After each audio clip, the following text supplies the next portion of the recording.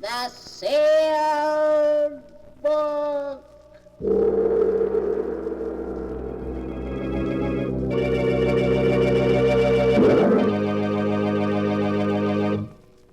Once again, the keeper of the book is ready to unlock the ponderous volume in which is recorded all the secrets and mysteries of mankind through the ages, all the lore and learning of the ancients, all the strange and mystifying stories of the past, the present, and the future.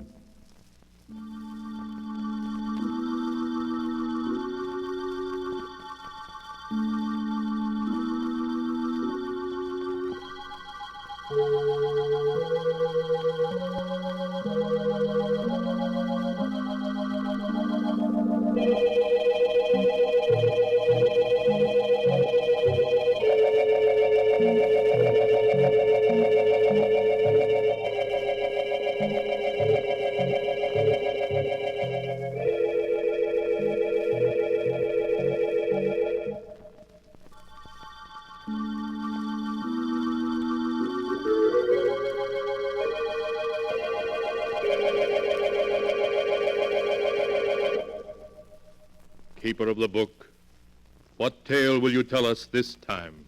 First, I must unlock the great padlock which keeps the sealed book safe from prying eyes.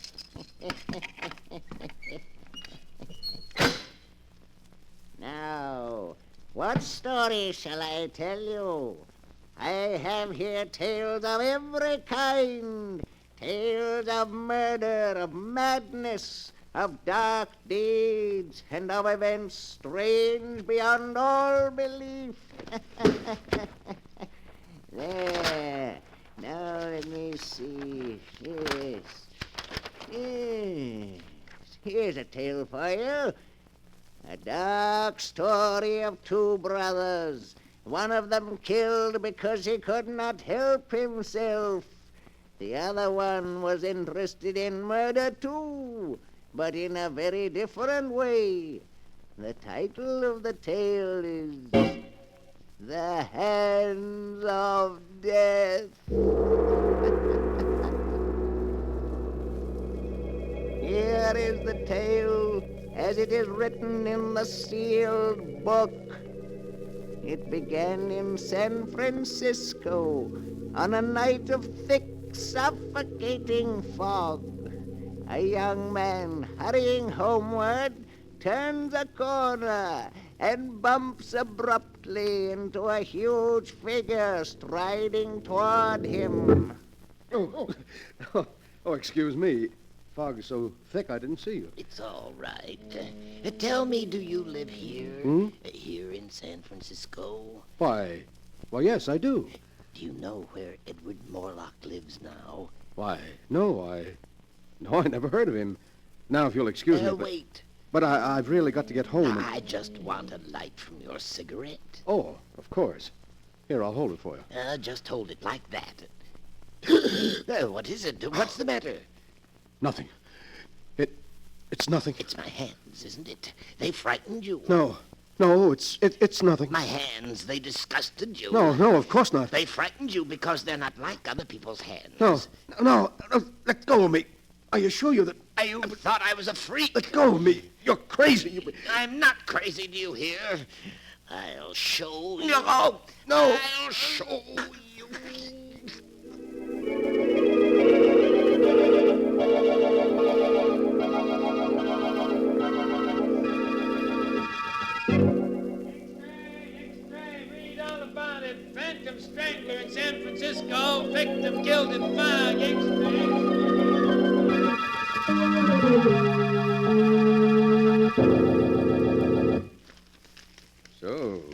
Phantom Strangler is at work in San Francisco. Jennings will be interested in that. I beg your pardon, Mr. Morlock. Huh? Oh, yes, Jennings? The postman just brought this package, sir. Oh, package, eh? Give it to me. Yes, sir. Now wheel me over to the window. Of course, sir. This is close enough, Jennings. This package, I suppose you noticed it came from my agent in New York? Yes, sir, I did. Then perhaps you can guess what's in it. Hey, Jennings? No, sir, but I have no doubt it's another nice addition to your collection of objects having to do with famous murders, sir. Yes, indeed. A nice addition. But speaking of murders, have you seen this morning's San Francisco paper yet? No, sir. Well, look at these headlines. Read them out loud. Playboy murdered in fog. Phantom strangler breaks victim's neck. Then he's back. Your brother Kane is back. Yes, back in San Francisco, looking for me. And he'll keep looking for you.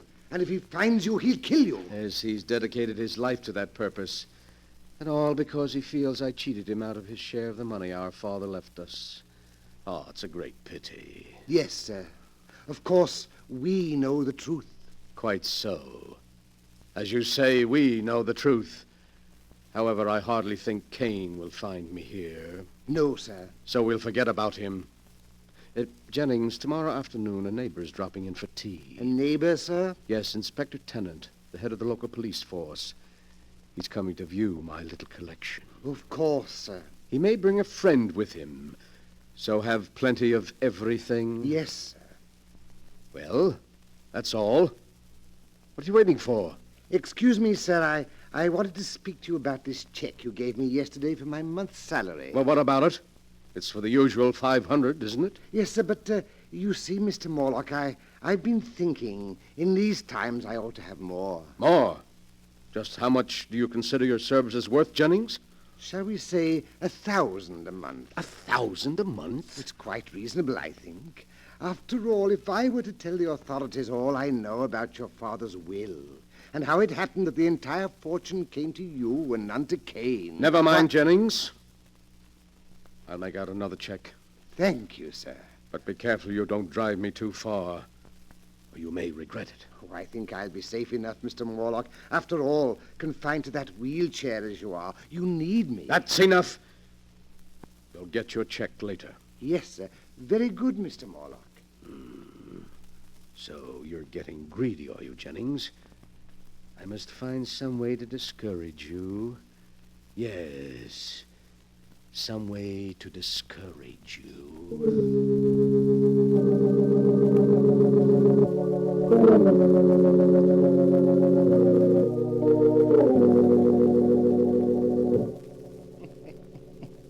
The next afternoon, Edward Morlock, the strange, crippled collector of murder relics, enjoyed himself thoroughly playing host to Police Inspector Tennant and Mr. Norman Smith, a criminologist friend of his. He began by showing them his latest acquisition, the one that had come by mail just the day before. And now, gentlemen, look. A cashmere shawl. Yes, but no ordinary cashmere shawl.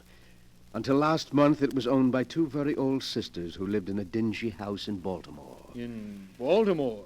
Yes. You mean that's the shawl? Exactly, gentlemen. That's the shawl with which the two old ladies were strangled by a sneak thief. Well, I'll be darned. It's a prize worthy even of my collection, which is, I flatter myself, the most complete of its kind ever assembled. Funny hobby, I'd call it. Every man to his taste, Inspector. Murder is your business, but it's my hobby. Now, if you'll just pull back those curtains there, the rest of my collection is on the shelves behind them. These curtains? That's right. Well, I'll be jiggered. This is most interesting, Mr. Morlock. Yes, I knew you'd think so. Look there on the wall. An authentic headsman's axe. It was used in the brutal murder of the Baron de Morlaix, an ancestor of mine in the 15th century. And right there below it is the blood-stained dress worn by one of the victims of Jack the Ripper. And on the next shelf, you see...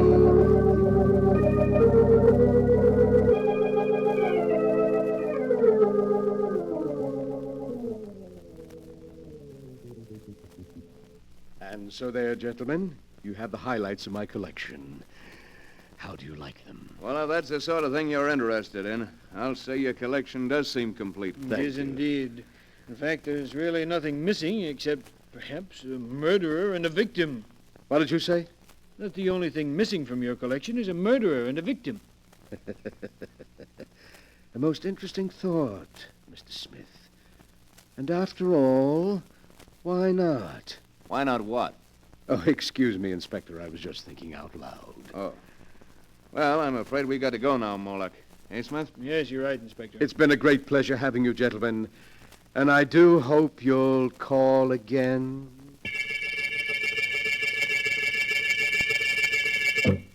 Yes, Mr. Morlock, you rang? Yes, Jennings. Before you help me to bed, I want you to mail these letters. Yes, sir. They're to major newspapers in San Francisco and contain a message to be inserted in their personal columns. A message? Yes, to my brother Kane.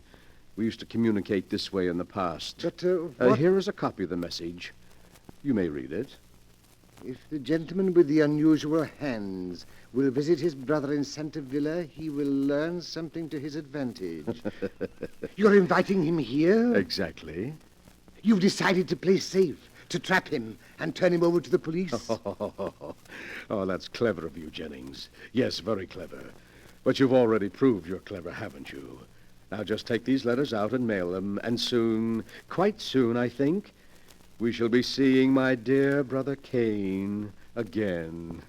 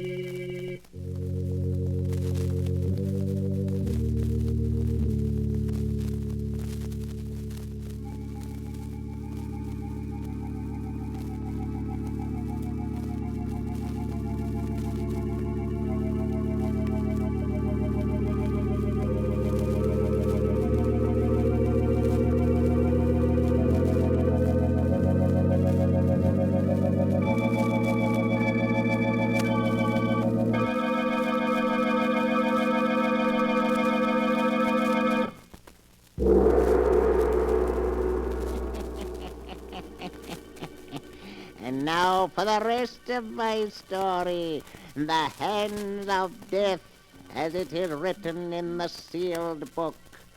After Edward Morlock had put into effect his plan to bring his brother Kane to him, he sat in his wheelchair and waited, seeming much amused at some secret thought of his own. One day passed, then two, then three, and then the newspapers carried strange new headlines. Extra, read all about it. Phantom Strangler in Los Angeles. Extra, read all about it. So Brother Kane was in Los Angeles last night, Jennings. He's getting closer. A shouldn't be surprised if he arrived here tonight. I don't like it. Oh, nonsense, Jennings. You know you've got nothing to fear from Kane. Unless, of course, you're so careless as to make some remark about his hands. I know, but he intends to kill you. I think I'll be able to control him. I want you to bring me a glass of milk. Kane is very fond of milk. Glass of milk? With a triple dose of sleeping powder in it. But I don't understand. Never mind. Just do as I say. What's that? I imagine that's Kane now. Kane? Here, already? Quick. I'll let him in. You get that glass of milk ready. And bring it in when I ring. Yes, sir. When you ring, sir. Oh, come in, Kane.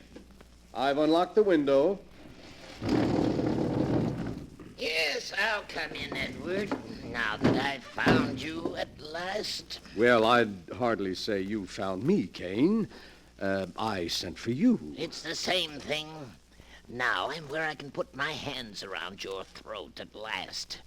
I'm going to kill you. Do you hear? Kill you. Kane, sit down. What? Sit down. I want to talk to you. All right, I'll sit down, but you can't change my mind. Tell me, Kane, how many people have you killed since you got out of the penitentiary? 7. 7 murders? They looked at my hands. They were disgusted. I didn't kill them. My hands did. You hear? I didn't want to kill them, but my hands killed them anyway. Why, of course, I understand. Your hands. Your great-grandfather had hands like yours, you know, Kane. Don't talk about it anymore. Of course not, Kane. But you must be hungry. I'll ring for Jennings. He'll fix something for you. Yes, I am hungry. But please, Kane, don't startle the poor fellow. You know, he's very much afraid of you. Why? Why is he afraid of me? It's your hands. He says they give him nightmares. My hands give him nightmares? Oh, you mustn't blame him, Kane. He can't help it. My hands give him nightmares. Yes, sir. I've brought you a glass of milk, Mr. Morlock. My hands frighten Oh, me. thank you, Jennings. Just put it down here. Yes, sir. Why are you looking at me like that, Jennings? I'm not looking at you, Mr. Kane. You're looking at my hands. They upset you. They give you nightmares. No, Mr. Kane, that's not true. I'll show you. I'll give you a reason to be afraid of my hands. Mr. Morlock, help me. I'll show you. I'll show Let go, you're you. kidding. Help. There. That'll teach you to be afraid of my hands. You can let him go now, Kane. He's dead. My hands, they've killed again. Yes, he's dead. Oh, you've been very wicked, Kane. I didn't want to kill him. My hands did it. My hands, you hear? You must be quiet now, Kane. You must rest. I didn't want to kill him. Here, drink this milk, then lie down and rest for a while. We'll talk some more in the morning. All right. I'll drink it. I'll take care of everything. Ah. That's right, Kane. Lie back and sleep. Sleep soundly.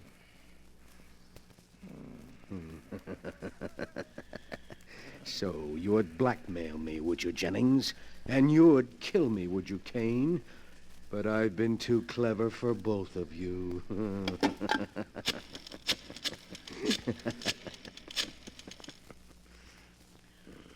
Hello. Hello, police headquarters. Connect me with Inspector Tennant, please. I want to report a murder.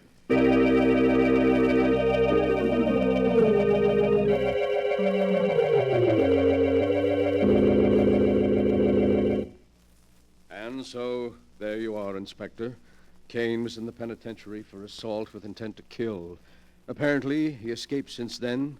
He's been seeking for me, meaning to kill me. Good heavens, Morlock. Then he's the strangler who's been doing all these killings. Yes, I'm afraid so. Oh, and I never guessed until he showed up tonight to kill me, because he thought, you see, quite wrongly, that I had cheated him of his inheritance. Jennings bravely came to my rescue, and Kane throttled him. Then I tricked Kane into drinking some drugged milk, and, well, there you are. But Why, man? Why? Why did he kill all these people? Because of his hands. His hands? Well, you saw his hands. Tremendously strong. Not hands at all, really, but more like demon's claws. Cain is morbidly sensitive about his deformity. When he feels someone is frightened by his hands, he kills them. Just like that. It's a good thing we got him at last. You can take him along now quite safely, but be sure to keep him well locked up, Inspector, and don't let anyone get within reach of his hands.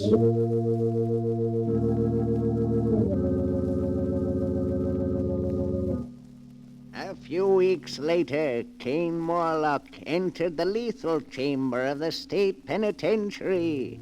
Edward Morlock, the condemned man's invalid brother, was one of the few spectators. Cain Morlock, with his last breath, cursed his brother and swore that someday he would be avenged. Then he died. The following day, Inspector Tennant and his friend Norman Smith paid Edward Morlock another visit. Oh, good evening, Inspector and Mr. Smith. It's very kind of you to stop by tonight. We dropped in to see how you were making out, Mr. Morlock.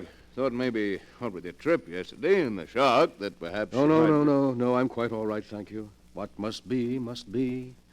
You see, I'm a philosopher. You have somebody looking after you? Yes, Philippe, a Filipino boy, is taking poor Jennings' place. Oh, and, gentlemen, that reminds me. I have something here that will interest you. Mm-hmm. Something that'll interest us? Yes, here on the table beside me. This jar. Oh, a burial urn, isn't it, Mr. Morlock? Exactly. And in this burial urn are the ashes of poor murdered Jennings. Jennings' ashes? Yes. You mean you're going to keep them with you? But of course, gentlemen. I was very fond of Jennings, very fond. What more fitting than that I should keep his ashes to remind me of his years of faithful service? Besides, well, I can always look upon them as part of my little collection. Your collection? Yes, the Inspector. It was Mr. Smith here who pointed out that, complete as it was, it lacked both a murderer and his victim. Well, here are the ashes of the victim. Great heavens. That's rather a unique item, Mr. Morlock. Yes, indeed, an item any collector would be proud of. But the really choice addition to my collection is here in this box, which just arrived. Would you care to look at it, gentlemen? What in the Oh, world? now you needn't guess. I'll lift the lid and, see. Merciful heavens. Pair of hands. The hands of your brother Cain. Exactly. I can't believe it. But what is so strange about it, gentlemen? There are the ashes of a murder victim. Here are the unique and terrible hands that throttled him. Where in all the world will you find a collector who can boast such items as these? You must be mad. Morlock, did you plan all this from beginning to end? Plan it, Mr. Smith, but how could I? You're quite mad. We could never prove it. You could prove nothing. Nothing. Inspector, I think we'd better go. Yes. Come on, let's get out of here before I do something I'd regret. Call again any time, gentlemen. Easily upset, weren't they, Cain? Upset by your hands. Your great, strong hands that are going to become the prize items of my little collection. The distorted hands of a murderer. Ooh, how cold they are. And yet I can almost feel the murderous strength in them still. You wanted so bad that you'd close your hands about my throat, didn't you, Cain? But it's too late now. You're dead. And your hands are dead, too. Lifeless. Would you like to see how your hands look at my throat here? I'll place them there for you. See how nicely they fit around my neck. Just as if they... No! No! No! Let go of me! Your hands! They're choking me! I can't breathe! Morlock, what is it? Where are you? Inspector, look. They're on the floor. Good Lord. It's Morlock. And... No, it can't be. His brother's hands are clutched around his throat. They've strangled him.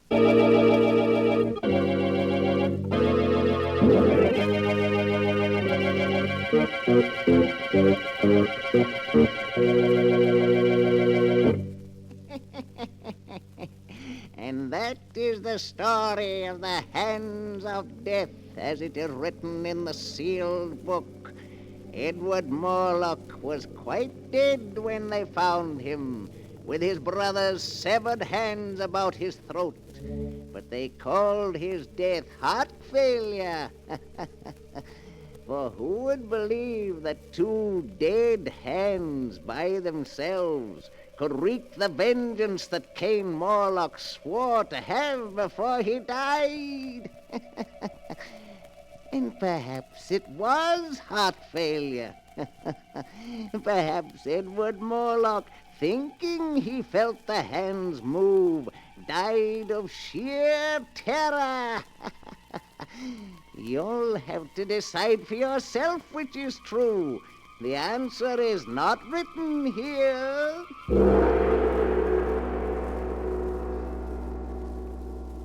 But the sound of the great gong tells me I must lock the book once again. One moment, Keeper of the Book. What story from the sealed book will you tell us next time? Next time? Are you sure you want to know? Perhaps my next story will be about you. For I have here all the stories that ever happened, and many that have not yet come to pass. But I'll find one for you in just a moment.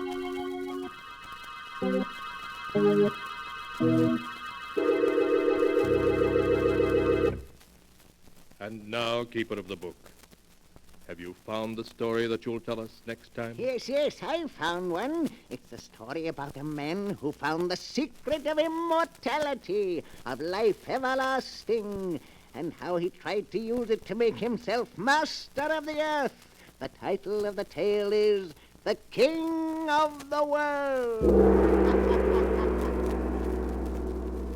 Be sure to be with us again next time, when the great gong heralds another strange and exciting story from The Sealed Book. The Sealed Book, written by Bob Arthur and David Cogan, is produced and directed by Jock McGregor.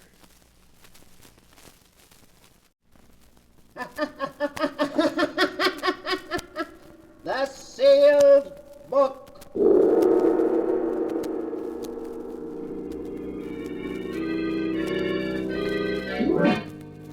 Once again, the Keeper of the Book is ready to open the ponderous volume in which is recorded all the secrets and mysteries of mankind through the ages. All the strange and mystifying stories of the past, present, and the future.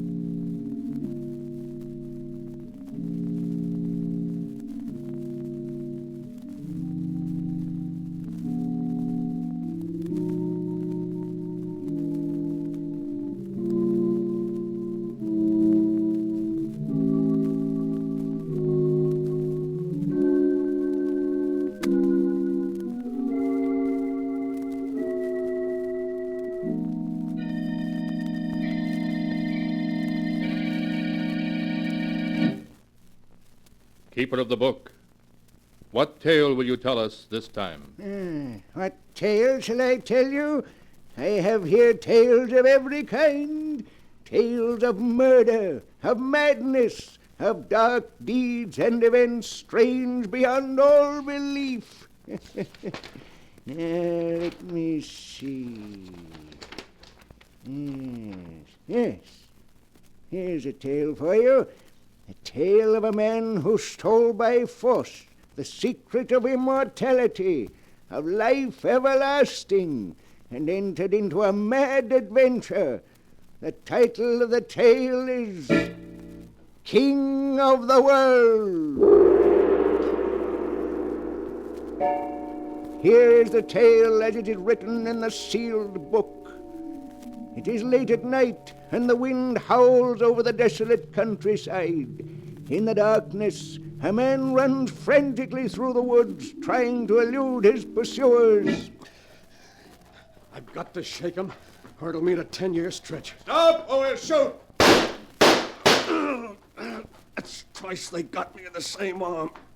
Oh, here's a house with a light in it. My only chance.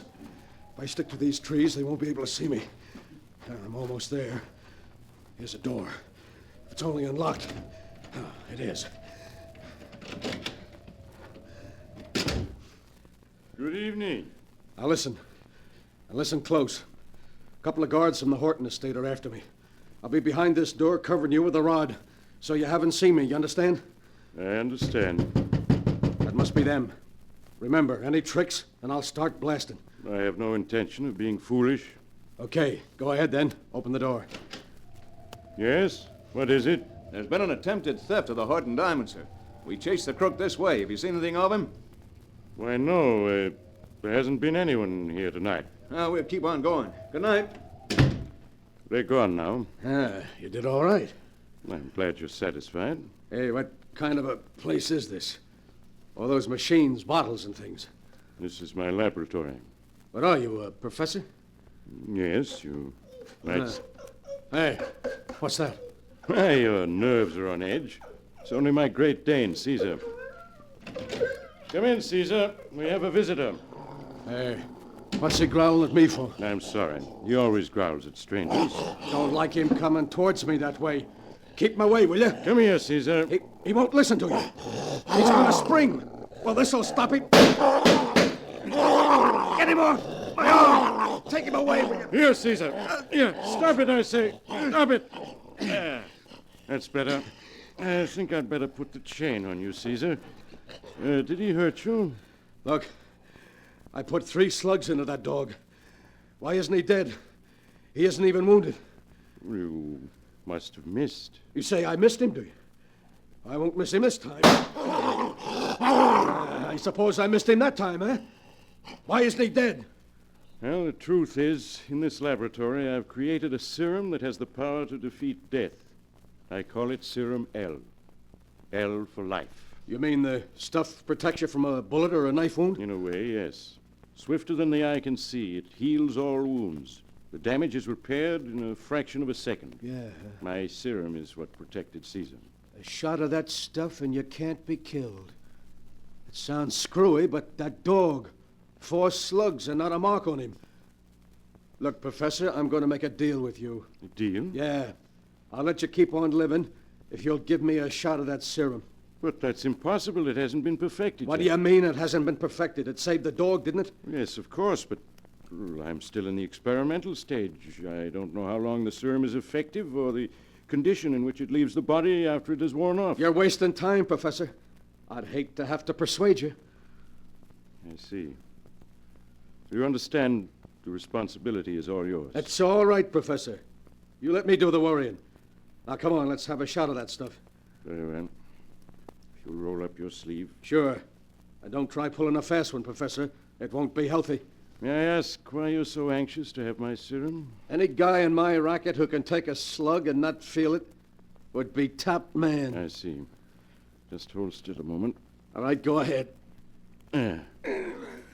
That's all. Hey, my wounds. They're gone. Why, there isn't even a mark on my arm to show where they were. I told you it healed faster than the eye could see. Yeah. It's like a miracle. Think of it. I can't be killed. Nothing can stop me now.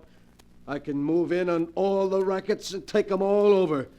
Yes, sir, I'll be king of the world.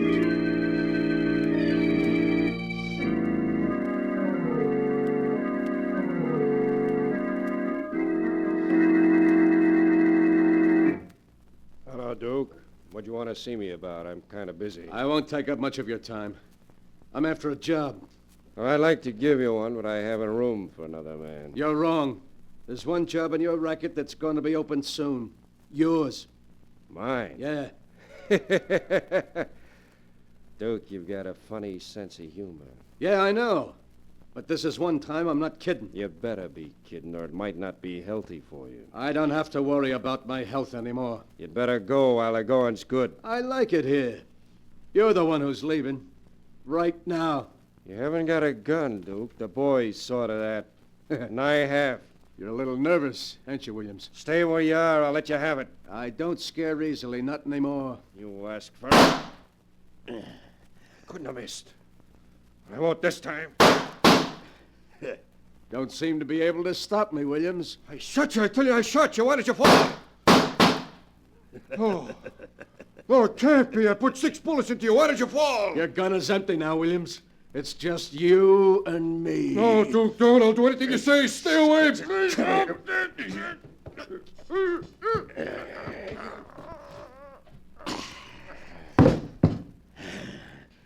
Too bad, Williams. You should have resigned when I gave you the chance. But you would be stubborn. That's what they'll all get if they stand in my way.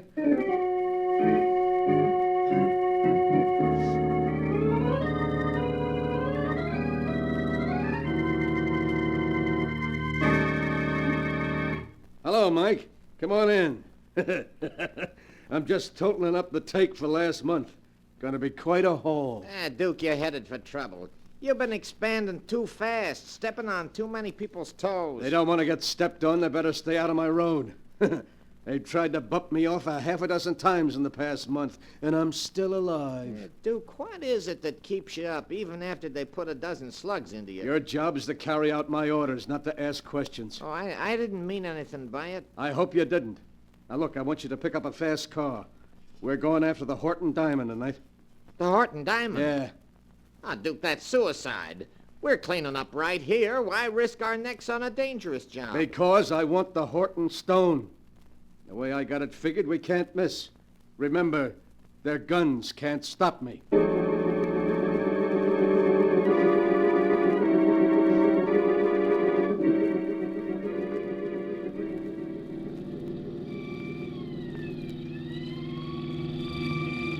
Hey, is 70 the best you can get out of this car? I got my foot down to the floor now. Hey, look at that diamond, Mike. Isn't it a beauty? Think of it. I got $500,000 right in my hand. A lot of good it's gonna do us if we don't shake that police car. Yeah, you're right. They're hanging on. We gotta shake them. There's nothing more I can do. I'm pushing this crate as fast as it'll go. All right, look out for this curve. We're taking it too fast. Hey, I can't control Look it. out, we're going over.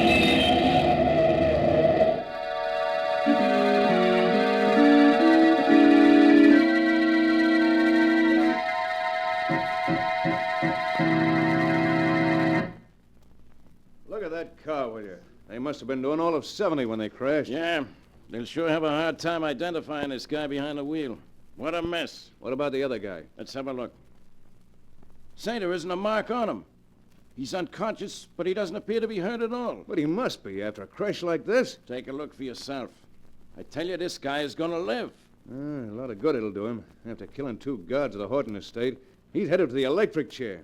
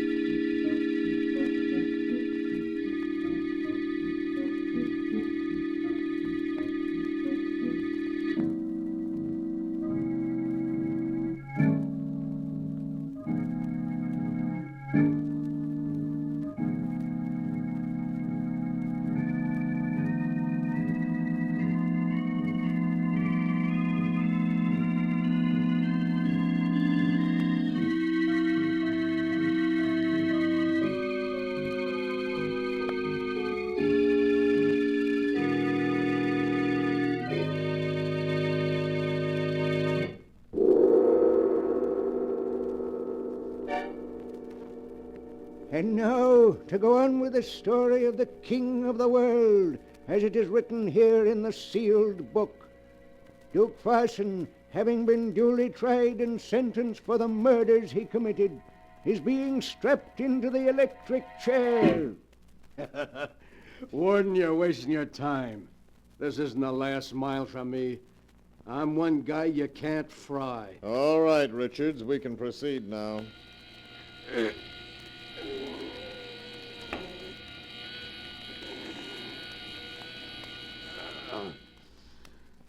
Will you examine the body, Doctor? Sorry to disappoint you, Warden, but I'm not dead. Yeah, but you must be. No man has ever lived through it. I'm not like other men, Warden. You can't kill me. Richards, unstrap the prisoner from the chair. What's happened must be due to a mechanical defect. That must be it. Hey, you look a little pale, Warden. It's good to get out of that chair.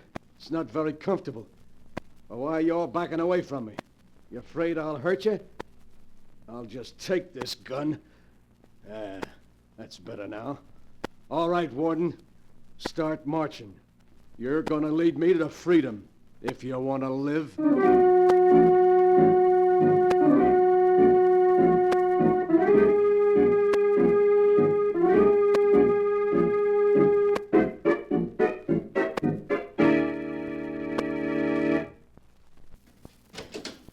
Duke. Let me in, Joe. Quick. That's better. Hey, you look as though you'd seen a ghost, Joe. The papers are full of stories about your escape. They say the juice was turned on, and yet when it was over, you got up and walked away. Yeah, that's right. I told him I was one guy too big to be killed. Look, Duke, I can't afford any trouble with the cops. You know I'm a three-time loser. Shut up. I'm still giving orders. You'll do as I say.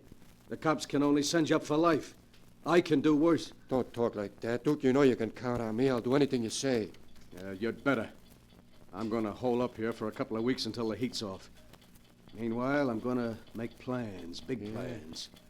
I'm bigger than just being the king of the underworld. If I organize things right, there's no reason I can't use the underworld to take over the rest of the world. Yeah, that would make me king of the world. Wouldn't be hard to either. Why is that clock so loud? I can't even hear myself talk. What clock? There isn't any in this apartment. Are you deaf? Can't you hear it? No, Duke, honest. I don't hear a thing. You must be imagining things. I don't know. I don't hear it so loud now either. Yeah, I guess maybe it was my imagination. Yet I could have sworn. Well, never mind. I got other things to think of. Big things.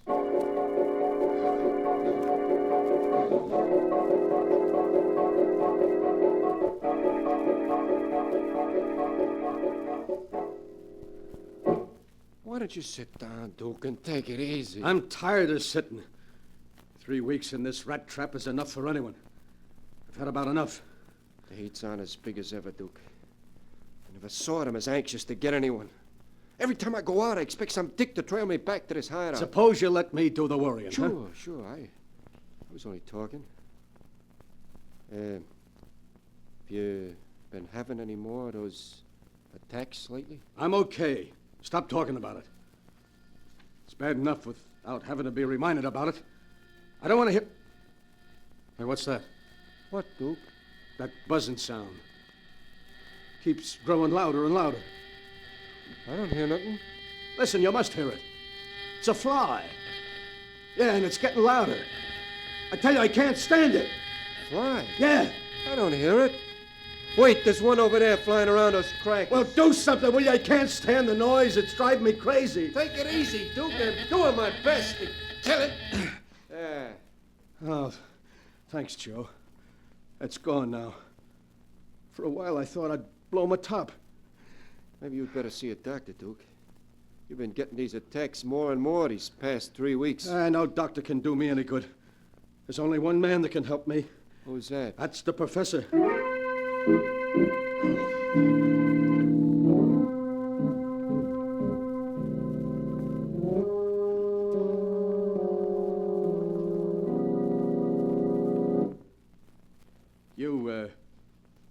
You remember me, don't you, Professor? Yes, of course.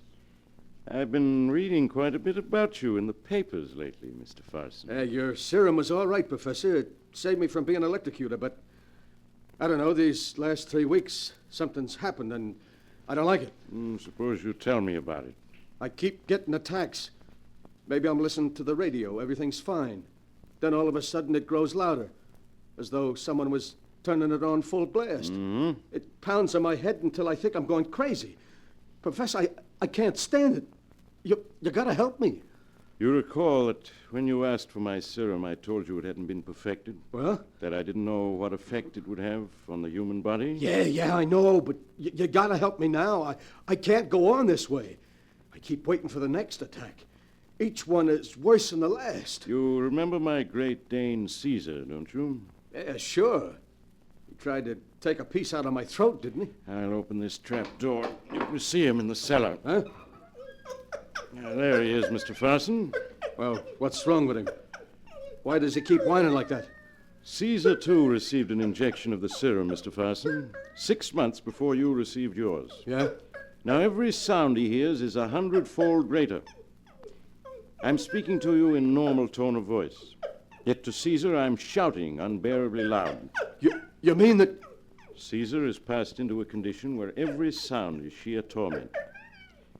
To be quite frank, he went insane 3 months ago. Oh. Well, why don't you kill him? Put him out of his misery. You forget, Mr. Farson, that the serum still protects him from death. He can't die. And is that what'll happen to me in a few months? Yes, I'm sorry to say. But, Professor, there must be something you can do. Maybe you got another serum, huh? Anything. I've got money. I'm sorry, but it isn't a question of money. I can offer you no help. I can't go on this way, waiting for each new attack. And then in the end, if only there was an end, if only I could die. Possibly there is a way out. There is? Tell me. I'll do anything. Well, as you know, my serum can prevent death from a dozen bullet wounds. But there might be one way its great healing powers could be defeated. Yeah, which way is that? If you were to use an explosive, a powerful explosive, you might blow yourself up into so many pieces that the serum would no longer be able to defeat death. Yeah, I see what you mean. One of the mob once had an accident with nitro. They never found a trace of him. Yeah, nitro. That would do the trick. Yes, quite possibly. If the attacks continue and they're beyond endurance, it may be your one way of escape. My one way of escape? Once I thought that with your serum, I'd come to rule the world. Now I'm looking for a way out of it.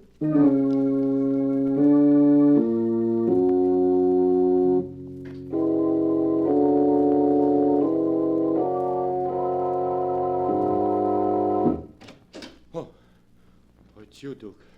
Yeah. You expecting someone else? No, of course not. What are you so jittery about? Oh, me? Yeah. I'm okay. What'd the guy you went to see say? He can't help me. No one can. What are you gonna do, Duke? There's nothing I can do but wait. Maybe he was wrong. Maybe I won't get them attacks anymore. After all, just because it happened to the dog doesn't mean that... Hey, what's that? That steady pounding. It's growing louder and louder. Must be another attack. I can't stand it. It keeps pounding, louder and louder. Maybe it's the faucet in the kitchen. It's been leaking lately. I'll have a look at it. I can't go on this way, I tell you, I can't. It's gone now, but there'll be another attack. And then another. The faucet was leaking. I just turned it off. Was that what was troubling you, Duke? Yeah. It's no use. I can't go on this way, waiting for it to happen all the time. And then ending up like that dog. What dog? Never mind. Get out the car. We're going on a little trip. Trip? Yeah. Where to, Duke? Upstate to the old hideout.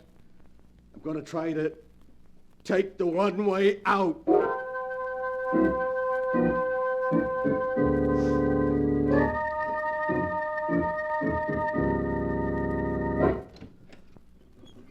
Duke, won't you tell me what we come to this old place for? You'll see.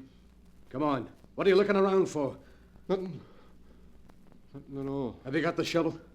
Yeah. Won't you at least tell me what we need the shovel for? You're going to do some digging for me in the cellar. There's something buried in the cellar? Yeah, nitro. All right, here's the cellar door. Nitro. You mean that's what's buried down there? Yeah. We stored it here for safe-cracking jobs. Now I got a better use for it. You aren't going to get me to dig it up. It'd be suicide. You see this gun, don't you, Joe? You haven't much choice. Now start down those steps. But I can't see. It's pitch dark down there. That's okay. Just feel your way down the steps. We get to the bottom, I'll light a candle. Duke, please don't make me. Keep going.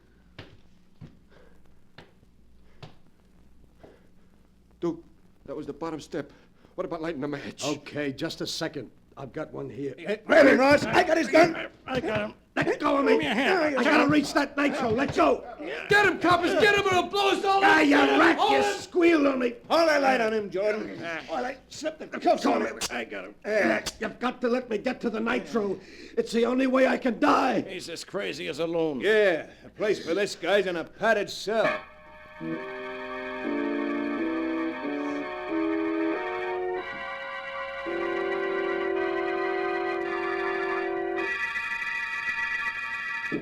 All right, Farson, in you go. All right. There. You won't be able to hurt yourself in that nice padded cell.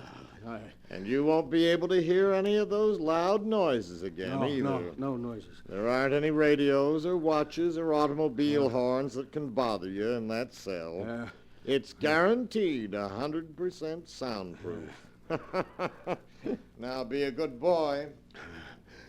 Oh, you gotta let me go. I want to die, do you hear? You can't let me live and suffer these attacks. Let me out of here. Let me out, do you hear? I can't stay. Oh, it's starting again. Another attack. It's growing louder and louder. A steady pounding. Oh, it's my heart beating. Growing louder and louder. I can't stop it. I can't stop it. I can't stop it.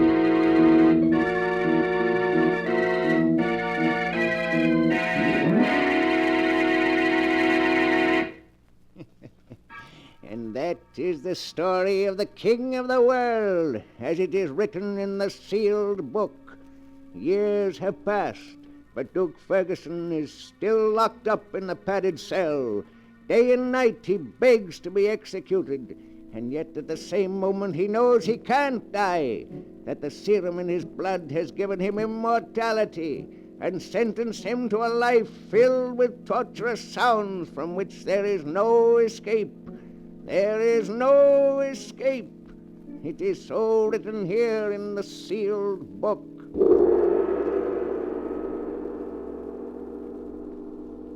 But the sound of the great gong tells me I must close the great book once again. One moment, keeper of the book. What story from the sealed book will you tell us next time? Next time? What shall it be? A tale of madness, of terror, of dark deeds in far lands? For I have them here, all the stories that ever happened, and many that have yet to come to pass. But I'll find one for you in just a moment.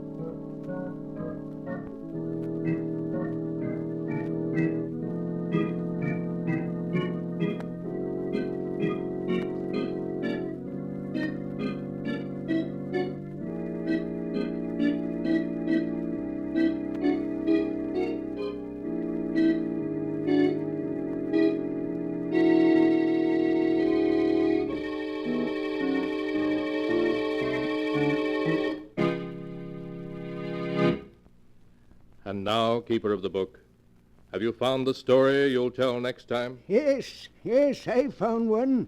It's a story about a ruthless man who put money above all and wouldn't stop at murder to achieve his ends. The title of the tale is Death Spins a Web.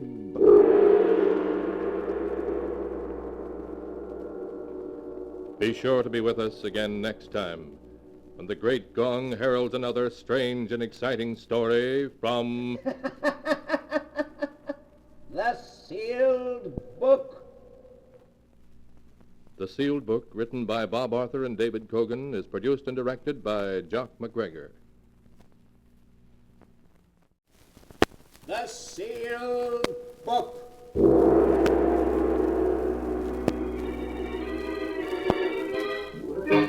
Once again, the keeper of the book is ready to open the ponderous volume in which is recorded all the secrets and mysteries of mankind through the ages. All the strange and mystifying stories of the past, the present, and the future.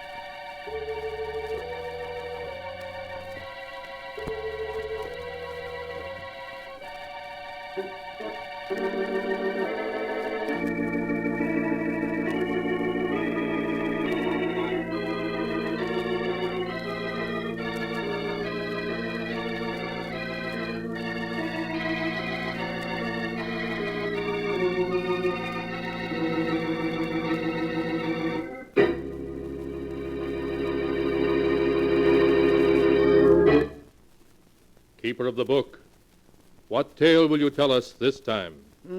What tale shall I tell you?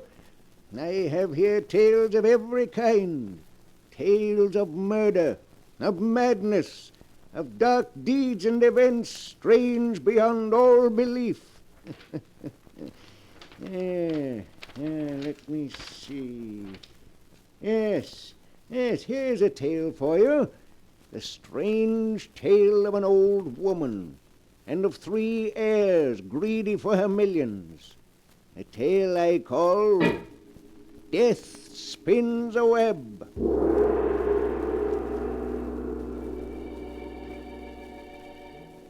And here is the tale as it is written in the sealed book.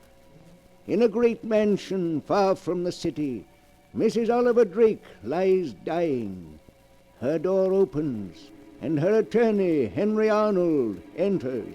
Good morning, Mrs. Drake. How do you feel today? Henry, 2 days ago, Dr. Smith told me I had 2 months to live. Well, that's how I feel, like somebody who has 2 months to live.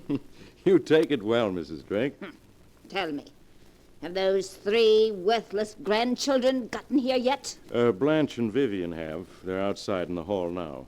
Do you want to see them? I don't want to see them, no. But I will. We have things to talk over. Of course. I'll send them in. Your grandmother will see you now. Oh, thank you. Thank you, Mr. Arnold. Oh, Granny, darling, it's so nice to see you again.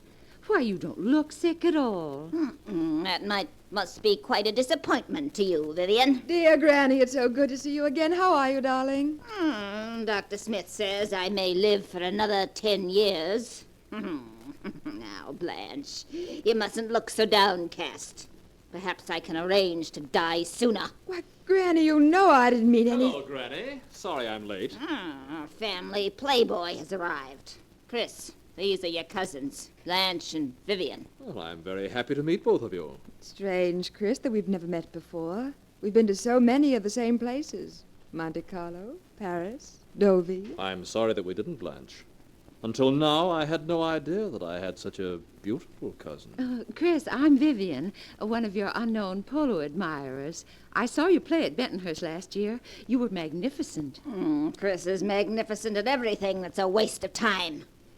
By the way, Chris, whatever became of that princess you were married to? Oh, you mean Irina? We were divorced 2 months ago, Granny. Congratulations. What about you, Blanche? Are you still married to that third husband of yours?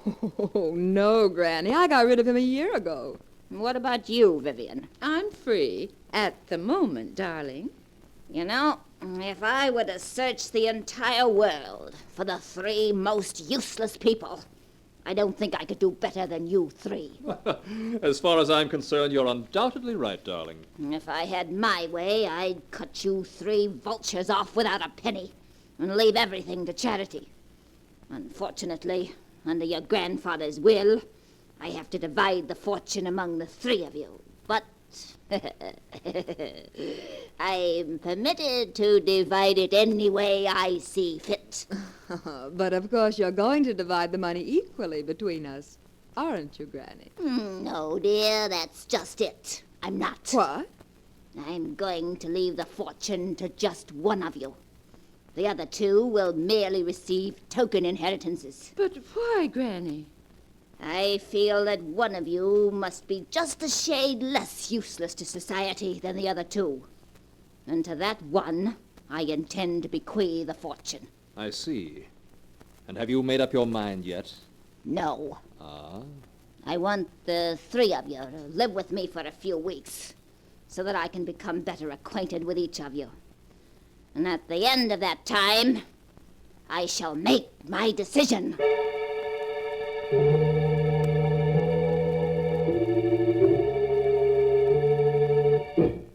In the days that followed, Blanche, Vivian, and Chris spent a good deal of time with their grandmother.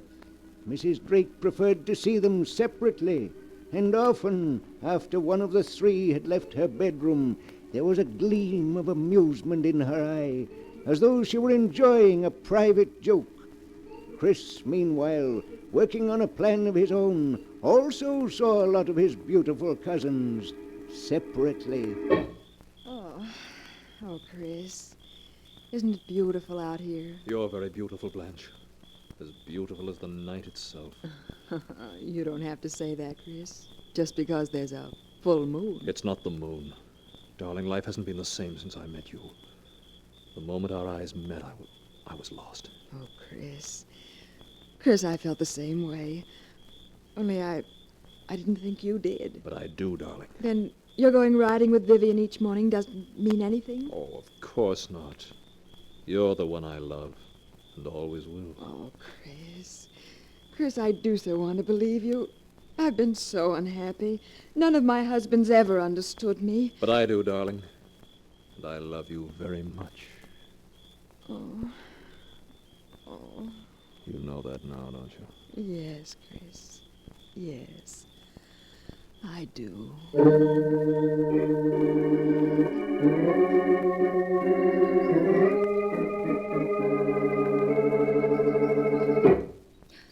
Oh, Chris, it's a wonderful morning. Oh, the air feels so clean. Oh, you look lovely, Vivian, with your cheeks so flushed and your hair windblown. Look at me, Vivian. Oh, Chris, don't. Oh, you had no right to kiss me. Let me go. Your lips say let me go, but that isn't what your eyes are saying, is it, darling? No, Chris. No, it's not. Oh, Chris, this isn't just one of your famous flirtations. No, darling. I think I fell in love with you the moment I saw you. You do care for me, don't you, Vivian? Yes, Chris. Yes, I do.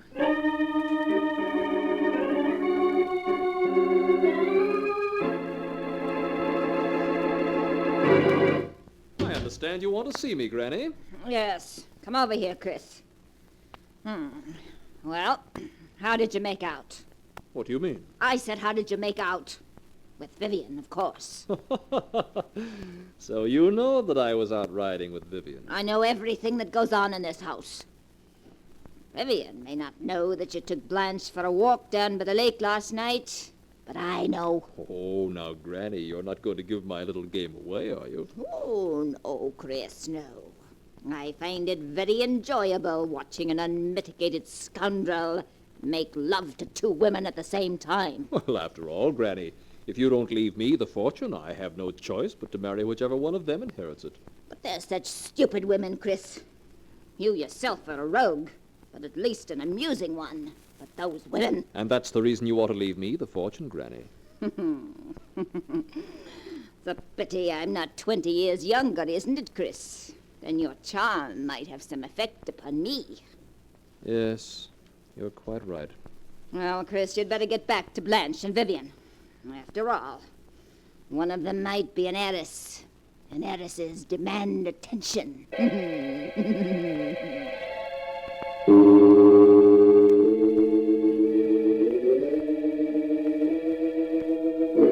A week passed, a week in which Chris found it more and more difficult to play his little game. Blanche and Vivian stopped speaking to each other, and it became steadily harder for him to convince each of them that he had no interest in the other. Good morning, darling. Oh, hello, Blanche. What? Aren't you even going to kiss me? Oh, of course, dear. Oh, Chris, I do love you so. This past week has been heavenly. Chris, you do love me, don't you? Darling, what a question.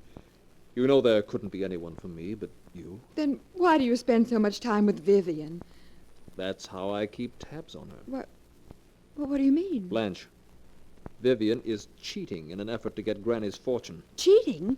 How? The three of us agreed not to go see Granny unless she sent for us. Yes? Well, Vivian has already broken that agreement. Several times she sneaked into Granny's bedroom to try to influence the old lady in her favor. What? Why, that dirty double-crossing, two-timing... Chris, do you think Vivian's getting anywhere? Well, when Granny sent for me last night, she more or less hinted that it would be Vivian who would inherit the fortune. But, Chris, how can you take it so calmly? We've got to do something. Please, darling, let me handle this. But wait. I have a plan to take care of Vivian, and to take care of her very effectively.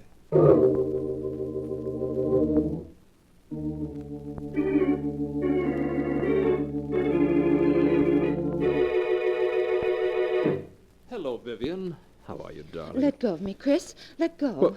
But what's wrong, darling? Aren't you afraid Blanche may be wondering where you are?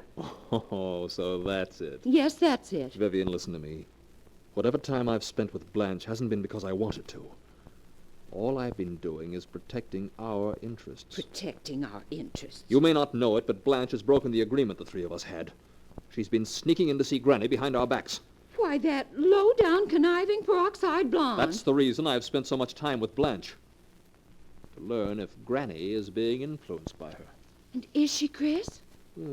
Blanche seems to feel certain she's going to inherit the fortune. Oh, Chris, what are we going to do? You can do as you please. After I've spent days with that hag trying to protect our interests and ensure our future happiness, you accuse me of making love to her. I didn't say that. Well, you intimated as much. Oh, please, Chris, don't be angry. I'm terribly sorry I lost my temper. Oh, please say you forgive me, darling. Please. I'll never doubt you again.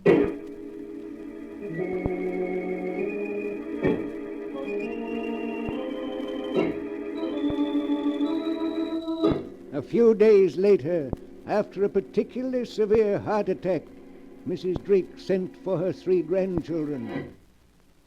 I suppose you're wondering why I sent for you, aren't you? Naturally. Frankly, yes, Granny, darling. In the 2 weeks that you've been living with me, I've come to the conclusion that you 3 are the shallowest and most useless people alive. Why, Granny. If I could, I'd leave the entire fortune to charity. But the will of your grandfather provides that the fortune is to be divided among you. I want you to know that I've finally made my choice. You have? And who's the lucky one among us, Granny? My attorney, Mr. Arnold, is coming from the city the day after tomorrow to draw up my will. When I'm dead, he'll reveal to you who the fortune goes to. Until then, you'll just have to be patient and try to guess.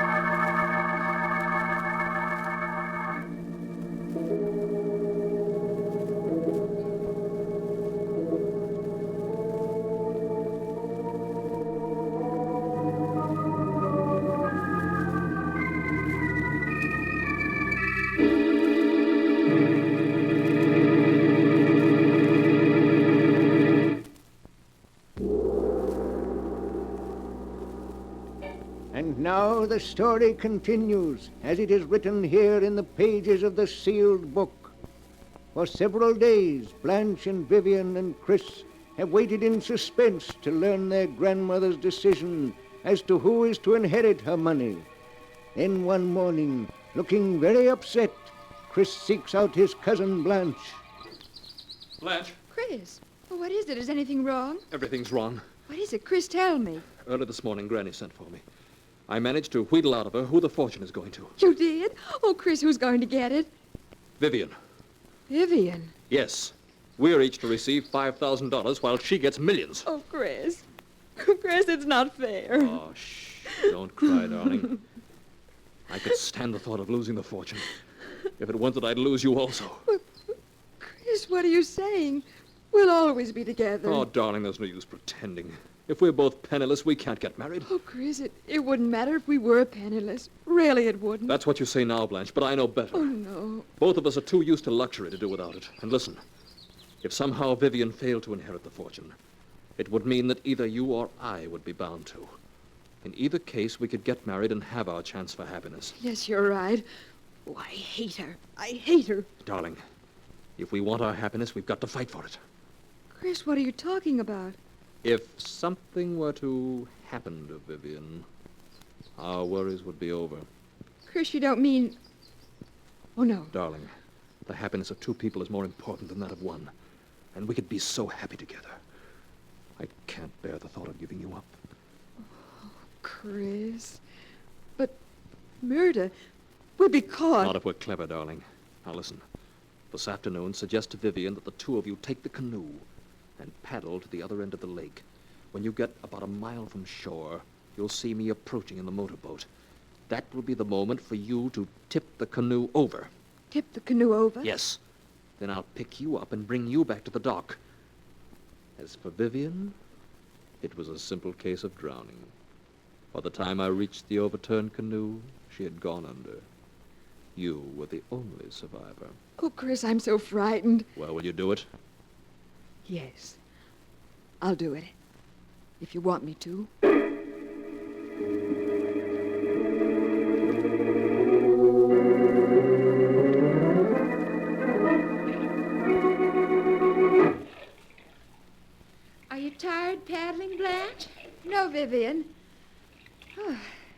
lake is certainly deserted today, isn't it? It always is this time of the year. Ooh, but that water's cold. Oh, I hear a motorboat. Oh, look, it's Chris. He's coming after us. Hello, you two. Who wants a lift? Let's just ignore him, Vivian. All right. We'll pretend he isn't there. He expects us to admit we're tired. Shall we change places? I'm tired of paddling in the stern. All right, if you like. But be careful. These canoes tip very easily. Yes, I know. Now you work your way slowly toward the stern while I make for the bow. Okay. Now, we have to slide past each other. This is a tricky part to changing places in a canoe. Blanche, look out. You're rocking the canoe. Oh, I can't help it. Look out. We're going over. Hey, what happened to you two? Chris, pick me up. Come over here and I'll help you into the boat. Chris, where are you? Here I am, Vivian. Chris, it's 30 yards to the boat. I can't swim that far. Chris, pick me up. My clothes are dragging me under. Swim to the boat and I'll pick you up. Oh, Chris, don't let me drown. Chris! Chris! It's only another 20 yards, Blanche. Oh, Chris, my clothes, they're so heavy. I'm getting so tired. Just a few more yards, darling. A few more yards. I couldn't swim beyond that if my life depended on it. I'm afraid you may have to, darling. Chris! Chris, come back! Chris, don't let me drown! Chris! Chris, no!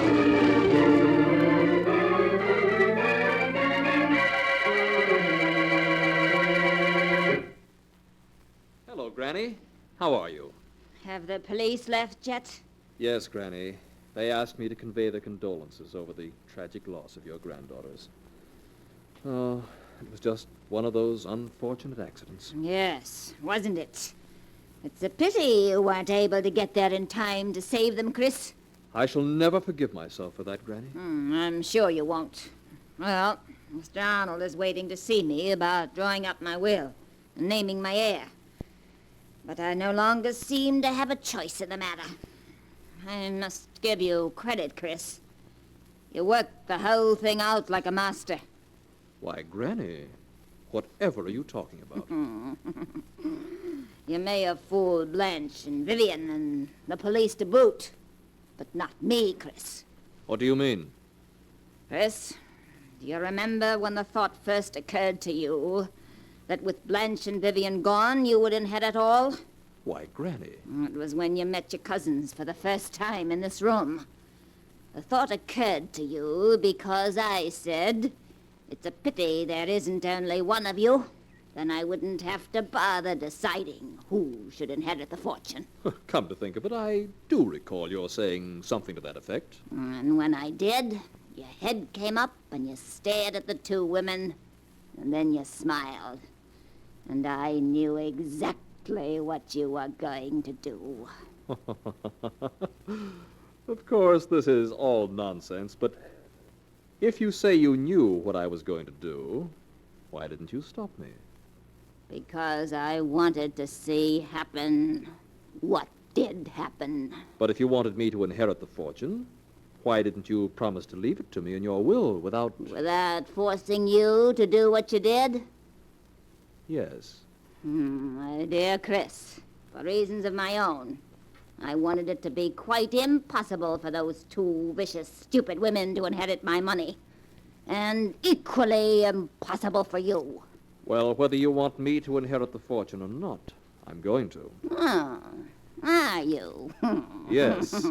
Under Grandfather's will, there's no way you can prevent me from inheriting it. It's mine, come what may. Oh, is it? Yes. What are you laughing at? You fool. There isn't any fortune. What are you saying? There are millions. There's nothing. Absolutely nothing. Everything your grandfather left was lost in the Depression. No, that can't be. You're lying. Lying, am I? I've been paying the servants my doctor bills and other expenses by selling what few pieces of jewelry I had left I have nothing now, nothing. No. In fact, I shouldn't even be surprised if you had to pay my funeral expenses. You witch! You planned this all from beginning to end, getting the three of us here. Speaking of leaving the fortune to one of us, driving me on to drown the two of them. Yes, that's right. And I can't recall ever having had so much fun in all my life. Well, you won't be having it much longer. You made a mistake in playing me for the fool. I don't think so. You did exactly as I knew you would. Everything I expected came about. It did it? Did you expect this also? You didn't expect this, did you? Well, why don't you laugh now? You'll never play anybody else for a fool. Drake, is anything wrong? I thought I heard... Good heavens, Mr. Drake, let go of her. Let go, do you hear? Let go. One thing she didn't count on. Let go of her. There. You can have her. She'll never play another little game like that. Mrs. Drake. Mrs. Drake. She's dead. No more than she deserved. Chris, what did you do it for? Murdering a helpless old woman. It's madness. Helpless, was she? Why, she tricked me into believing she had a fortune. Tricked me into killing to get it. What are you talking about? She tricked you into believing she had a fortune. She does have a fortune. You're lying. She said there wasn't a cent of the fortune left. You must have misunderstood her. She's worth at least $8 million. And with the death of your cousins, you were the sole heir to it. $8 million? But, Chris, no matter what you do now, that fortune can never be yours. I saw you kill your grandmother, and under the law, no murderer can inherit anything from his victim. Then she planned this, too. She always said she didn't want me to have her money. And she fixed its way so it would all go to charity. But I'll show her. I'll show her. It's mine, do you hear? Mine, mine, mine!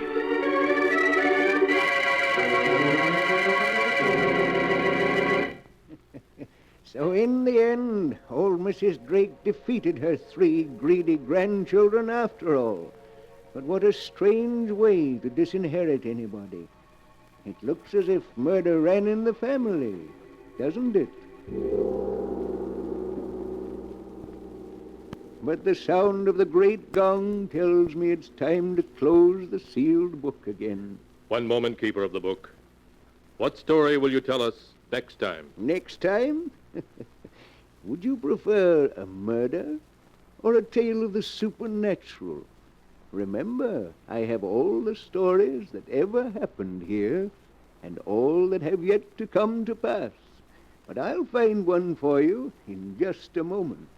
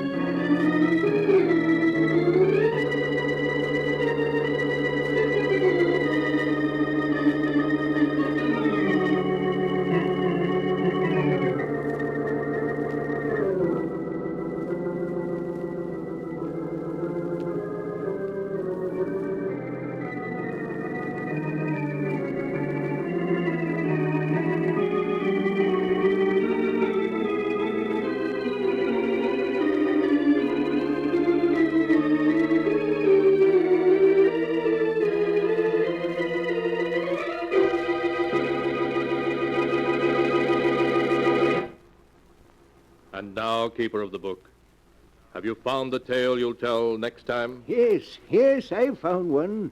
It's the story about a girl who goes to live on an island, a very strange island, where the dead walk by night and weird voices sound in the wind. I call the story Devil Island.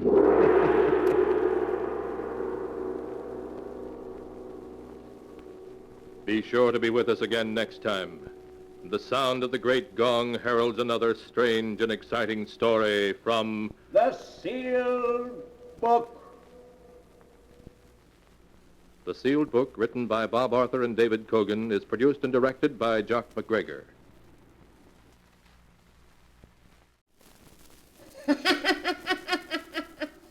The Sealed Book.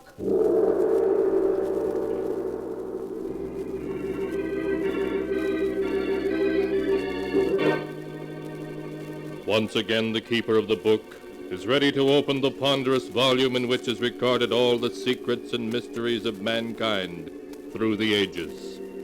All the strange and mystifying stories of the past, the present, and the future.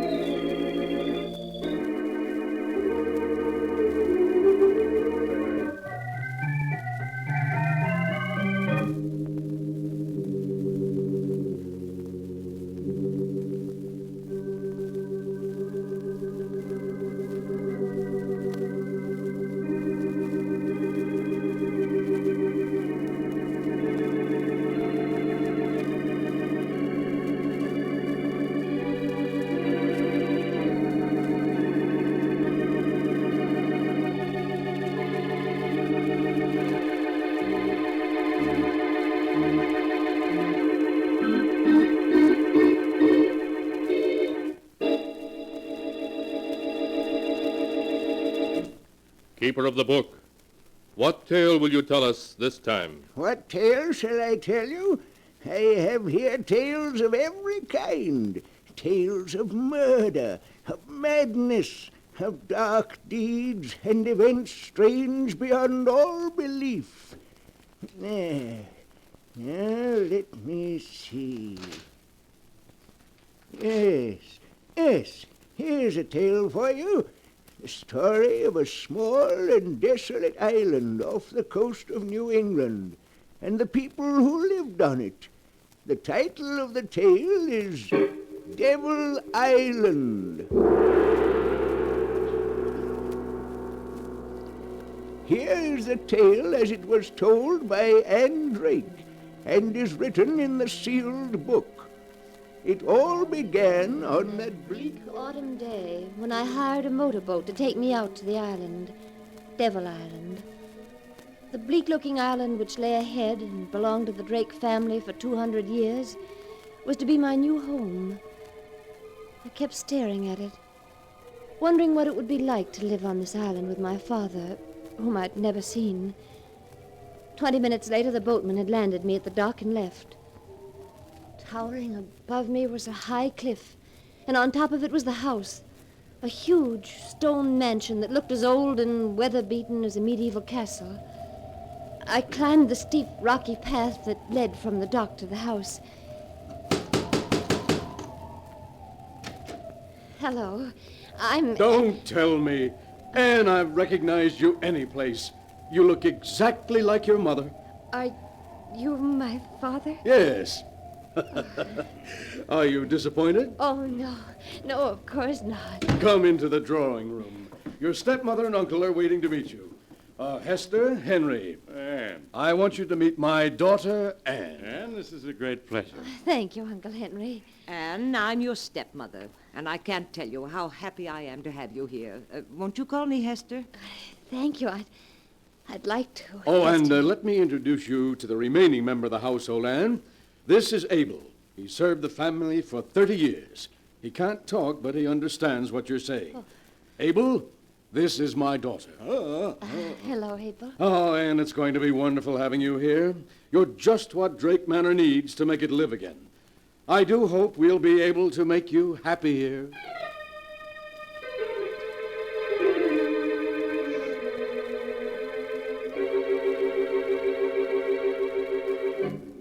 The weeks slipped by, and I was happy.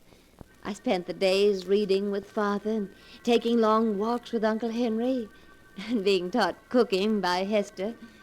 And at night, Uncle Henry and I would play chess. Well, that's another game for you, Anne. The trouble is, I taught you how to play the game too well. It looks as though another northeaster is on its way. Yes, it does. Would you like me to draw the curtains, Uncle Henry? If you will, Anne. That window over there seems to be... He's there, looking in at me. Who, Uncle Henry? There's no one at the window. Can't you see him? He's beckoning to me. But there's no one there. Here, I'll draw the curtains. Is that better? He can't see me now, but he's still out there, waiting for me. Who is? Your uncle, Richard. Uncle Richard? But he's been dead for 15 years. Yes, I know. And now he's come for me. No, Uncle Henry, you only imagined you saw him.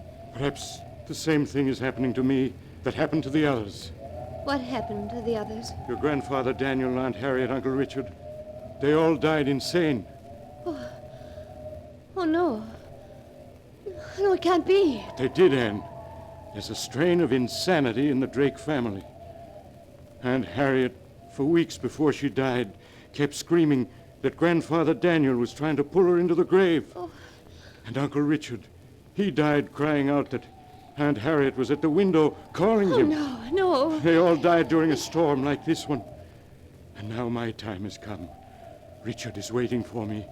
I'll be the next of the Drakes to die. Please, Uncle Henry, you mustn't say things like that. Oh, Anne, I'm so afraid of insanity, of dying. Uncle Henry, I'll spend all of my time with you now. We'll end this nightmare you're living in. The only end to it will be death.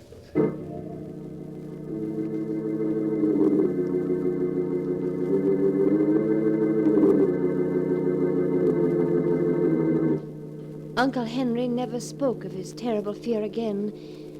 But in the weeks that followed, he grew haggard, became frightened at the sound of a door opening. Then one day, another northeaster set in. By nightfall, it had whipped itself into a gale. At midnight, I woke suddenly to hear Uncle Henry speaking to someone in his room. Richard, stop tapping on my window. Go away, do you hear? Why can't you leave me alone? I don't want to go with you. No, not yet. I quickly opened my door. I stepped into the hall. Don't take me now. Uncle Henry's voice grew wilder and wilder as I approached his room. Why don't you go away? You're dead. Dead. You have no right to bother the living. Uncle Henry, let me in. It's Anne. No. Uncle Henry, please unlock the door. I won't go with you, Richard.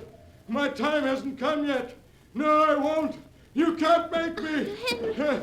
Why are you raising my window? No, Richard. Don't come in! Stay away from me! Uncle Henry! Uncle Henry! Anne, what is it? What's wrong? Oh, Father, do something. It's Uncle Henry. He was screaming and now he... Come here, dear. Hush now, hush. No.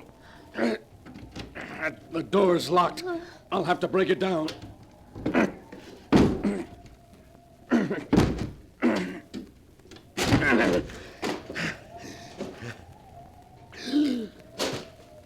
Henry. Father, is he... Yes. Yes, Anne. He's dead.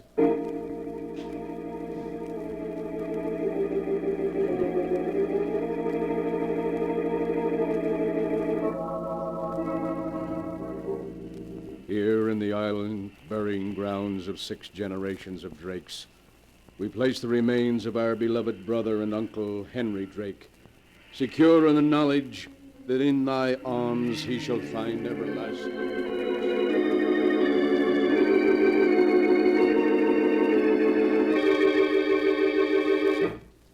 Ah, dear.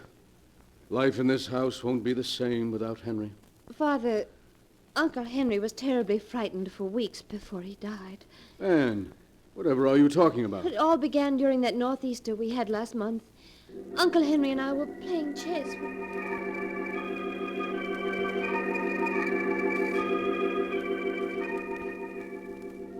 But Anne, why didn't Henry tell me about those hallucinations he was having? He didn't want to worry you.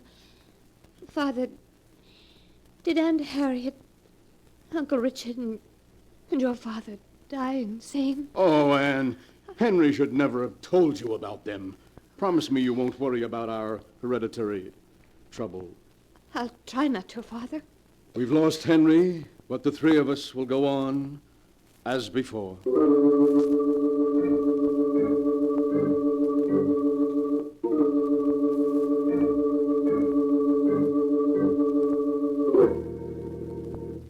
The three of us tried to go on as before, but an unspoken fear had crept into our lives.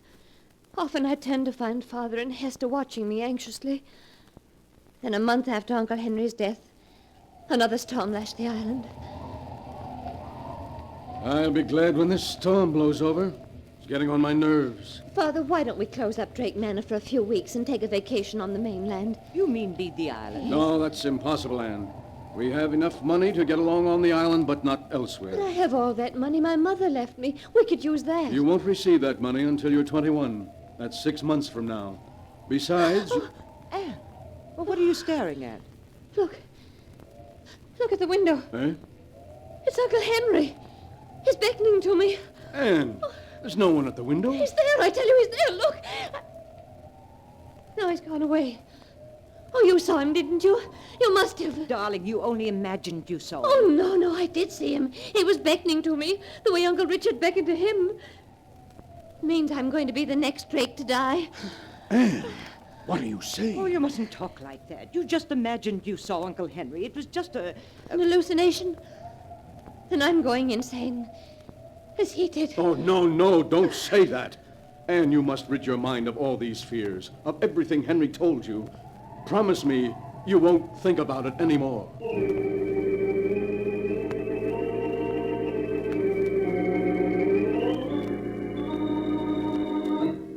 But that was a promise I couldn't keep.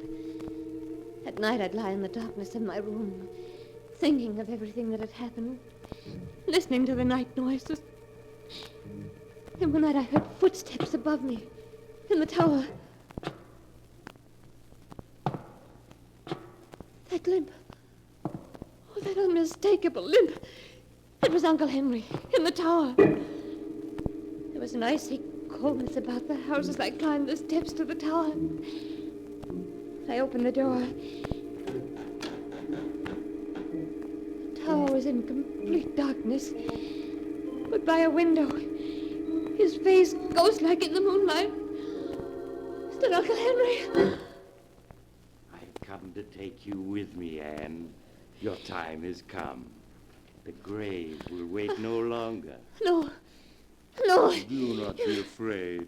Your death is not a thing to be feared, but to be welcomed. No, stay away from me. I cannot return to the grave without you. Give me your hand. No.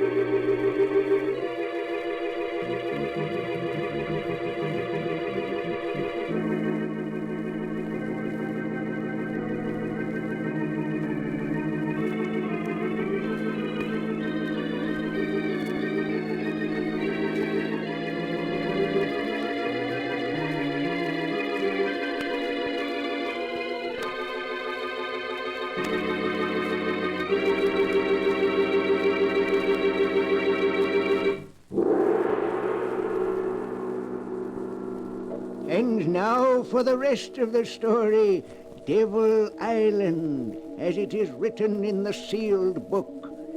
Martin Drake, hearing Anne's screams, rushed up to the tower of the old mansion to find her lying unconscious on the floor. After Martin and Hester had taken the girl back to her bed, Martin went to the mainland. At dawn, he returned with a doctor and waited impatiently for him to finish examining Anne. I've just given her a sedative, Mr. Drake. She's asleep now. Will she be all right, Doctor? Afraid she's on the borderline of insanity. Oh, no. And I'm afraid in a case of this type, where there is inherited insanity, there's very little that can be done.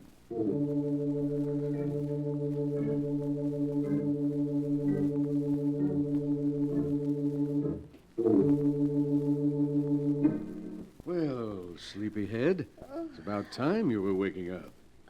Hello, Father. How long have I been asleep? A little over 10 hours. It's just getting dark outside. Is the doctor still here? No, Anne, he left hours ago. And, darling, he says you're going to get well. Why, of course you are. Now you'd better get some more rest. Good night, darling.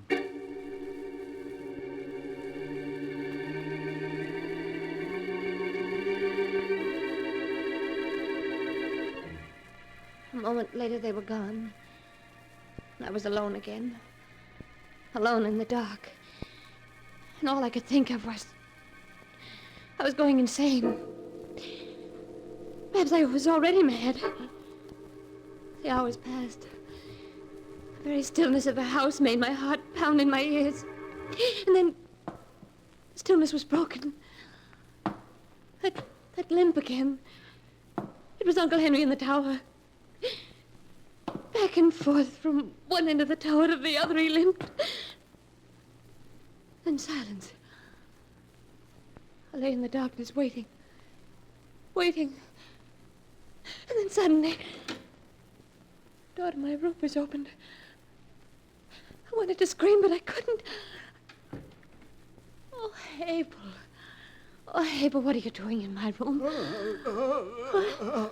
What are you trying to tell me? I don't understand. Oh, he's walking again. Abel, you hear him, don't you? You do hear it.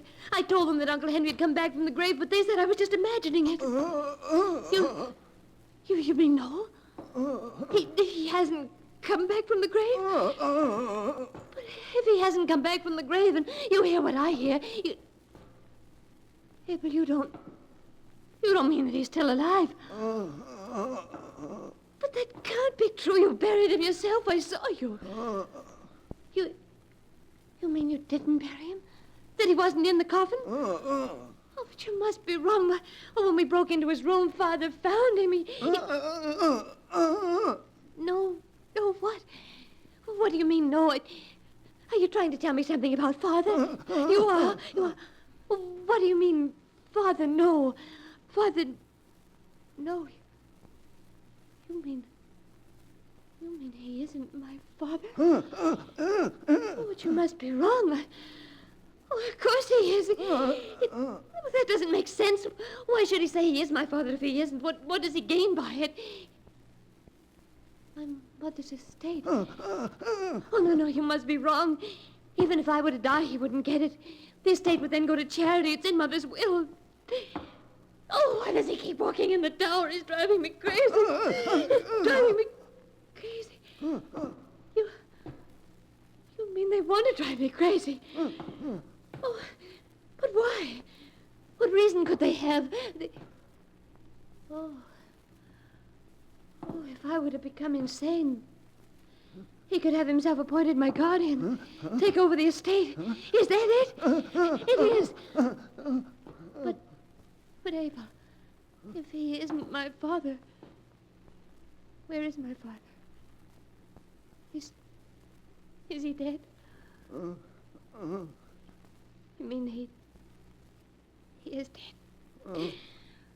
Oh, then Then who are these three who say they're my father and stepmother and uncle? I don't understand, but no matter who they are, they'll kill me. They'll kill both of us if they learn we've discovered their secret. Oh, but we've got to escape.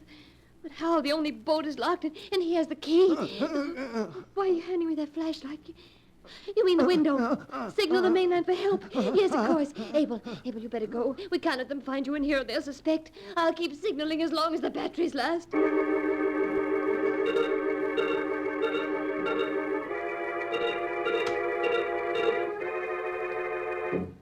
I can't keep signaling much longer. For now, And, what are you doing out of bed? And with that flashlight? Nothing at all. You weren't signaling someone on the mainland, were you? Oh, no. No, I just had the flashlight in case someone came in the room. Oh, why, you're trembling as though you were frightened. You're not afraid of your own father, are you, dear? No. No, of course not. Now, no more walking around. I want you to get some sleep. Good night, dear.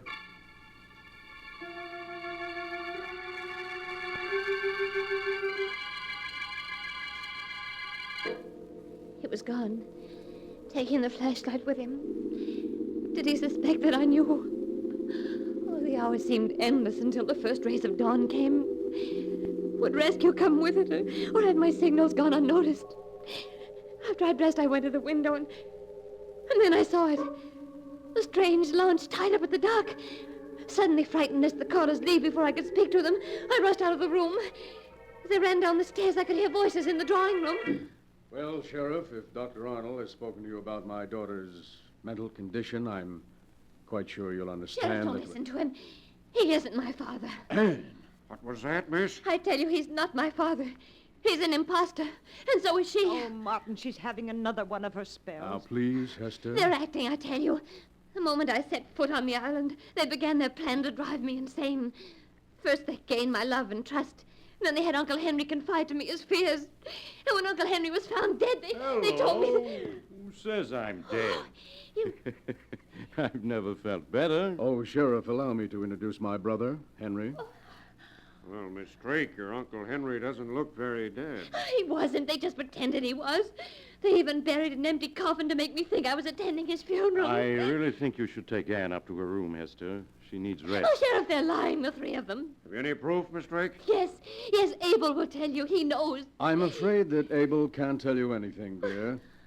The poor chap fell off Devil's Cliff into the sea early this morning. Oh, you pushed him off the cliff so that he couldn't talk. Martin, the excitement's too much for her. She's getting worse.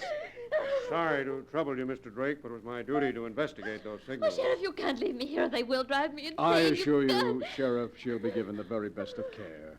We have a specialist coming to see her next week. Oh, no, Sheriff, wait. Wait, please. Now, Miss Drake, I think you'd better stop. No, wait. I just want to show you this gold locket. Look, I'll open it.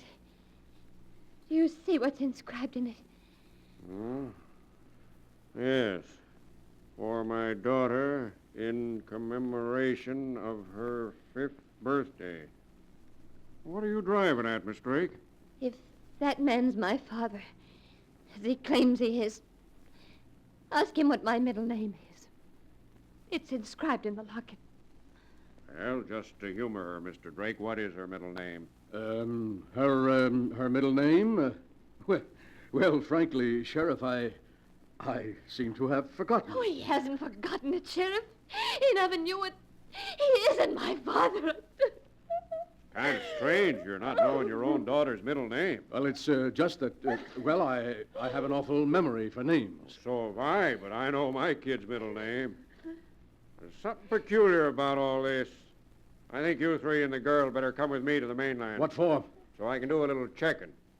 If you're Martin Drake, as you say you are, there must be someone on the mainland who can identify you. Oh, see here, Sheriff, this is ridiculous. Just because... I said you're going to the mainland with me. Well, I always said you were the weak link in the chain, Gerald. Shut up, you fool. It's no use, Gerald. The game is up. The trip to the mainland is more than we can stand. You just have to look at Hester's face to see that she agrees. Who are you folks? We're actors. Things having become difficult a few years ago, we accepted employment on this island from Mr. Drake. When he died, I thought of this little scheme. It really was a perfect plan. until this fool slipped up on the girl's middle name. By the way, what is her middle name? Why, according to this locket, she hasn't one. It's just inscribed to Anne.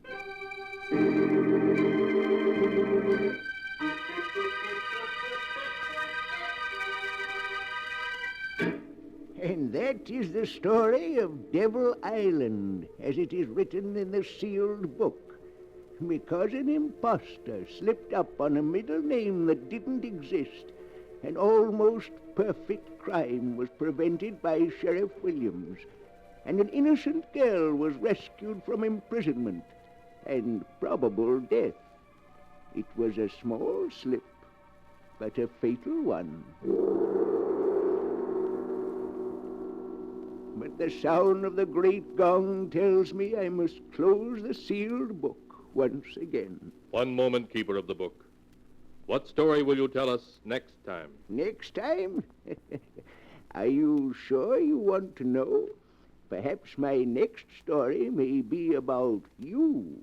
For I have here all the stories that ever happened, and many that have yet to come to pass. But I'll find one for you in just a moment.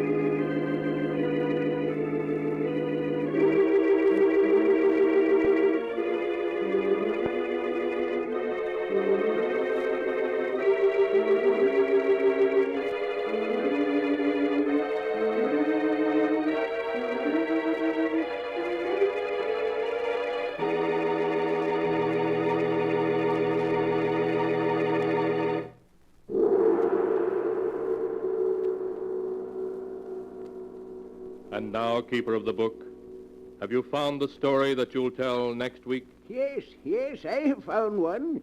It's the story of two helpless old ladies in fear of their lives and the desperate measures to which they were driven in order to save themselves. The title of the tale is Escape by Death.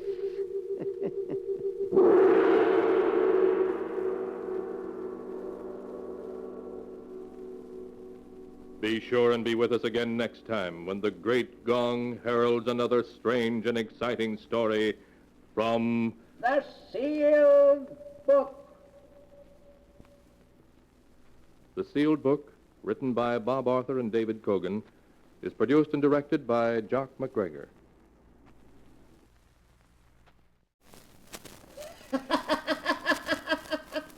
The Sealed Book.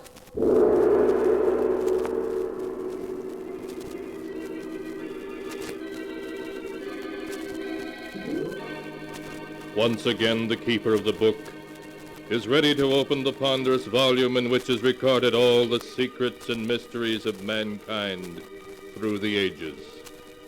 All the strange and mystifying stories of the past, the present, and the future.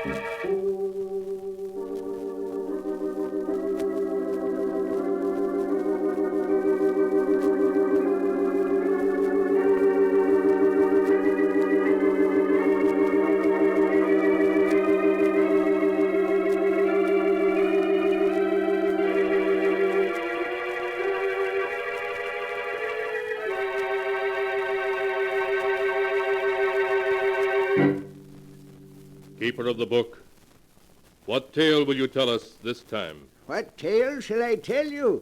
I have tales here of every kind. Tales of murder, tales of madness, of dark deeds and events strange beyond all belief. Let me see. Yes, here's a tale for you. The strange and terrible story of two old ladies and how they tried to escape from their doom. I call the story Escape by Death. My story begins in a big, shabby old house in the country, fully a mile from any other habitation. In a large ground-floor room, which is both their bedroom and sitting room, Martha and Louise Abbott listen to the wind howl outside. Louise is an invalid, confined to a wheelchair. Martha, though able to walk, can only hobble a few steps at a time, so that to them the lonely house is almost like a prison. Oh, listen to that wind, Louise.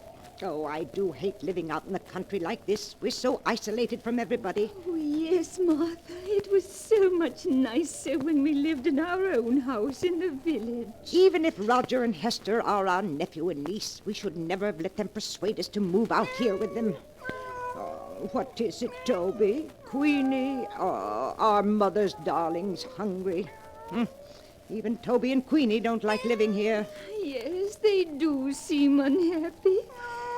Queenie hasn't been eating well. Louise, it's very foolish for us to stay here with Roger and Hester. I think I hear Hester coming now. We'll tell her right away that we want to go back to our old home. Here I am at last, Aunt Louise, Aunt Martha. I brought you tea and some cake I just made this afternoon. Thank you, dear. I have the Daily Sentinel for you. George Gibson just delivered it. I haven't even opened it yet. Thank you. Roger, Louise and I have been talking things over. It was very kind of you to invite us to live here with you, but we were much happier living in the village. We want to go back. But, Aunt Martha, it's much better for you here. Really it is. Of course, you're just homesick, both of you. And you'll get over it. Pretty soon you'll love the country as much as we do. Now, we don't want to hear another word about your leaving us. We couldn't be happy thinking of you alone and helpless in the village. Come along, Roger.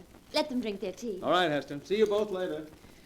Oh, I do wish they'd let us go back. There's no reason why we shouldn't. Do you remember the teas we used to give? Mary Thompson came over every afternoon. It was so nice. There's no reason we can't move back and get those teas again. We won't be alone or helpless either. With all the money Father left us, we can afford a dozen servants. Louise, we are going back. I've made up my mind. Oh, Martha, I'm so glad. Listen to Toby and Queenie. They're glad we're going back too, aren't you, you fat old darlings? Oh, they understand you, Mother. They know we're not going to stay here much longer. Of course they do. Well, now that's settled. Let's see what's in the Sentinel. Let's see now. Oh, Martha, let's look at the obituary notices first. Just what I was turning to, Louise. Ah, here we are. Did anyone we know die? Now let me see. Yes, yes. You remember Amos Wilson, don't you? Yes. He died 2 days ago. Poor Amos. He was about your age, wasn't he, Martha? Certainly not. He was a good deal older. Oh, Martha, look at this. Why, it says that Mary Thompson is entering the county home for the infirm. The poorhouse? Oh, no, it can't be. You can read it for yourself. Oh, that dreadful place. I'd rather be dead than in that home. Poor Mary. Martha, after we move back to the village, can't we have Mary come to live with us? Yes, of course. Why, going to the poorhouse would be the death of her. No, it can't be. What can't be? Read what it says there in the real estate column. The old Abbott mansion, owned by the Mrs. Martha and Louise Abbott, has been put up for sale by their nephew, Roger Clark. What? Why, that must be a mistake. We never told Roger to sell our house. Roger! Now, Martha, we mustn't get excited. But why should he want to sell our house? I won't permit it. You calling me, Aunt Martha? Yes, Roger.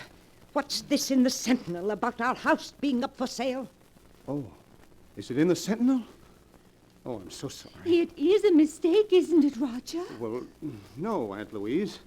But since the house isn't being used, I thought it would be a good idea to sell it. But you had no right to put the house up for sale without telling me. Now, don't get yourself excited, Aunt Martha. If you don't want the house sold, I'll remove it from the market. You must, Roger. We couldn't live if the house was sold. All right.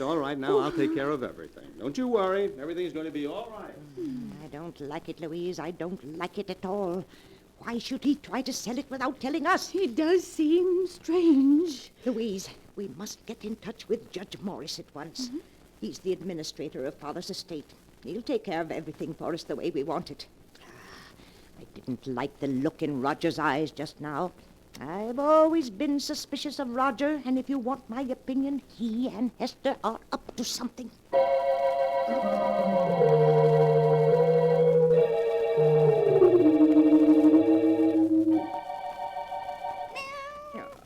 Is Mother's beautiful Queenie hungry? Well, here's a nice piece of meat from the lovely supper Hester just brought us. Oh, Queenie is hungry, Martha. She's got her appetite back since she learned we intend going back to the village. Yes, she has, but where's Toby? I don't see him around any place. Probably in the kitchen. Martha, when are you going to speak to Roger and Hester again about our leaving?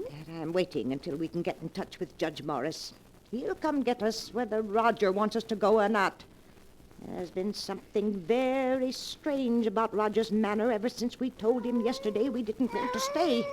Martha, look. Queenie's ill. Oh. That meat you gave her, it's made her sick. Queenie, oh, what's the matter with Mother's darling? Oh, Martha, there's something terribly wrong with her. Queenie, what is it? Oh, Louise, what can we do? Give her some water, maybe that'll help. Martha, she's fallen down. Is she? She's dead, Louise. Queenie is dead. Oh, no, she can't. But she is, though she was perfectly all right until I gave her that meat. She was so hungry, she just bolted it down. Oh, Martha, she must have choked on it. She's choked to death. Did she? I'm not so sure. Martha, what do you mean? What else could it have been? She acted more as if she were poisoned. Poisoned? Yes, I'm sure of it. The meat was poisoned. That's why Queenie died. But how's that possible? It was poisoned because that meat was meant for us. Martha, you don't mean that Roger and Hester... Yes, Louise. Oh, I see it now. That's why they brought us out here. Why they won't let us leave. They're planning to kill us. They're after our money. Oh, Martha, what are we going to do? We've got to get in touch with Judge Morris right away. He'll save us. But, Martha, how can we? The telephone, it's upstairs in Hester's room, and neither of us can climb stairs. I know that. We've got to figure another way to reach him. Louise, our lives depend upon it.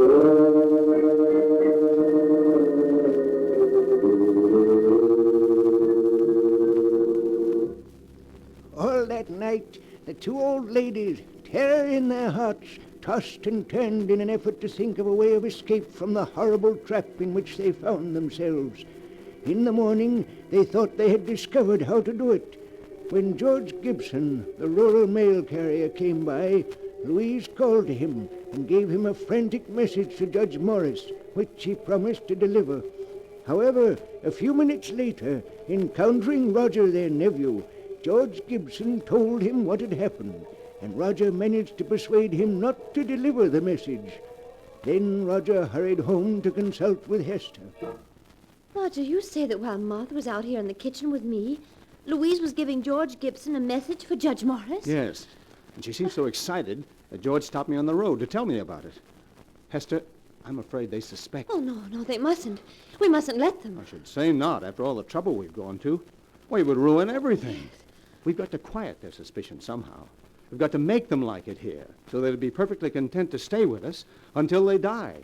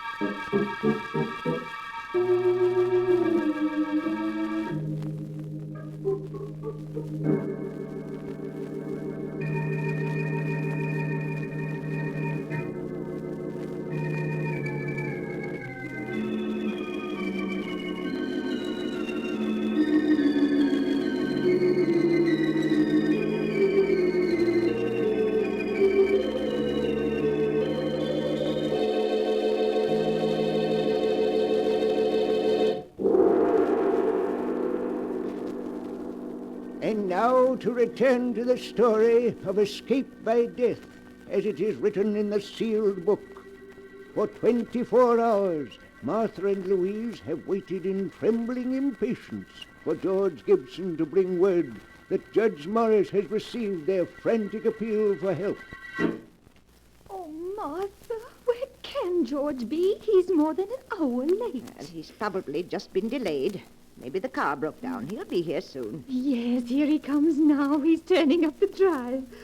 Oh, Martha, I was so worried. I told you he wouldn't fail us. But there's Roger taking the mail from him. Suppose Roger doesn't let him see us. He might... Louise.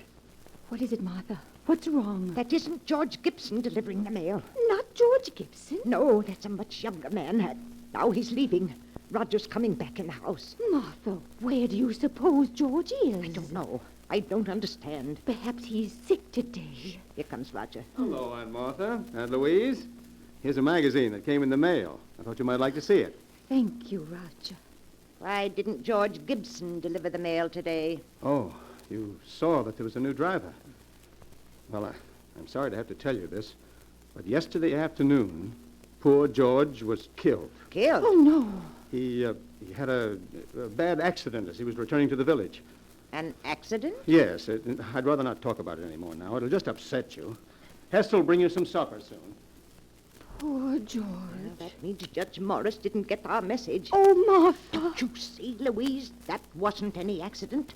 George was killed to keep him from going to Judge Morris. Martha, you can't mean that Roger and Hester... Yes, Louise, they'll stop at nothing to get our money. But what are we going to do? We can't get a message to anyone. And they're poisoning our food. We haven't eaten a thing since poor Queenie died. We can't go on throwing the food away or we'll starve. There's only one thing to do. Toby must sample our food. You mean to see if it's poison? Yes.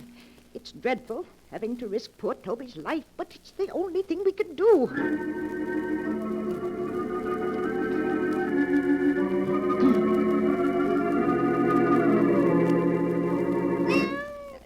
Here you are, Toby. A nice piece of meat for Mother's darling. Martha, I get so frightened every time I see Toby eating something. I keep remembering Queenie and the dreadful way she died. Now, Louise, we mustn't think of that. Here, Toby, dear. Martha, why are you feeding Toby? Well, he gets plenty to eat in the kitchen. He'll die of overeating if you aren't careful. I've always fed Toby from my own plate. He expects it. But Aunt Martha, if you feed that meat to the cat, there won't be enough for you. No. And if you're to get well, you need all that food. Now, I don't want you feeding Toby any more of it. Here, Toby. Come on, boy. Come on. Come on out the kitchen there. Martha and Louise eat their supper.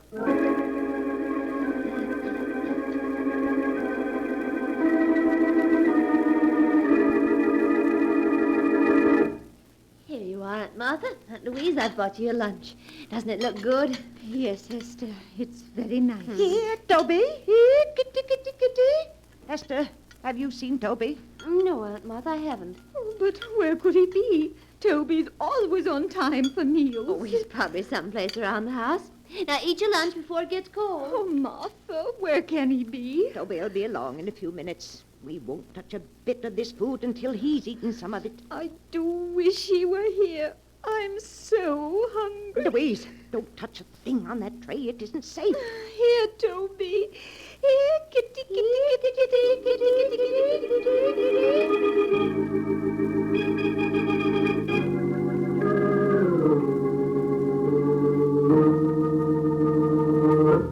Good evening, Aunt Martha and Aunt Louise. How are you? Good evening, Roger. I have supper here for you, too. Why, Aunt Martha, neither of you ate your lunch. What's wrong? We weren't hungry, Hester. Have you found Toby yet? No, I've looked everywhere for him, but he seems to have disappeared. Oh, no. Now, you mustn't worry. I'm sure he'll turn up all right. Aunt Martha, you and Aunt Louise can't afford to miss meals in your state of health. Certainly not. Now, we want you to eat everything that Hester's brought you. Mm-hmm. You'll make us very unhappy if you don't. Now, please eat it while it's hot. Come along, Roger. I'll get you your supper. All right, there. Did you hear what she said about Toby, Louise? Yes. He's vanished. Nonsense. They've killed him. What? You saw how angry they were last night when we fed Toby from our plates. They've killed him so he won't spoil their plans. Oh, Martha, what are we going to do? I'm so hungry that my head spins and I'm dizzy. I know, Louise. So am I.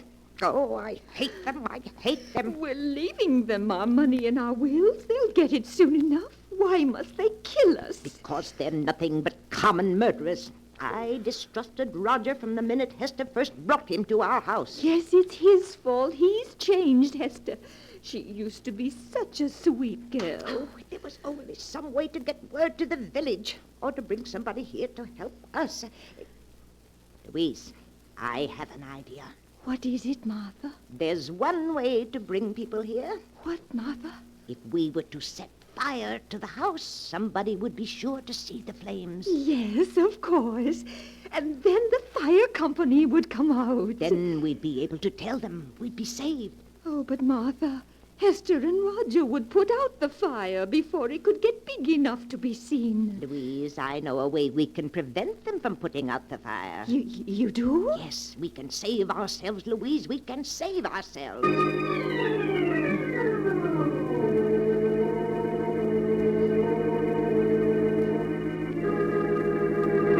Here, Toby. Here, kitty. Martha, why are you looking down the cellar stairs like that? Now, you should be in your room. Certainly should. It's drafty out here in the hall. Now close the cellar door and go back to your room. But I heard Toby crying. He's down in the cellar, and I won't go to my room until I get him. But Aunt Martha... Roger, just to put Aunt Martha's mind at ease, why don't you go down the cellar and see if Toby is there? Oh, all right. But if you ask me, it's just a waste of time. Please help him look for Toby, Hester. You'll find him so much quicker if you both look for him. Aunt Martha... Please. Oh, very well. But you go back to your room so you don't catch cold. Roger, do you see him? Doesn't seem to be any place here in the cellar. Now we'll see just how smart you are, trying to poison us. You won't stop us from escaping now. I must get Louise. Louise! Louise, it worked. You mean you were able to lock them in the cellar? Yes, and with the door locked, they can't get out. They found out they're locked in. Now, don't you worry about it, Louise. I'll take care of everything. What are you doing with that kerosene lamp, Martha? Pouring the kerosene around the room so it will burn better. There. Are you ready to leave, Louise? Yes, Martha, yes. Now strike a match and start the fire. How quickly it's starting to spread. Yes, we've got to leave. I'll push your wheelchair, Louise, and you try to help by rolling the wheels. Yes, Martha. We're coming along nicely. Good more, dear. Come on. Just a little bit more. Martha, I do hate to do this. Louise, you mustn't waste any pity on them. Even if they are our niece and nephew, they're nothing but common murderers. Yes, I suppose you're right. Now, I'll just open the front door, and we'll be free. Now, roll the wheels a bit, Louise. That's right. And just a few feet more, and we'll be safe. Yes, that's it. There. Now we're far enough away from the house to be perfectly safe. Oh, my. The whole house is on fire. Do you think they can see it in the village by now, Martha? I'm sure they do. Now remember, Louise, when the fire company gets here, we don't know what happened to Roger and Hester. We just managed to get out ourselves. Yes, Martha. If we told them what we were forced to do to escape, we'd have to reveal that our own niece and nephew were poisoners, murderers. We don't want to disgrace the family name, Louise. Oh, no, Martha, of course not. Look, Martha, look! The boat is going! Oh, and here comes the fire engine. Louise, we're saved. We're saved.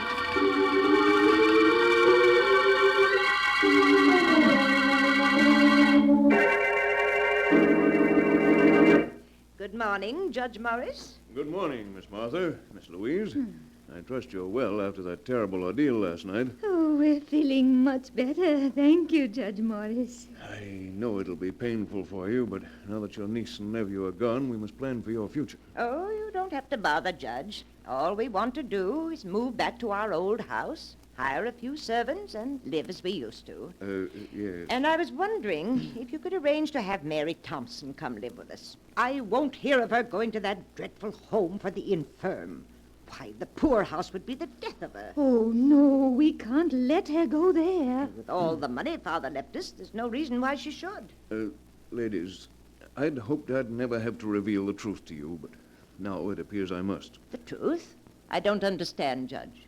Some weeks ago, the bonds in the trust fund your father left you became utterly worthless. What?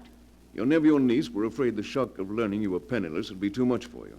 So it was decided to keep the news from you. That's why the three of us persuaded you to move in with them. Your house here in the village had to be sold to meet the debts of the estate. But that can't be. Father left us so much. It's all worthless now. Perhaps I should have told you this a month ago.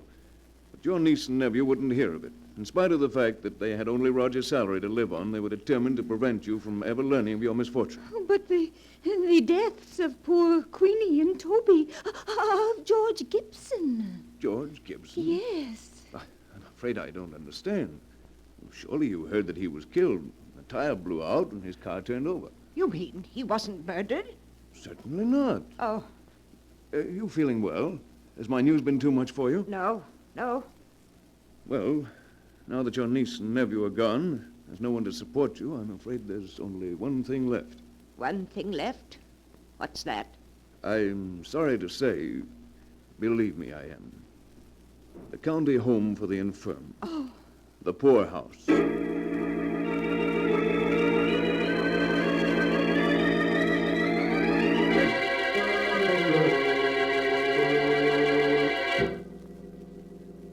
And that is the tale of escape by death, as it is written in the sealed book.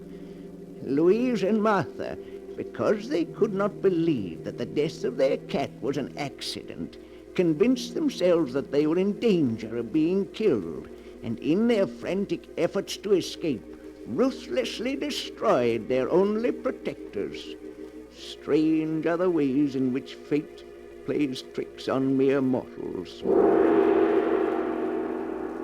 But the sound of the great gong tells me it's time to close the sealed book once more. One moment, Keeper of the Book. What story from the sealed book will you tell us next time? Next time? What kind of a tale would you like? A story of ghosts, of vampires, of werewolves howling in the night? A tale of dark plots and evil deeds? Of a strange fate overtaking the guilty? Let me see. I'll find one for you in just a moment.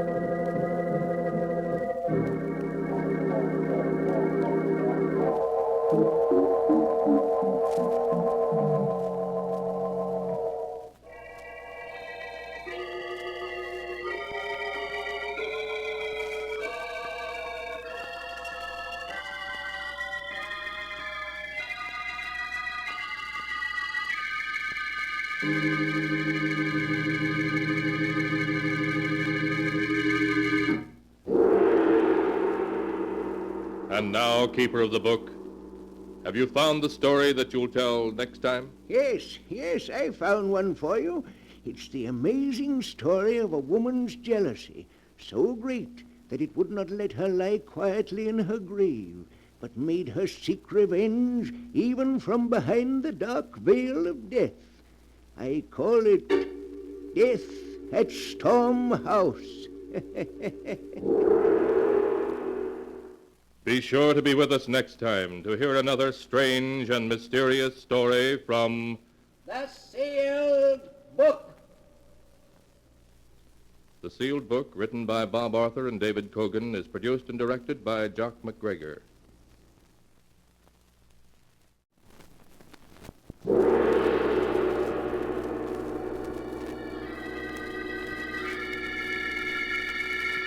The Sealed Book.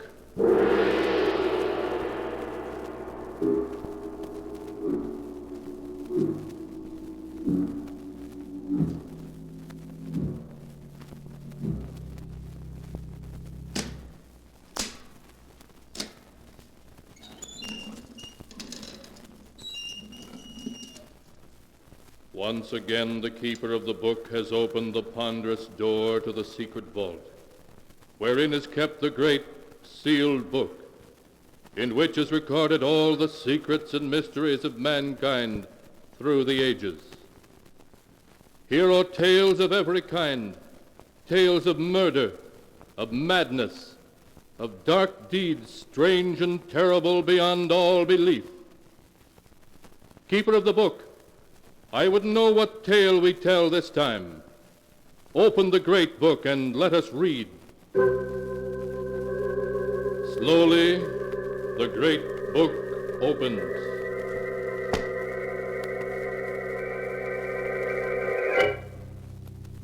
One by one, the keeper of the book turns the pages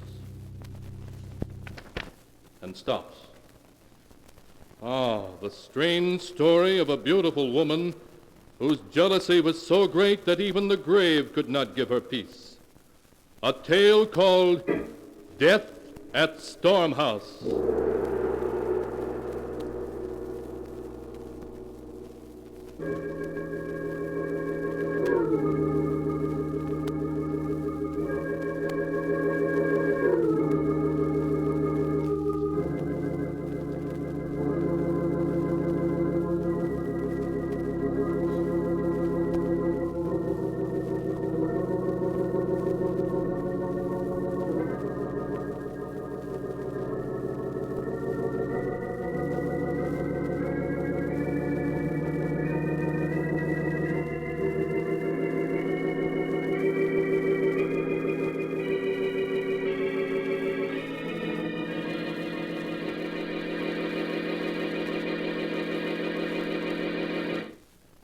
Here is the tale, Death at Stormhouse, as it is written in the pages of the sealed book. It takes place in the old New England mansion known as Stormhouse, perched high on the cliffs above the crashing waves of the Atlantic Ocean. In her bedroom, Lizette Lester, young and beautiful mistress of Stormhouse, lies desperately ill, listening to the storm that is raging outside as her husband and Dr. Warren, their lifelong friend, hover over her. John. John. Yes, Lizette? John, open the window. I want to hear the storm. I want to hear the thunder crash and the wind scream. I'll open it, John. You stay with Lizette. Thank you, Howard.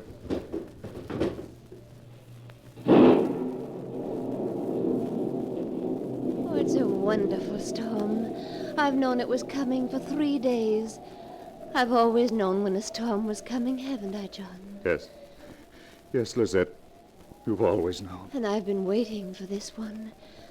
I've been waiting for it so I could die as I was born.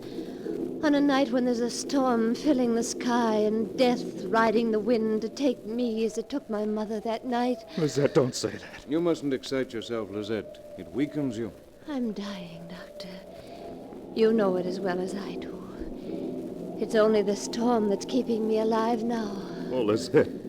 Lizette. John, darling, Yes, Lizette. in my will there's a bequest to old Andrew for his faithful service. Everything else is left to you, including the house.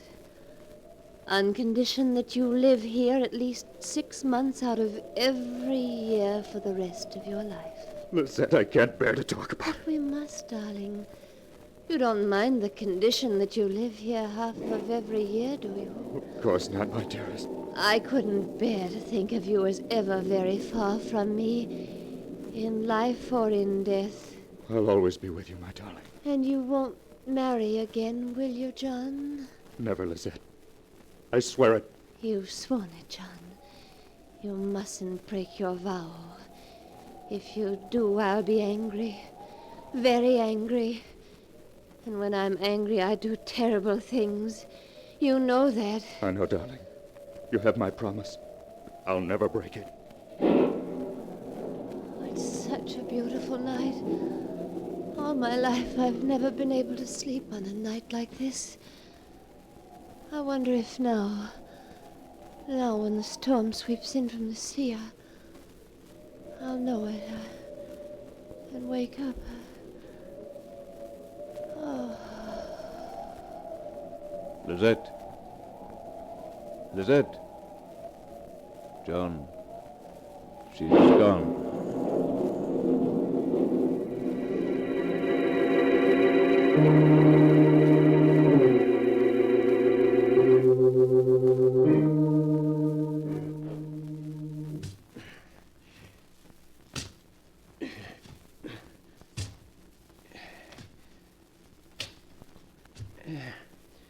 There.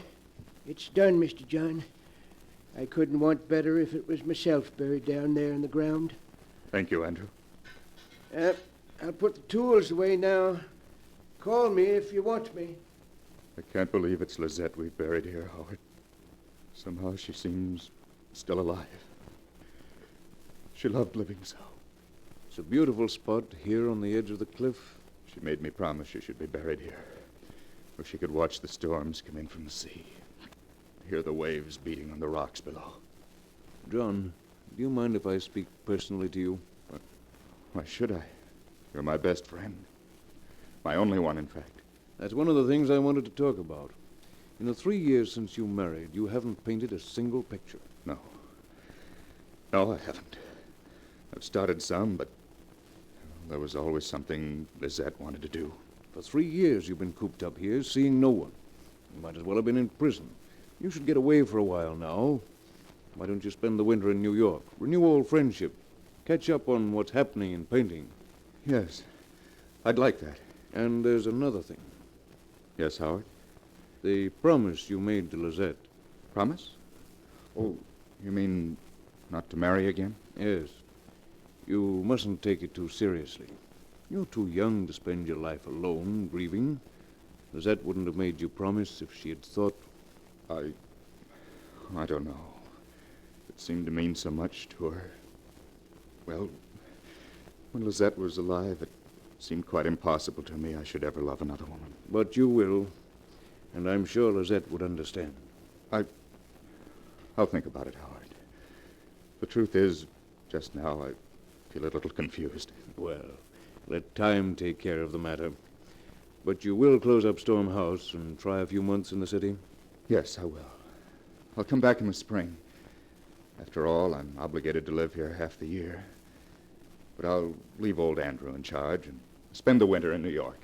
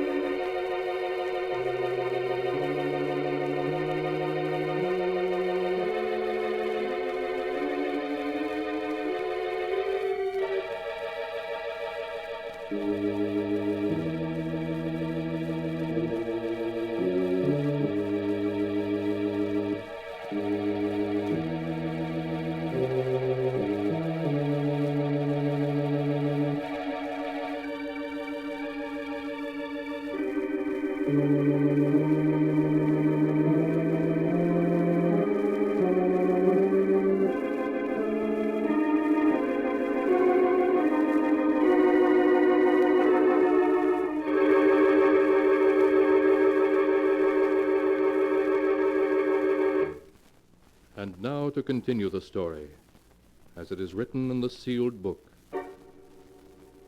Once away from the somber atmosphere of Stormhouse, John Lester seemed to waken as if from a dream. He began to paint again, to live as he had before his marriage to Lizette. Then at a party he met Nora Maynard, young, gay, lovely. And one day in the spring he brought her back to Stormhouse as his bride. He introduced her to old Andrew, the caretaker, showed her through the house, then took her out to see the magnificent view from the top of the cliffs. Oh, John, it's a wonderful old place. The house, the cliffs, the sea. I'm going to love every minute here. I was afraid it might seem rather wild and gloomy to you, Nora. Oh, no. Look, the clouds, the waves tossing as far as you can see, the ocean way down below us. It's magnificent. Yeah, it can be frightening, too, when a real storm comes sweeping in from the sea. John, what's that? Over there on that little point? It's Stormhouse's private burying ground. That grave you see is Lizette's. Lizette? Will you tell me more about her sometime, John? Yes, of course. Well, now we'd better go in. It's almost dark. All of a sudden, the wind seems to be rising. Oh, just 1 minute more. I want to tell Andrew to phone the village for groceries before the stores close. Well, you run in and tell him. I'll come in right away. Then don't be long. The wind's getting cold. Poor Lizette. I wonder what she was like. I wonder if she used to stand here and watch the darkness sweep over the sea and... John? Is that you? John, it's so dark I can't see you. John, don't I'll fall! Nora, what is it? Oh. Did you call me, Nora? Oh, John, you frightened me. I thought you really were trying to push me over. Push you over? I know you were just joking, but I almost lost my balance. I almost went over the cliff. Nora, I didn't push you. I was halfway up the path when you called. You were halfway up the path. I wouldn't play a joke like that. You must have become dizzy. I suppose so. But I was sure I felt your hand push me. And then the wind seemed to force me toward the edge. It must have been the height. Made you lose your balance. Yes, of course. That was it. Darling, come inside now.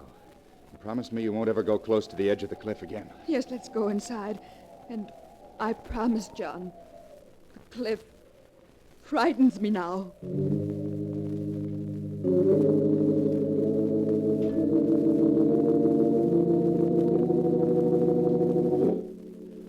During those first weeks after John Lester returned to Stormhouse with his new bride, the wind never ceased to howl about the great old house. Several times when Nora was walking near the cliffs, strong gusts sprang up that would have pushed her over to her death if she had been walking closer to the edge. Then one afternoon, Nora discovered old Andrew piling flat, large rocks on top of Lizette's grave. There. Andrew, what in the world are you doing? What are those rocks on Lizette's grave for? It's the wind, Miss Nora. Blowing night and day like it has, it's been blowing the dirt right from off Miss Lizette's grave. How strange. Yes, sirree. Give it a couple more weeks and it'd have scooped up all the earth and had the coffin clear uncovered. But the rocks will stop that. Yeah, I guess that's enough. Andrew. Yes, ma'am. Did Lizette love John so very much? Love Mr. Lester? Why, yes, I expect she did, ma'am, in her way. In her way? Excuse me, Miss Nora, I got to drive to town now for a package for Mr. Lester. Oh, his new paints from New York. He's been so impatient for them. Oh, Andrew. Yes, ma'am? That big stone vase on the upper terrace, right beside the steps. It's loose on its base. I saw it swaying yesterday as if it were going to fall over into the garden. Please fix it, will you? As soon as I get back from town, ma'am. Thank you, Andrew. You know that Dr. Warren's staying for dinner? Yes, Mr. Lester told me. Oh, well, I promised to meet him in the garden at 4. Be sure to fix the vase, Andrew.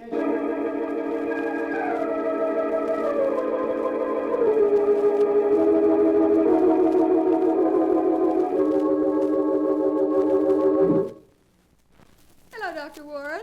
Have I kept you waiting long? Well, there you are, Nora. I was just beginning to be afraid you'd gone too close to the cliff and become dizzy again. Oh, no. After almost falling over twice, I don't take any chances now. That's the spirit. Where's John? Painting on the upper terrace. There he is now. Oh. John! Oh, hello, you two. What are you plotting down there? A tour of the caves down by the beach. Knock off for the day and come along. Please do, John. Well, maybe I will. Light's fading. John, don't lean on the stone vase. It's loose and... Oh! Nora, look out! Nora, you hurt? I'm coming down. Good grief, that was close. Fell right where you were standing. You pulled me back just in time. Nora, you all right? Yes. Yes, thanks to Dr. Warren. He saved me. I couldn't move. I can't understand it. I'd hardly touched it when it went over. You must have leaned against it harder than you realized. No, I didn't. I just touched it. It gave way all of a sudden. Oh, thank heaven you were here, Howard. It must have been the wind. And the vase was loose. I was just telling Andrew to fix it. If you'd been hurt, Nora. Oh, a miss is as good as a mile, darling. Come on, let's forget the caves and go in and have tea instead. The wind has turned awfully cold all of a sudden.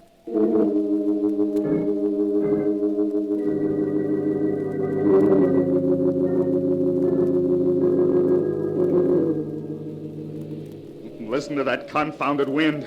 I can't even read anymore. It makes such a racket. Would you like me to read to you, darling? No. I'm just jumpy, I guess. It isn't something special, is it?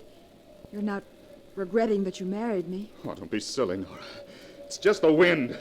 For the last 2 months, it hasn't let up night or day. Listen to it now.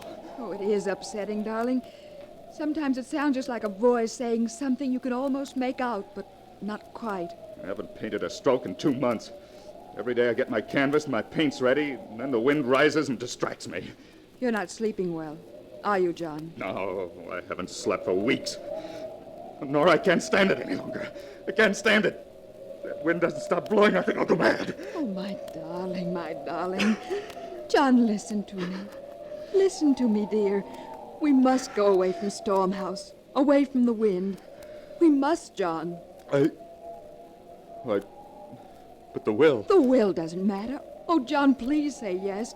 We can't ever be happy here. There's something about the place that will forever prevent us. Leave Stormhouse. Never come back. And never come back. Yes. Yes, Nora, you're right. We'll do it. We'll leave tomorrow. Oh, John! Oh, we're going to have another storm. Yes. It certainly has come up quickly.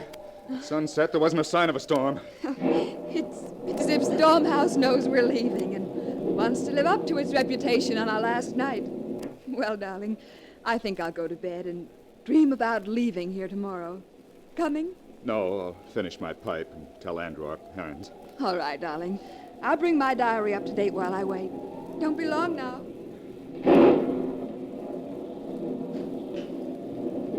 Mr. John! Mr. John! What is it, Andrew? Land sakes, Mr. John. A real granddaddy of a lightning bolt hit the cliff just now, right beside the burying ground. It opened up a big crack in the earth, running right across her grave. Her grave? Lizette's? I could look right down and see the top of the coffin. Oh, well, you can fix it in the morning. We're going to be leaving, Andrew, but we'll settle the details tomorrow. Better turn in now. I'll do the same. All right, Mr. John. Sure is a humdinger of a storm.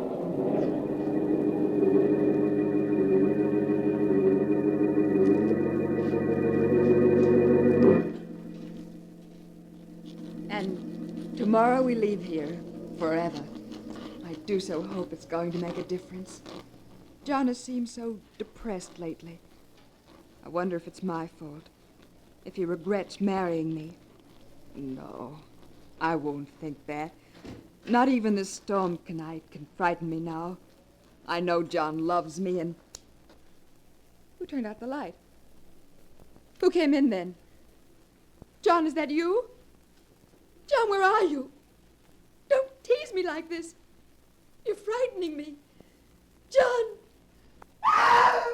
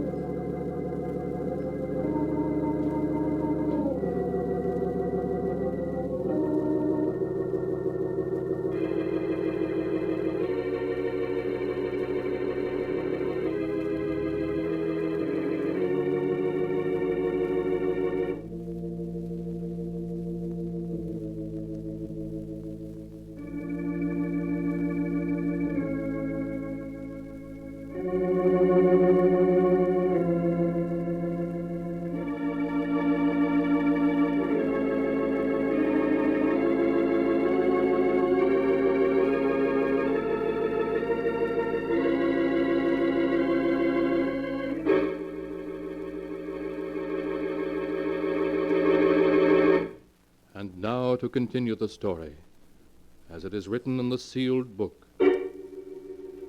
After the great storm had opened up Lizette's grave so that her coffin was plainly visible, Nora had a midnight visitor. There was a scream, and a body crumpled to the floor. The next morning, the sheriff came to talk to John. That's all of it, Sheriff. That's all I know. Nora screamed. When I got to her, she was lying there on the floor. Dead. Murdered. But the weapon, Mr. Lester. We know it was that antique ivory paper knife of yours, because the point broke off in the wound. But where is it? I don't know. I tell you, I didn't see it. I see. Well, I think you better come with me for the time being, Mr. Lester.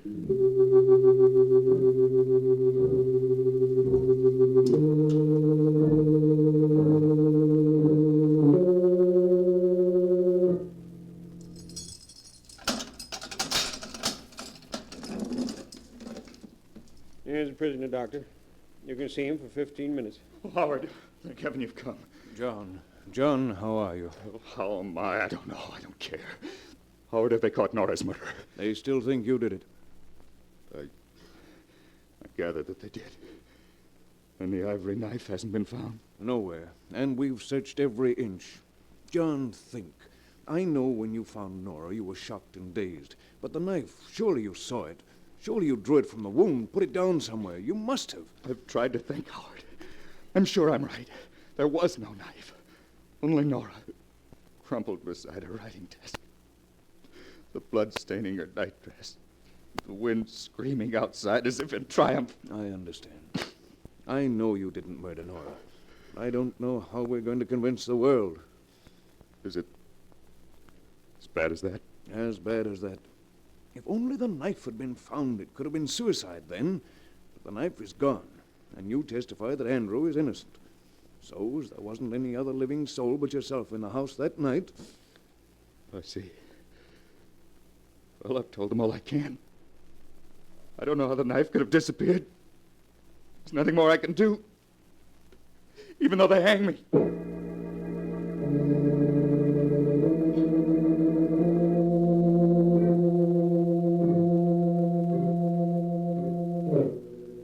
And hang John Lester they did, after a due and lawful trial. For in the jury's eyes, the fact of the missing ivory knife that had killed Nora Lester was damning evidence. After the execution, John's old friend, Dr. Warren, conveyed the body homeward to Stormhouse, where he and faithful old John buried it in the tiny burying ground. Andrew dug the grave close between the graves of Nora and Lizette. So close, in fact, that while digging, his pick struck a coffin. Doctor, look. Corner of a coffin. Lizette's coffin, it must be. Yes. That night the lightning struck the cliff. Must have moved her coffin round somehow. I remember the grave looked a little queer next morning when I fixed things up. I guess we'll have to dig it up so we can put it back in its proper place. Yeah, guess we better, Doctor. Well, won't take long.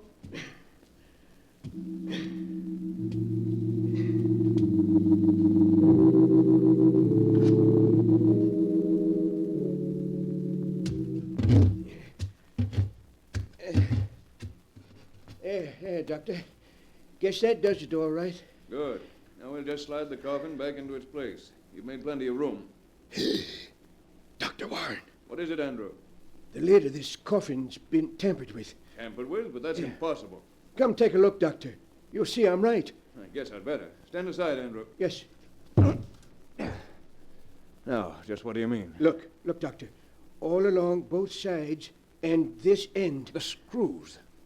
They're all loose. Yes. They've been pulled out of the wood when someone lifted the lid. This coffin's been forced open. That's right, Doctor. Only, look, how was it forced open? There's no tool marks on the wood. No tool marks. Then whoever did this just didn't leave any. Andrew, we've got to look inside and see why Lizette's coffin was molested. Maybe we'd better leave it just as it is, Doctor. We can't do that. Here, put your pick under the edge and the lid. That's it. Now, lift. Well, if you say so. Easy does it. There. It's loose. Now, we'll see what... I told you. I told you we shouldn't opened it. A bloody knife. The ivory knife that killed Nora. Here, in Lizette's coffin. They hung Mr. John because they couldn't find the knife. And it's been here all along, held tight in Lizette's hand.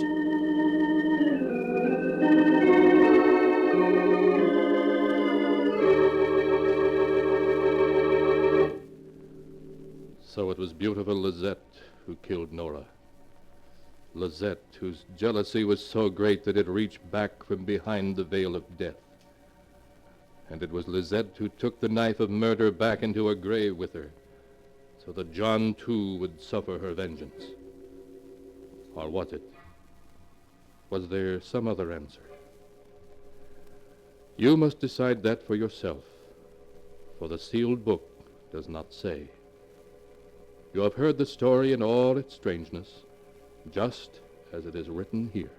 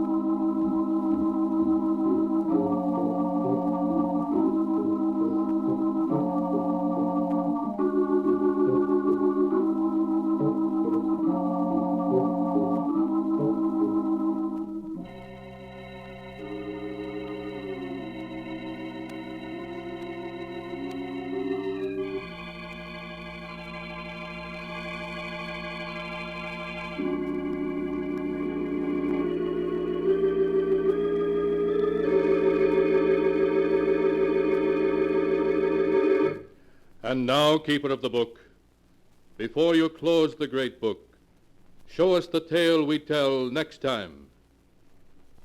This one? Ah, yes. Why, this is amazing.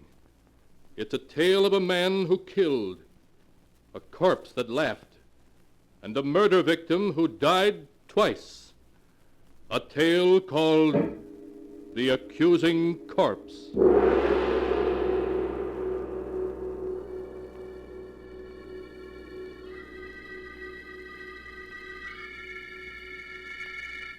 Be sure to be with us again next time, when the sound of the great gong heralds another strange and exciting tale from The Sealed Book. The Sealed Book, written by Bob Arthur and David Cogan, is produced and directed by Jock McGregor.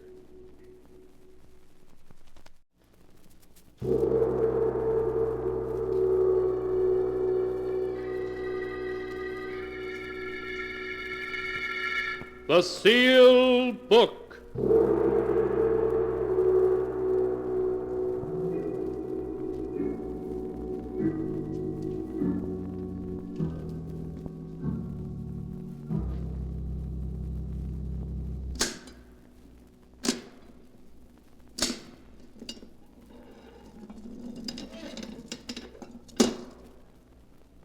Once again, the keeper of the book has opened the ponderous door to the secret vault, wherein is kept the great sealed book, in which is recorded all the secrets and mysteries of mankind through the ages. Here are tales of every kind, tales of murder, of madness, of dark deeds, strange and terrible beyond all belief. Keeper of the book, I would know what tale we tell this time. Open the great book and let us read. Slowly, the great book opens.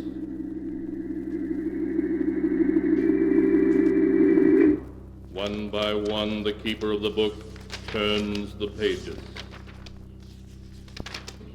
and stops. Ah, the strange story of a man who would stop at nothing to accomplish his ends. A tale called The Accusing Corpse.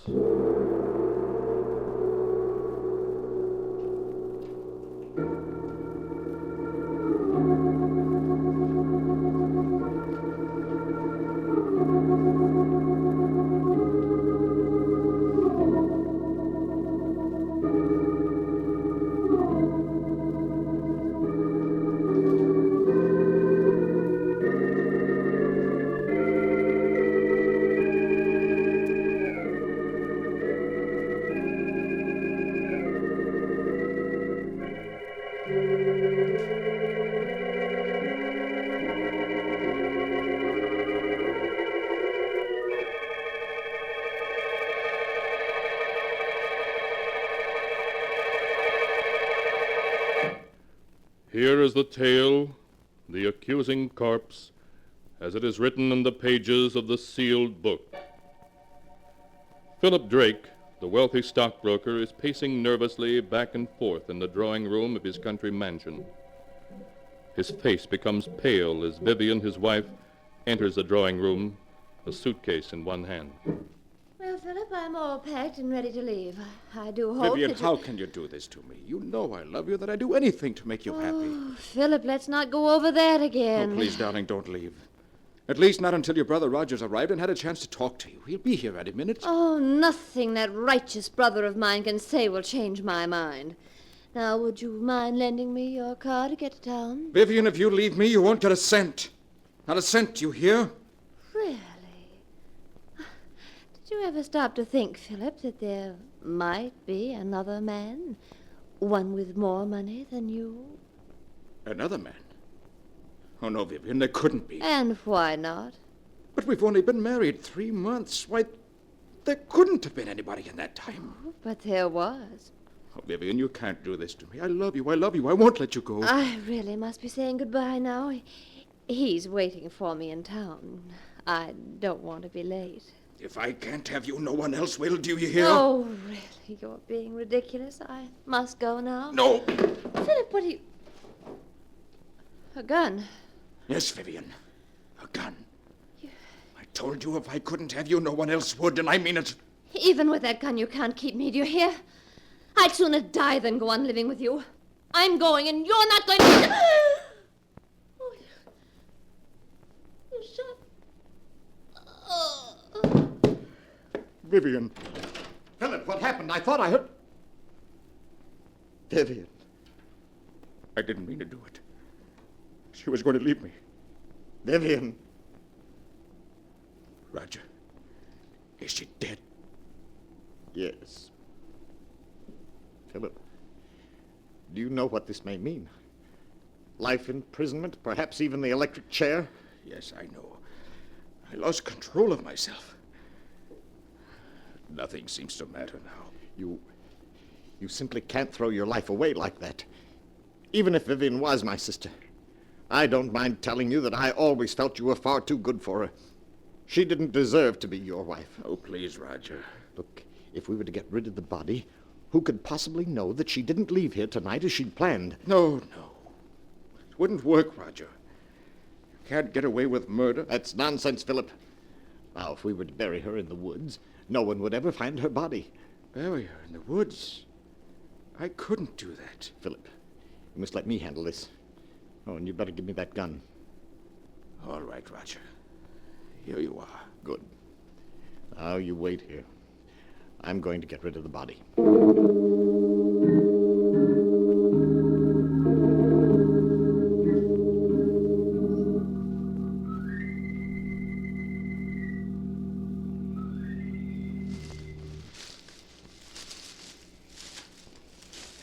I think this is quite far enough. I'm afraid I'll have to bury you now, my dear Vivian. Put me down, Roger.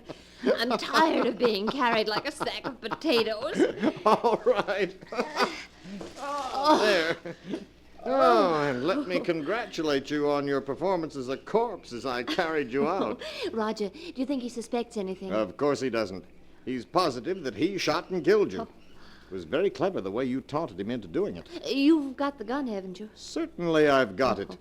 You don't think I was going to let him discover that the bullets had been removed and blank cartridges substituted, did you? No, not you, Roger. You always know what you're doing. It was a lucky day when you met me.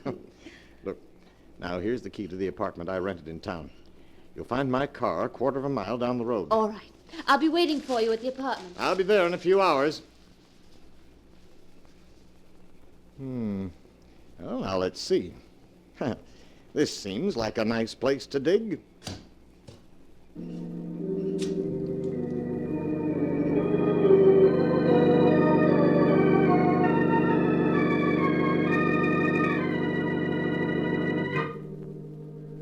The next morning, Roger called on Philip at his office, and finding Philip very nervous, reassured him that he had hidden poor Vivian's grave carefully. When Philip expressed his gratitude for Roger's help, Roger suggested that Philip could do him a favor in return by lending him $20,000 to swing a business deal. Philip was startled, but after a moment's hesitation, wrote out a check. As he wrote it, Roger smiled. Things were working out just as he'd planned. Roger, did you get it? Well, what does this look like? Oh, darling, that's wonderful. Now we can clear out it. What? Roger, there isn't 100,000 here. Why, no, dear. I only got 20,000 from him. But we were after 100,000. Why didn't you get it all this morning when you saw him? My dear Vivian, it simply isn't done that way. Blackmail is an art that calls for the use of psychology. Philip will give us many times over the money I hold in my hand, all in due time, of course. You mean I'll have to go on hiding in this miserable apartment until you've finished your little game with him? Never being able to leave it for fear someone will recognize me? Oh, come now, you've got the radio, books... Well, I won't spend weeks in this apartment, I tell you. I won't. Oh, my arm. You will do exactly as I say, Vivian. Exactly. Do you understand? Roger, you're hurting me. It's nothing to what I will do if you disobey me. Do I make myself clear? Oh, yes. Yes, I'll do whatever you say.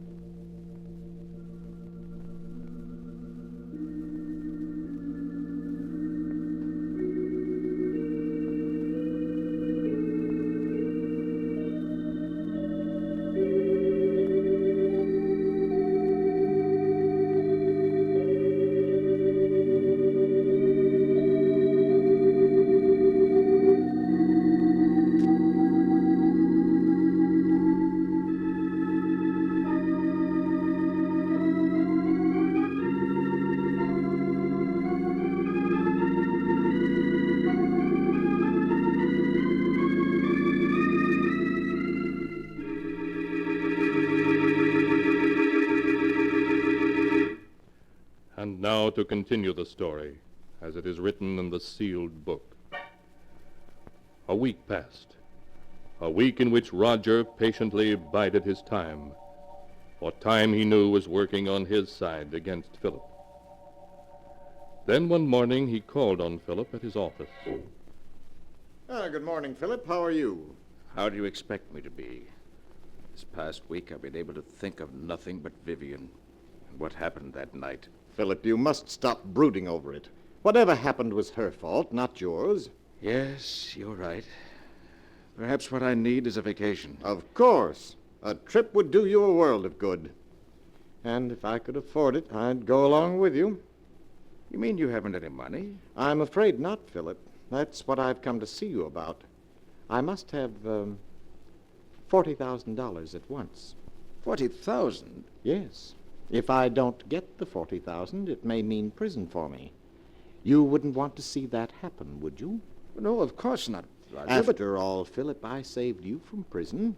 In fact, I made myself an accomplice to Vivian's murder by not turning you over to the police. Yes, I know, but... You could hardly expect me to remain loyal to you if you weren't willing to help me, could you?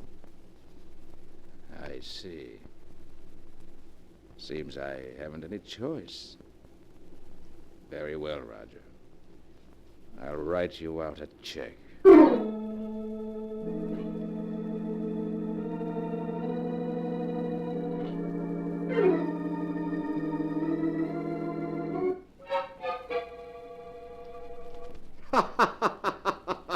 Take a look at this, Vivian.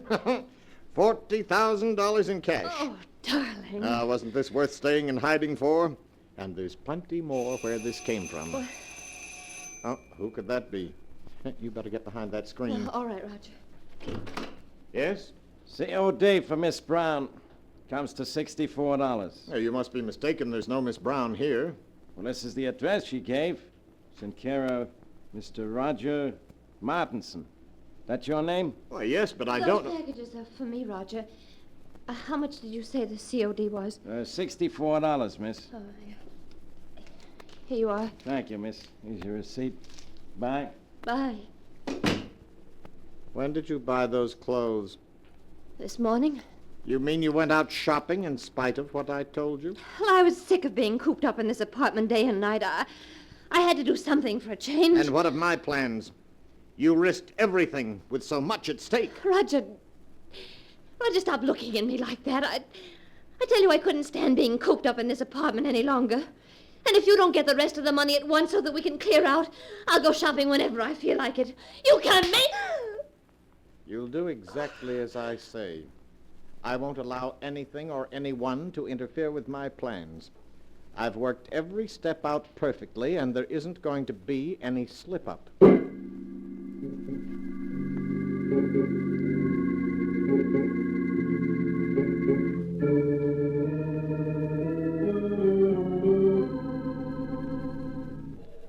Another week passed. A week in which Roger made no effort to see Philip. Then early one evening, he got into his car and drove out of the city to Philip's home in the country. Oh, it's you, Roger. Come in. Good evening, Philip. Where are the servants? This is their night off. You're not looking well at all, Philip. You shouldn't remain in this big house by yourself. What difference does it make where I am? Wherever I go, the memories of that night follow.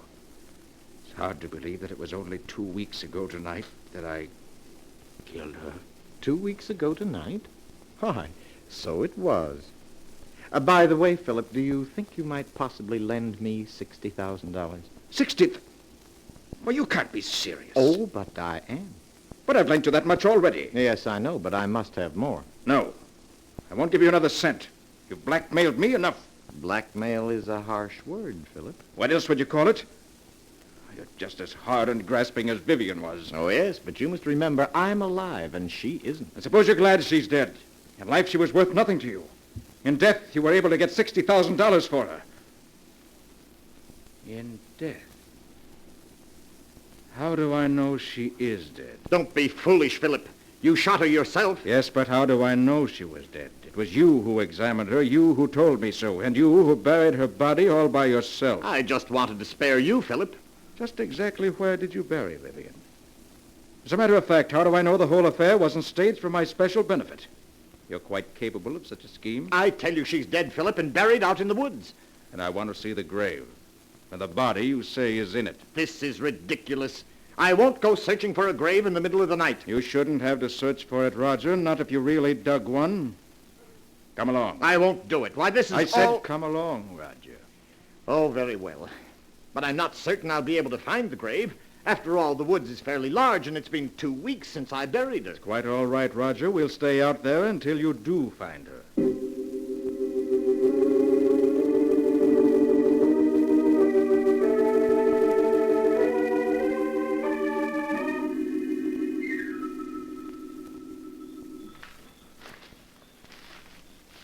The grave is someplace around here, I'm certain of it, but perhaps we ought to come back in the daytime. It might be easier to find it then. I know, Roger. You shouldn't have any trouble finding it now, if it exists. It does exist, I tell you. It's just that the woods are so confusing at night. Everything looks so different. Just keep on searching, Roger. Well, perhaps this is the spot. It looks something like it. There's only one way to make certain, and that's to start digging. Here's a shovel. Start digging. Oh, very well, Philip, if you insist.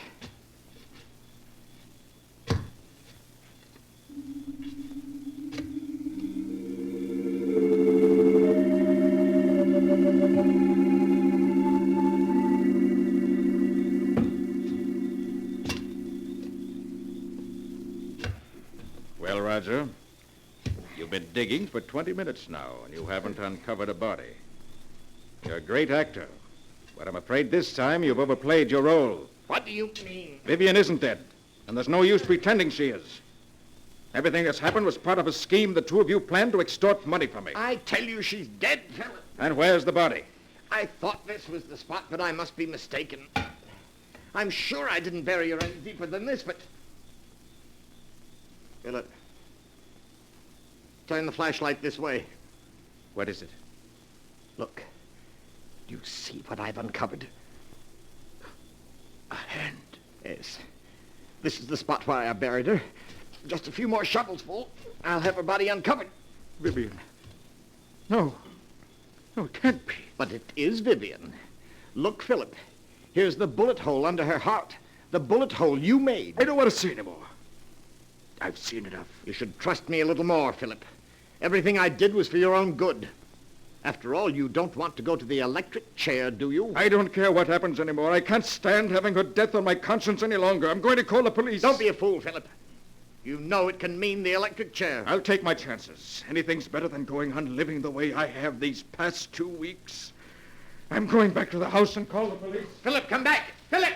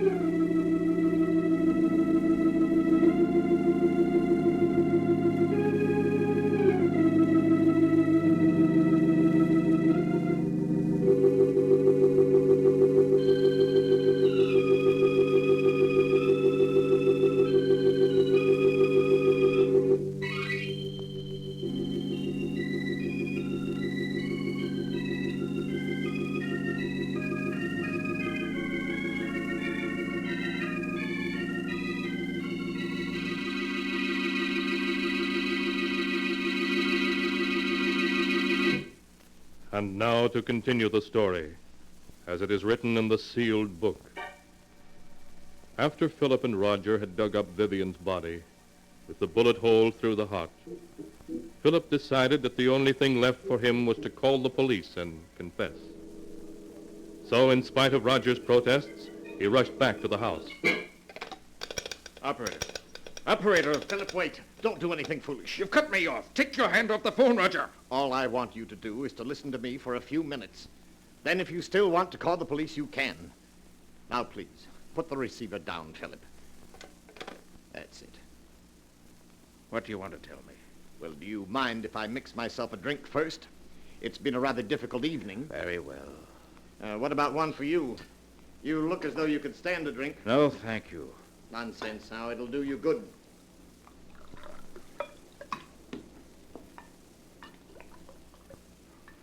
What is it you want to say to me, Roger? Say to you? Oh, yes. Here's your drink. Thank you. Well, what shall we drink to?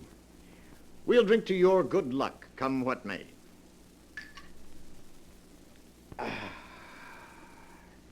There, I feel a good deal better. All right, now we've had a drink. What have you got to say? Oh, yes. What I wanted to say was, I never let anything interfere with my plans, Philip. I can't allow you to go to the police, and therefore you shan't. It would spoil my plans. It would it? But I'd like to see you stop me. I have, Philip. In a very little while, in fact, in just a few seconds, you'll be dead. Dead? What do you say? Yes, Philip. The drink I mixed you was poisoned. Aren't you finding that it's becoming difficult to breathe? No. You couldn't have... My throat... It burns. Yes, I know, but it'll all be over in a matter of seconds. Now I see it all. You murdered her. Yes, Philip. Just a week ago tonight. She died according to plan. I'll call the police. I'll tell them that... I'm afraid you haven't the strength left to reach the phone, Philip. I would...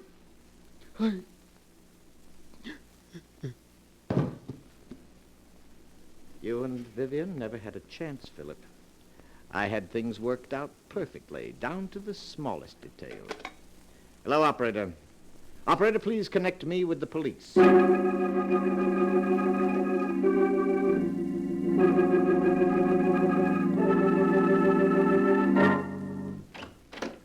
Oh, Inspector, I finished the examination of the body of Vivian Drake and her husband, Philip. Okay, Doc. Oh, this is Roger Martinson. Mr. Martinson, this is Dr. Smith, the county coroner. How do you do, Mr. Hello. I'll be with you in a few minutes, Doc. Just stay here. All right, Inspector. Now, Mr. Martinson, you were telling me how you came to this house 2 weeks ago tonight to see your sister and found she was gone. Yes. My brother-in-law, Philip, told me that she had gone on a vacation. I thought it strange at the time that she should have gone away without saying goodbye to me, as we were always very close. Then days passed, and I didn't hear from her. Was it like your sister to go away and not write? No, and that's what worried me so.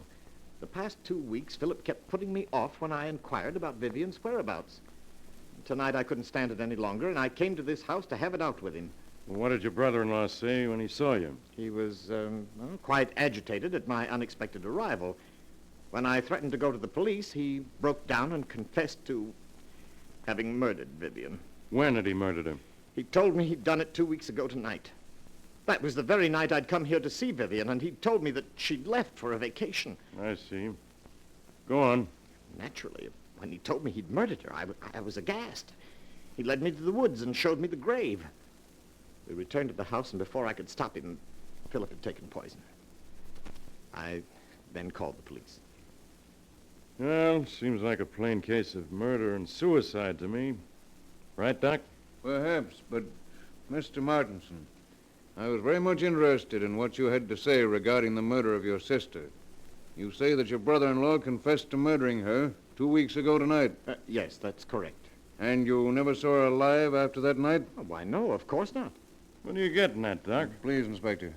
Mr. Martinson, would you mind telling me where you live? Why, at 425 West 106th Street. Tell me, were some clothes delivered to that address? In your care 1 week ago today? Clothes? Yes, to be exact, a woman's sports suit, which cost $64 and arrived COD. Why, no. You're lying, Mr. Martinson.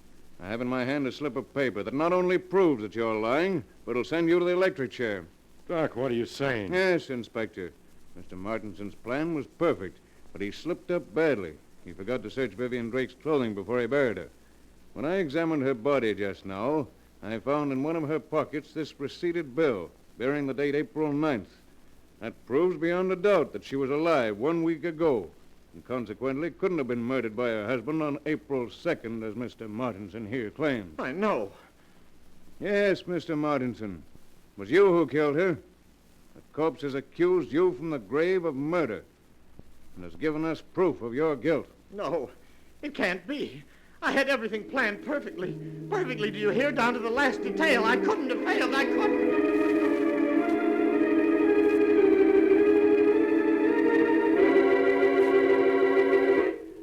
But Roger Martinson had failed, and all because of a mere sales slip that was found in a corpse's pocket. A dated sales slip that gave the lie to his testimony and sent him to the electric chair. For murder is always without, though it takes the dead themselves to tell of it.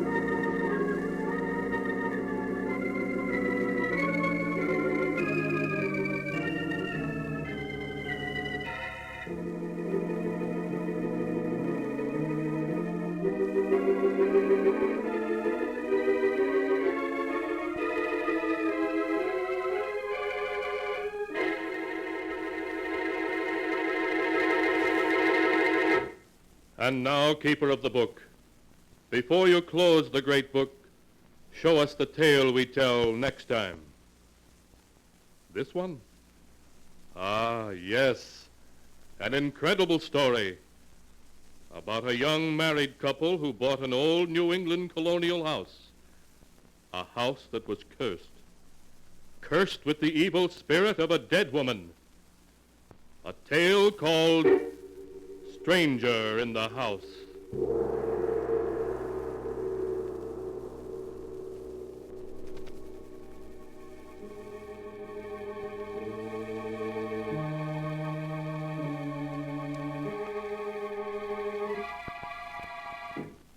Be sure to be with us again next time, when the sound of the great gong heralds another strange and exciting tale from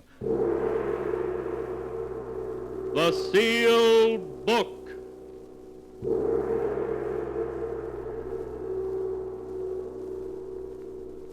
The Sealed Book, written by Bob Arthur and David Cogan, is produced and directed by Jock McGregor.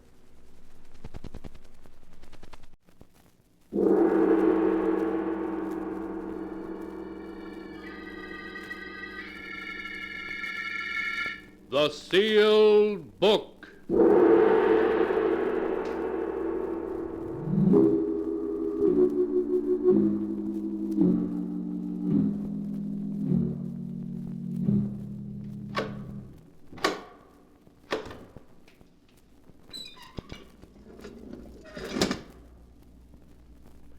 Once again, the keeper of the book has opened the ponderous door to the secret vault, wherein is kept the great sealed book, in which is recorded all the secrets and mysteries of mankind through the ages. Here are tales of every kind, tales of murder, of madness, of dark deeds strange and terrible beyond all belief. Keeper of the book, I would know what tale we tell this time. Open the great book and let us read. Slowly, the great book opens. One by one, the keeper of the book turns the pages and stops. Ah, the strange story of a cursed and evil spirit, a spirit that threatened the peace and happiness of a young married couple. A tale called Stranger in the House.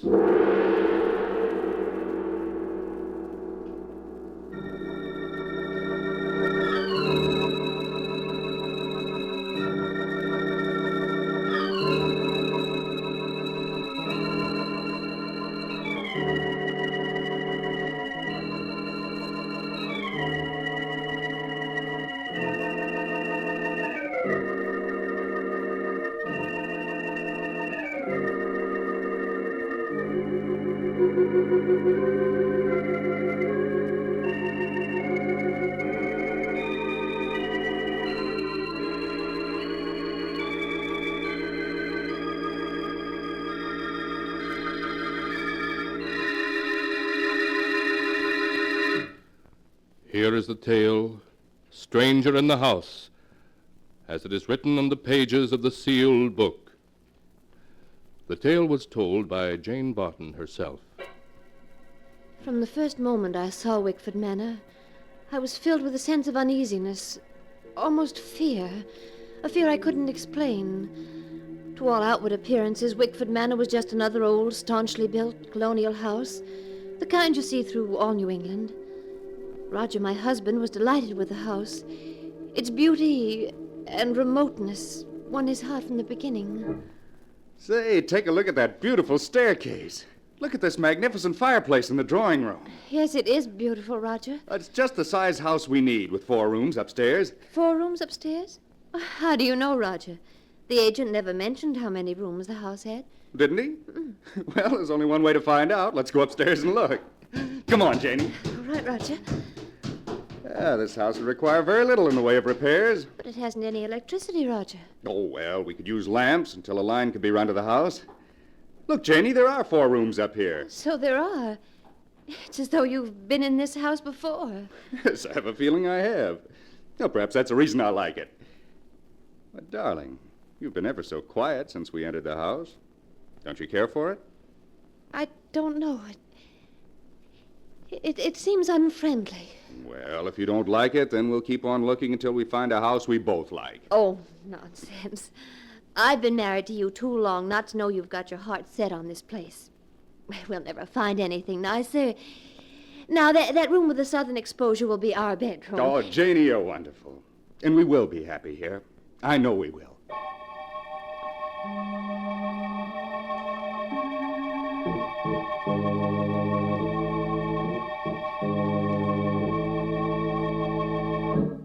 Because I loved Roger and wanted to see him happy, I buried my fears and agreed to the purchase of the house. The first evening in our new home, as I went about the drawing room unpacking our belongings, I suddenly realized how cold and clammy the room was in spite of the roaring fire. Beyond the feeble light of the oil lamp, the room was thick with fog. Suddenly it seemed to engulf me like a shroud, and I felt the icy coldness of the grave upon me. My heart pounded in my ears. I felt faint. After what seemed like eternity, the fog rolled away. The light of the lamp became brighter. I felt unbearably alone. I rushed out of the drawing room. As I opened the door to the study, I saw Roger seated before the fireplace. He was staring unseeingly at the ashes of a fire long since gone out. Roger. Roger. Roger! What? Oh, it's you, Jane. Roger, is anything wrong? Wrong? Yes, you seem so far away, remote. It frightened me. Do you smell perfume in here? Perfume? Why, yes. It's the perfume I gave you for your birthday, isn't it? No. No, it isn't my perfume. It smells like narcissus. Yes, so it does. How strange. Roger, what were you thinking of when I came in here? Why, I don't know. My mind was reaching out for something. Something in the past. But it was also confused. It was as if I were wandering in a fog. Wandering in a fog? Yes. Well, Jane, you're so pale. Aren't you feeling well? I'm just tired. been rather a tiring day. Now, you go up to bed, Jane. I'll be along later. All right, dear. Don't forget to turn out the lamp when you come up. I won't.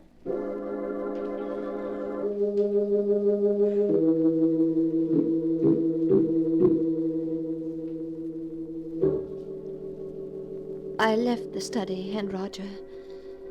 After tossing in my bed for hours, I fell into a fitful sleep. And I suddenly awakened to hear the clock in the hall striking the hour.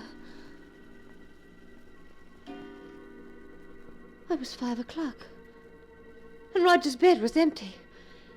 Quickly slipping on my robe, I left my room and started down the stairs. As I reached the foot of the stairs, I stopped.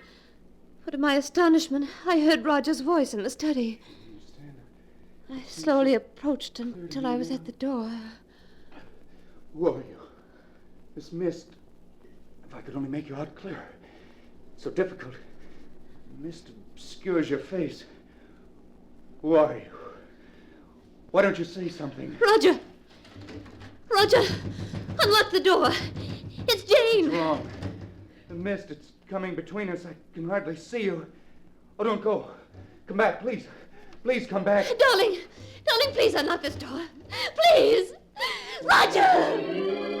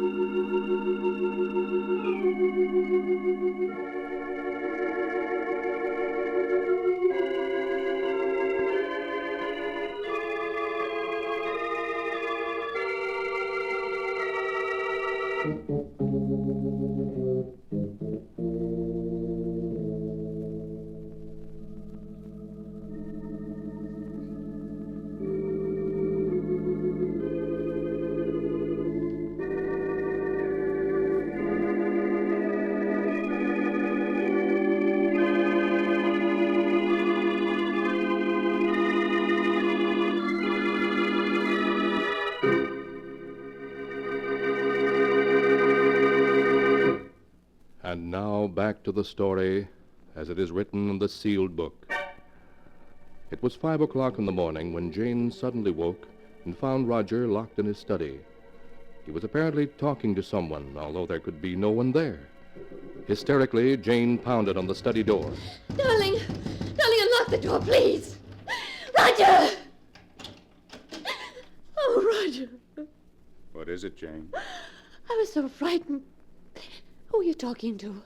Talking to? I don't know. I must have been dreaming. Oh, yes. Yes, you must have been. There isn't anyone in here. Roger, the scent of narcissus. So strong in here. Yes. Much stronger than it was at midnight. Roger, what were you dreaming about? It was night. All around me was a mist. And there was a woman. A woman? Yes. I could barely make out her face in the swirling mists, but it was a beautiful face. The most beautiful face I've ever seen. Did you feel you'd seen her before? Yes, but I couldn't remember where. Oh, what do you make of it, Roger? Make of it? Oh, it was just a dream, I suppose. What else could it have been?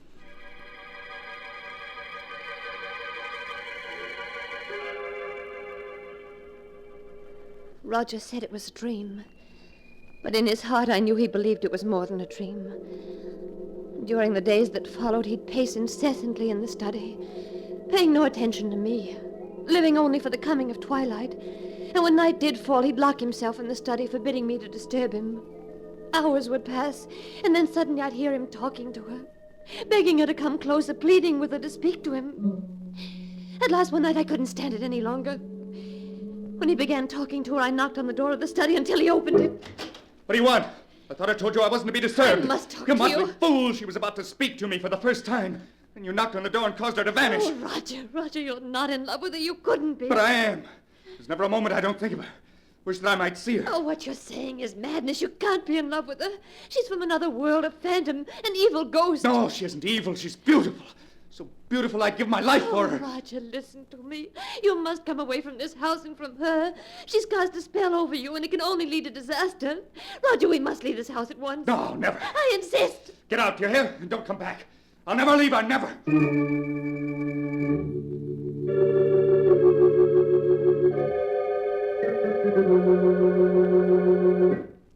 Dr. Smith, in view of what I've told you, do you think you can help me? Now, you say, Mrs. Barton, that when you drove out to Wickford Manor for the first time, your husband seemed to recognize the house? Certain things about it, yes. There's a history to Wickford Manor, though few people are familiar with it. A history to Wickford Manor? Yes. The house was built in 1811 by Martin Wickford for his bride, Harriet. A year later, Harriet's sister Isabel came to live with the Wickfords. She was a remarkably beautiful woman, so beautiful that Martin Wickford fell in love with her, and she with him. Then what happened? Well, one day, while Martin was hunting in the mountains, he was killed in a fall. When his companions brought his body back to Wickford Manor, they found Harriet, his wife, dead. She'd been poisoned. Poisoned? Yes. At the sight of Martin's body, Isabel went to pieces and confessed that she had poisoned her sister. Before she could be arrested, she committed suicide in the study. In the study? Yes. In the years that followed the tragedy, Wickford Manor had a succession of tenants, all of whom left after a brief residence. You mean they saw her too? Well, the tenants made no claim of seeing anyone, but their fear of an unknown element in the house led them to leave. But if the other tenants never saw her, why should Roger see her? Mrs. Barton, you said that your husband seemed to know many things beforehand about the house. Yes, I recall joking with him about it. I said it was as though he'd been there before. Perhaps he had, long ago, as another person. As another person? Yes. You mean Roger had once known Wickford Manor in some previous life? How else do you account for his remembrance of things that he'd never seen in this life? Oh, you're trying to tell me something, Doctor. What is it? Perhaps your husband and the spirit of the woman Isabel are able to bridge the gap of time and space because they had once known each other in another life. Doctor, you don't believe that Roger was Martin Wickford? I don't know. What is happening at Wickford Manor is beyond the knowledge of the living. But this I do know. We must return to the manor at once, for the spirit that's abroad in the house is one to be feared more than death itself.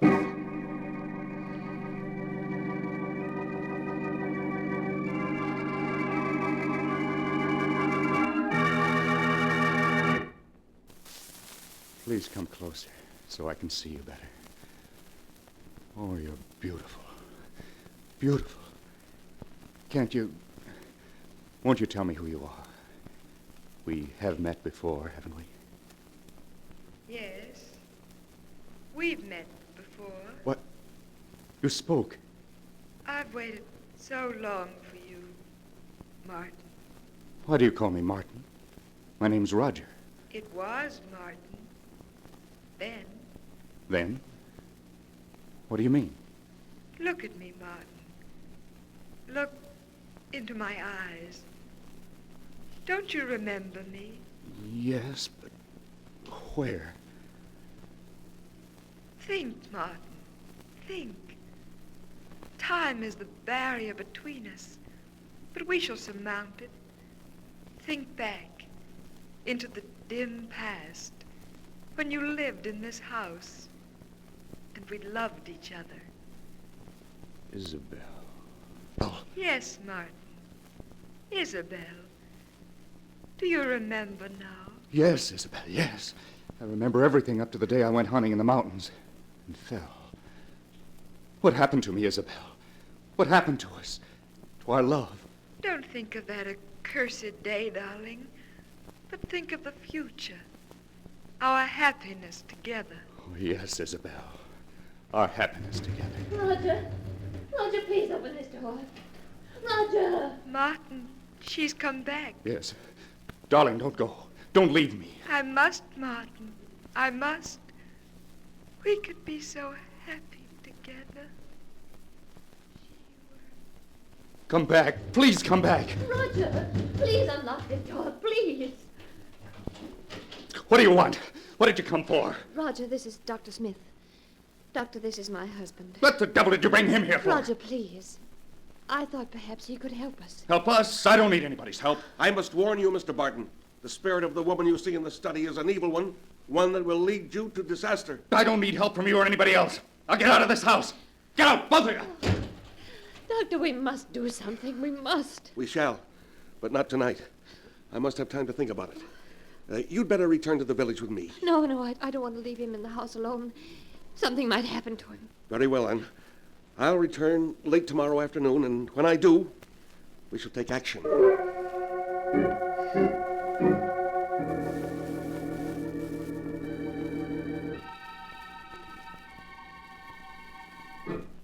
Isabel, where are you? I'm alone now, darling. Please come back. I'm here, Martin. I'm here. Oh, yes, I see you now. Promise you'll never leave me again, Isabel. I don't want to leave you, darling. But that woman is trying to come between us. Jane? Yes. She hates me, Martin.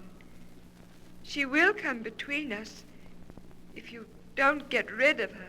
I tried to make her leave, but she wouldn't go. Then that leaves only one thing to do.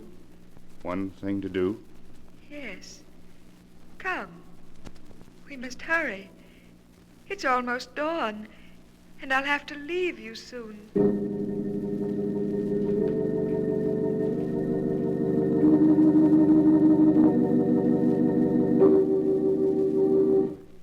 Look at her, lying there asleep, so defenseless. Yes, go ahead. Put your hands around her throat and squeeze. Oh. Hurry, Martin, before she awakens. Who's there? Answer her. It's Roger. Oh, for a moment I was so frightened. What time is it? It's just dawn. Hurry, Martin, I must leave. Yes. Roger. Roger, why are you looking at me like that? Oh, no, Roger. No, Roger! Tighter, Martin. Tighter until she stops struggling and is still forever. Isabel, don't leave me. Isabel, where are you? Isabel, please don't leave me, Isabel. Roger, she made you do it, didn't she? Oh, Roger, Roger.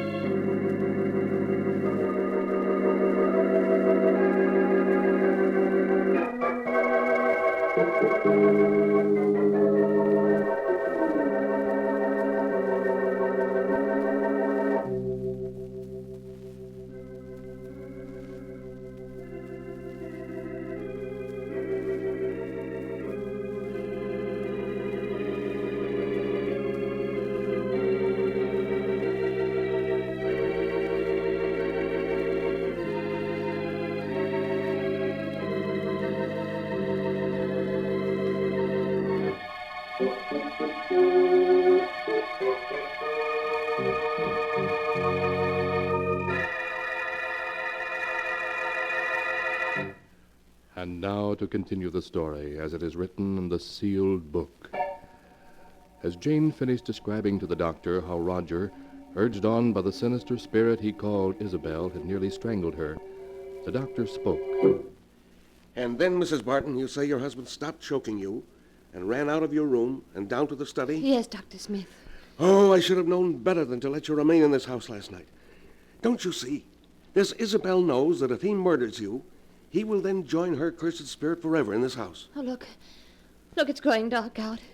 Soon she'll appear to bewitch him again. Doctor, we must do something. Very well.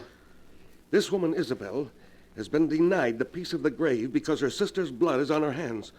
She belongs neither to the living or the dead, only to this house. If we could get your husband to leave, perhaps it would break the spell she's cast over him. Yes, but he absolutely refuses to leave. Then we must force him to.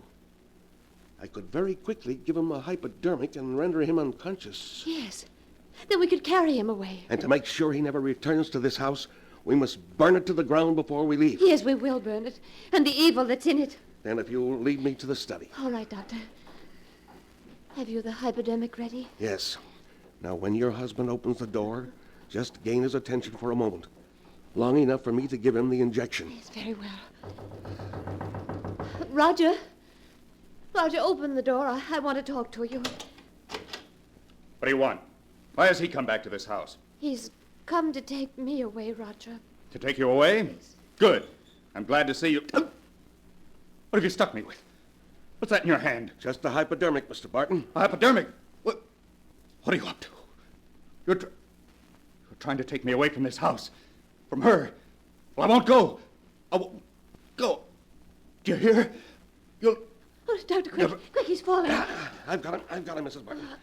Now, I suggest you take that lamp and smash it on the floor. Yes. Let's burn the place down to the ground. Yeah, that's it. Now, you'd better help me carry your husband out of the house.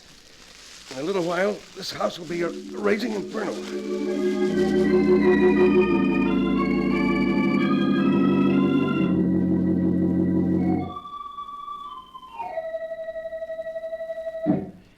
He's regaining consciousness, Mrs. Barton. Will he remember what's happened? I don't know. How are you, darling? Hello, Janie. Oh, but I had a terrible dream. I'm so confused. You've been very ill, but now you're going to be all right. Of course. Oh. Where am I? You're in my home, Mr. Barton. Yes, darling. Our house burned down last night. Burned down? Oh, that's too bad. Well, we only had one night in our new home. One night? Oh, yes, of course, Roger. Well, Mrs. Barton, in spite of the loss of your home, I think you were very fortunate, for there are things far worse than fire. Yes, Doctor. And I can never thank you enough for breaking the bridge between the past and the present. What are you two talking about? Oh, nothing, darling. Nothing at all.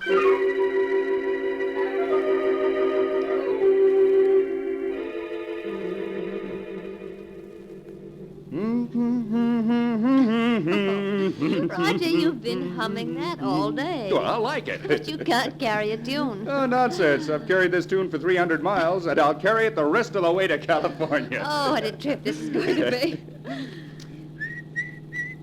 Roger. What? Do you smell something? Yes. Good night air. No, I don't mean that. Well, what's wrong with you, Janie? Don't you smell it? What? You mean that perfume? Yes. Seems familiar. What is it? Narcissus. Narcissus? Yes. Oh, Roger, we haven't escaped from her. She's here in this car. Bart, it's Isabel. Think, darling. Think. Roger. You look as though you're listening to her. You do remember everything now. Don't you, Martin? Yes. Darling, we must get rid of her. She's trying to come between us. Yes. Oh, Roger, you mustn't listen to her. Once She's gone. We'll be together forever, darling. Yes. Forever. Roger. Roger, why have you stopped the car? No. No, don't look at me like that. Roger, no. Stay away from me. You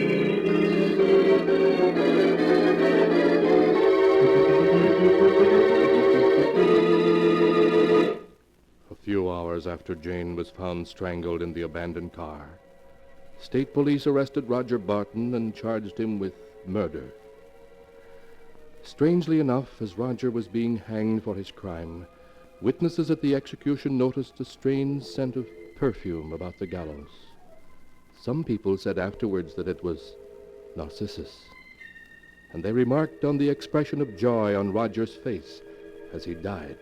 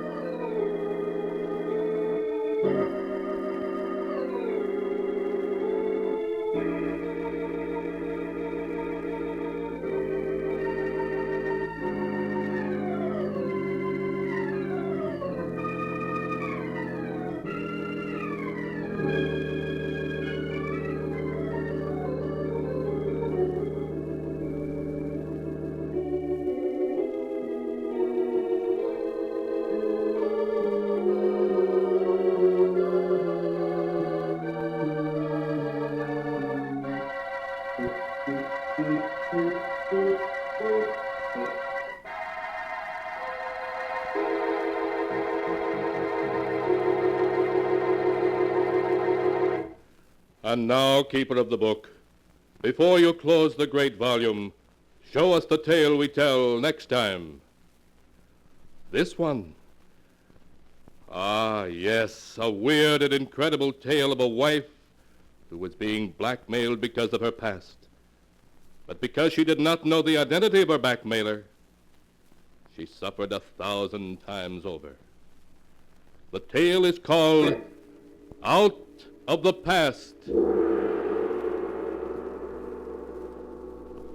Be sure to be with us again next time when the sound of the great gong heralds another strange and exciting tale from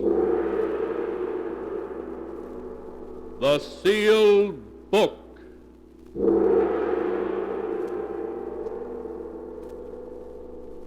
The Sealed Book, written by Bob Arthur and David Cogan, is produced and directed by Jock McGregor.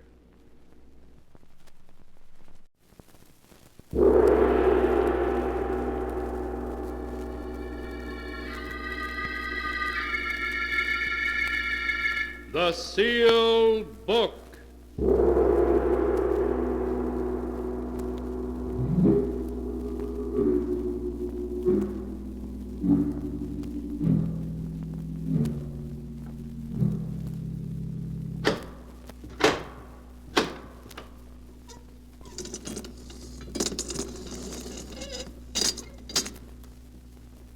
Once again, the keeper of the book has opened the ponderous door to the secret vault, wherein is kept the great sealed book, in which is recorded all the secrets and mysteries of mankind through the ages.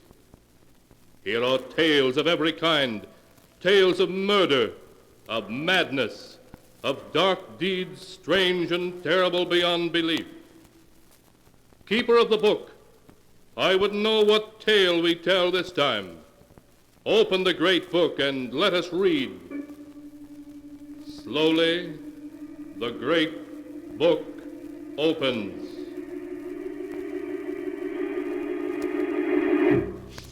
One by one, the keeper of the book turns the pages and stops. Ah, the strange tale of a dying man told on his deathbed. A story of madness and horror. A tale called Out of the Past.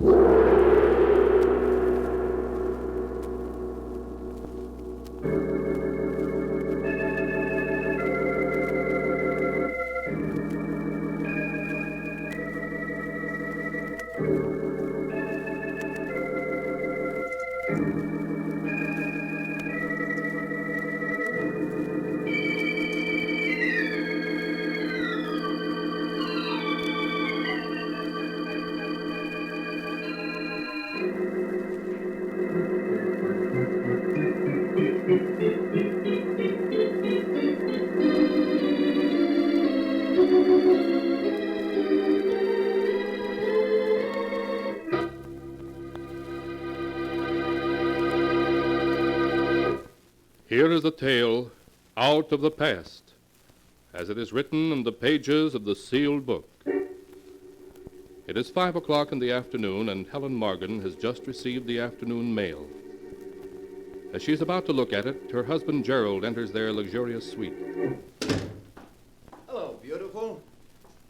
How's my one and only? Oh, hello, darling. Oh, Gerald. No wonder every actress wants to have you for her leading man. Nonsense. I'll have you know the only person I kiss like that is my wife. You'd better say that. How was the matinee today? Fine, I got 7 curtain calls. I see the afternoon mail came. Anything for me? Yes, there's one letter for me and one for you. Thanks, dear. Mine's a bill from the hotel management. Darling, we're living beyond our means. Oh, now, Gerald, you're not going to start that again, are you? Why, we have over $500,000 in our joint account. I've told you a dozen times, darling, I won't touch that money. It's yours, not mine. Gerald, it isn't a question of it being yours or mine. It's ours. Helen, I made it clear to you when we got married that we'd have to live on the money I earn. All right, Gerald. I wonder who my letter can be from.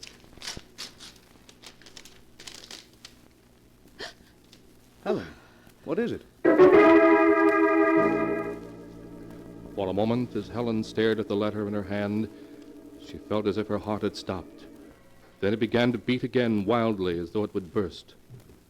Over and over, she read the few lines in the letter. A friend from England expects you tomorrow afternoon at 2 o'clock at the Hotel Edgewood. Please bring $25,000 in cash, or else I shall be forced to take action. John Benedict. Helen fought to suppress a cry of fear as the specter of her past returned in one overwhelming moment. From a great distance, she seemed to hear Gerald calling. Helen, what is it? What's wrong, darling? I said, what's wrong? You look so upset. Is it that letter you're reading? A letter? Oh, no. Then if it isn't the letter, what is it? Oh, it's nothing, darling, nothing at all. It's just I have a headache. Oh, I'm sorry. Can I get you something? No, Gerald, I'll be all right. All I need is a little rest.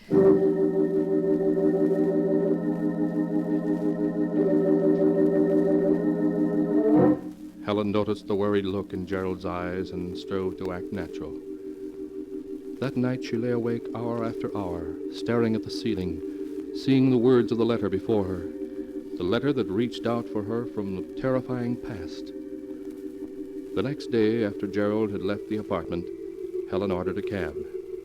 20 minutes later, she rushed into the office of Martin Walker, her attorney.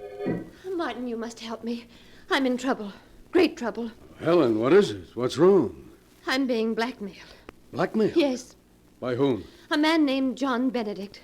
I don't know who he is, but I received a letter from him yesterday afternoon. Well, there's only one thing to do, and that's to go to the police. Oh, no, I can't go to the police. Why not? This man Benedict knows something I can't afford to have exposed. What does he know, Helen? Oh, please don't ask me, Martin. I can't tell you. But believe me, if it ever gets out, it would ruin my marriage. My life. I couldn't stand to lose Gerald. I couldn't. I'd rather die. No, please, Helen, don't cry. You know there isn't anything I wouldn't do to help you.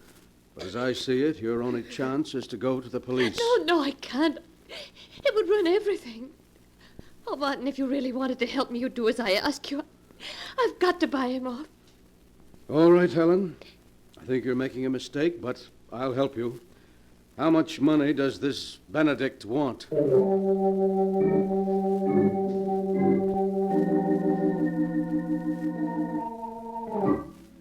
At 2 o'clock that afternoon, an hour after Helen had withdrawn $25,000 from the bank, Martin and she entered a small, dingy hotel on a side street.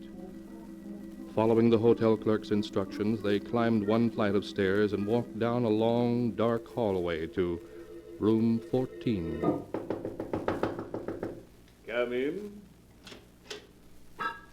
As Martin opened the door, revealing a squalid and dimly lit room, Helen saw for the first time John Benedict.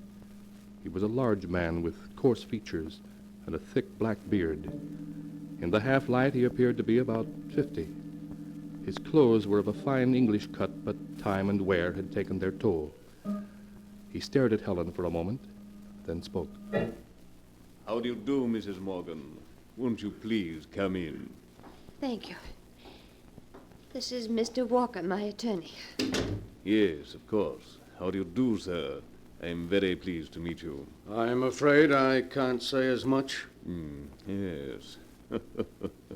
I trust you'll forgive me these dismal surroundings, but alas, I'm quite penniless. So you thought it would be an excellent idea to blackmail this lady for funds? I'm afraid you misunderstand me, Mr. Walker. I'm not forcing this beautiful lady to give me £5,000. Rather, I'm, shall we say, requesting a loan. Yes, but if she doesn't give you this loan, you'll ruin her marriage, her life. It would distress me to ruin anyone's life.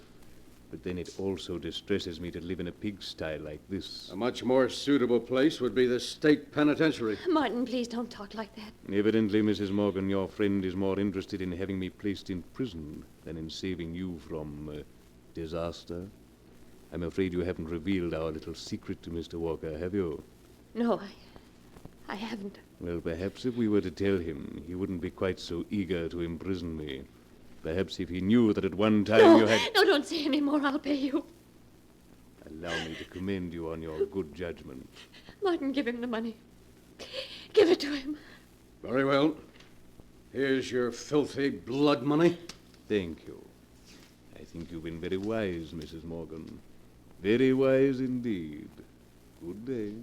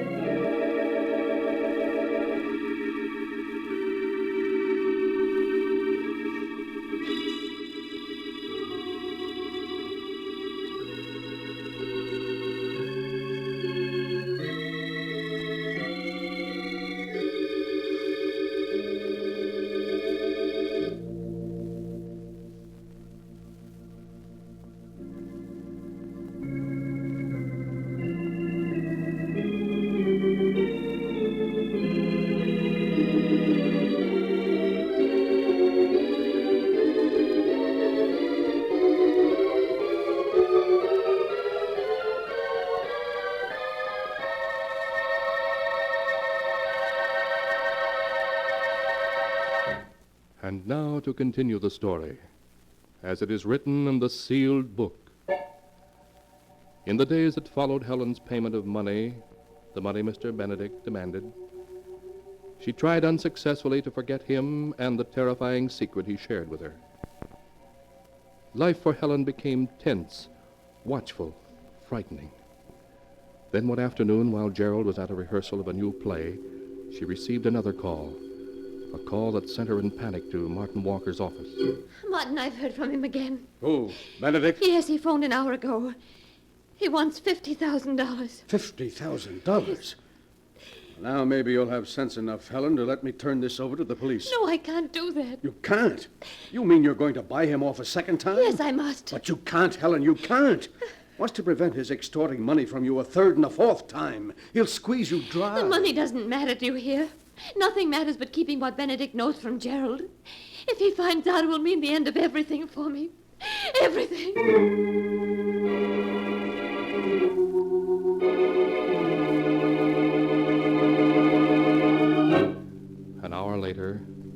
Helen and Helen alighted from an elevator at the 23rd floor of the Hotel Bellevue. They walked down the large, luxurious hallway to Suite 23C. Ah, good afternoon, Mrs. Morgan. Oh, I see you brought Mr. Walker. And I was counting on a pleasant afternoon. May I take your coat? No, thank you. Benedict, what do you mean by asking for $50,000 now? We paid you $25,000. That was supposed to keep your mouth shut. Well, it has, up to now. However, now I need more money. Well, you shan't have it. There's a limit to what anyone will pay. Quite true, Mr. Walker, but the limit hasn't been reached, as yet. Mrs. Morgan is very much in love with her husband and would pay considerable more to keep him from learning what I know. He must never know. Oh, you swine. If I had my way, I'd call the police and put you where you belong.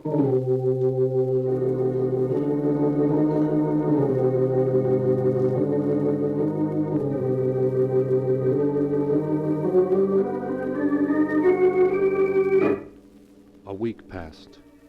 A week which found Helen living in a fearful nightmare. A nightmare from which she couldn't escape. Every time anyone knocked at the door or the phone rang, her heart began to beat wildly. Who was that who just phoned, Gerald? It was the theater. They wanted to make sure I hadn't forgotten today's special performance. Oh. Helen, Yes? what is it, darling? What's come over you? Come over me? Yes, this past week you've been just a bundle of nerves. Every time the phone rings or the mail arrives, you begin to tremble. What's wrong? Oh, you're just imagining all that, dear. Helen, stop acting as though I were a child. I can see something's wrong, and I want to know what it is. Please, Gerald, there's nothing wrong. Who could that be? Never mind, I'll get it. No, Gerald. Just sit where you are and rest. Yes, but I...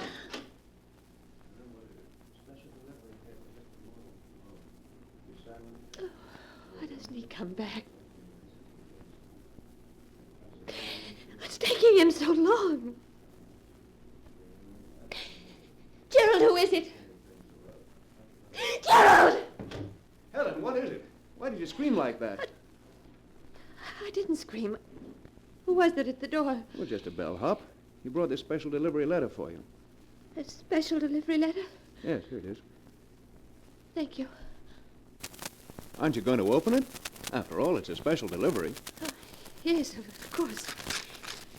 I never saw anyone so afraid of a letter.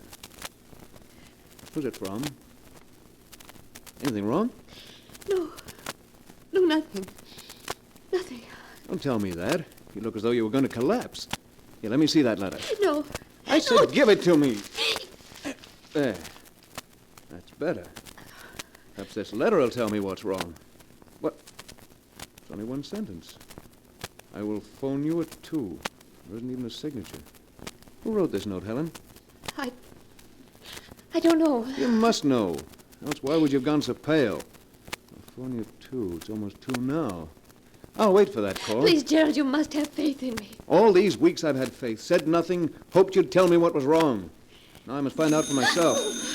Well, right on time. It's just 2 o'clock. Gerald, please don't answer it. Take your hand off that phone, Helen. No, I won't let you answer. I said take your hand off that phone. No, Gerald, please. Hello? Hello? Hello? No answer. Whoever called hung up when he heard my voice. I suppose you still won't tell me who it is. All right, then. I have to leave for a matinee now. But when I return, we'll have this thing out once and for all. Please, Gerald, I just can't tell you. If you'd only believe me. Goodbye, Helen. Oh, darling. Darling, if only I could tell you.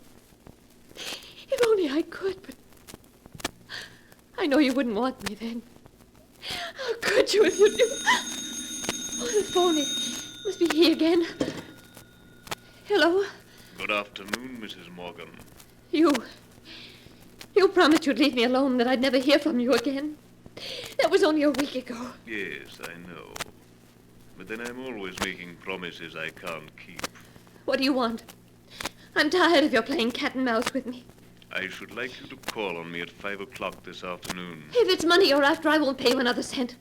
Not another cent, you hear? There's no end to your demands. Ah, but there is, dear lady. I assure you that this is the last time you'll ever hear from me or see me. If I could only believe that. But that's what you promised the last time. I won't be tricked again. I'm not coming, do you hear? I'm not coming. I shall expect you at 5. And don't bring Walker. No, I won't be there. I won't. Hello. Hello. Hello. Hello.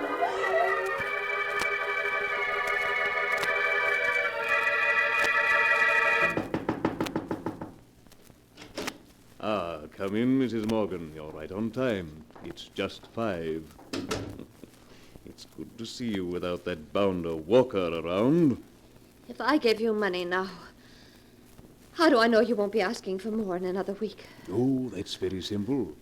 Because after you pay me off this time, there won't be any point in my bothering you again. What do you mean? I mean, Mrs. Morgan, that this time I want $500,000. $500,000? Yes. If I'm not mistaken, that's what your balance is.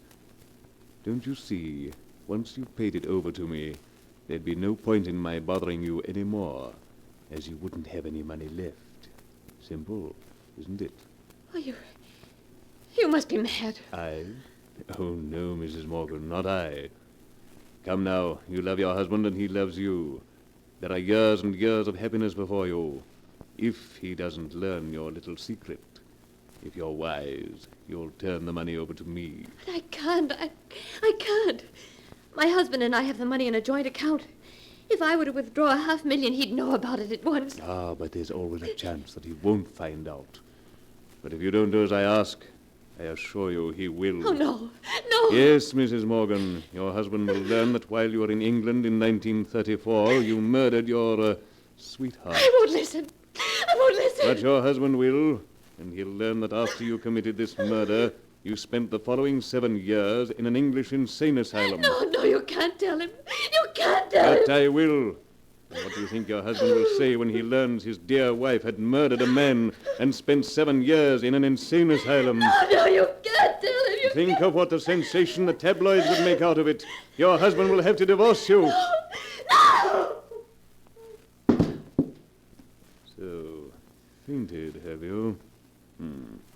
That isn't going to help you, Mrs. Morgan.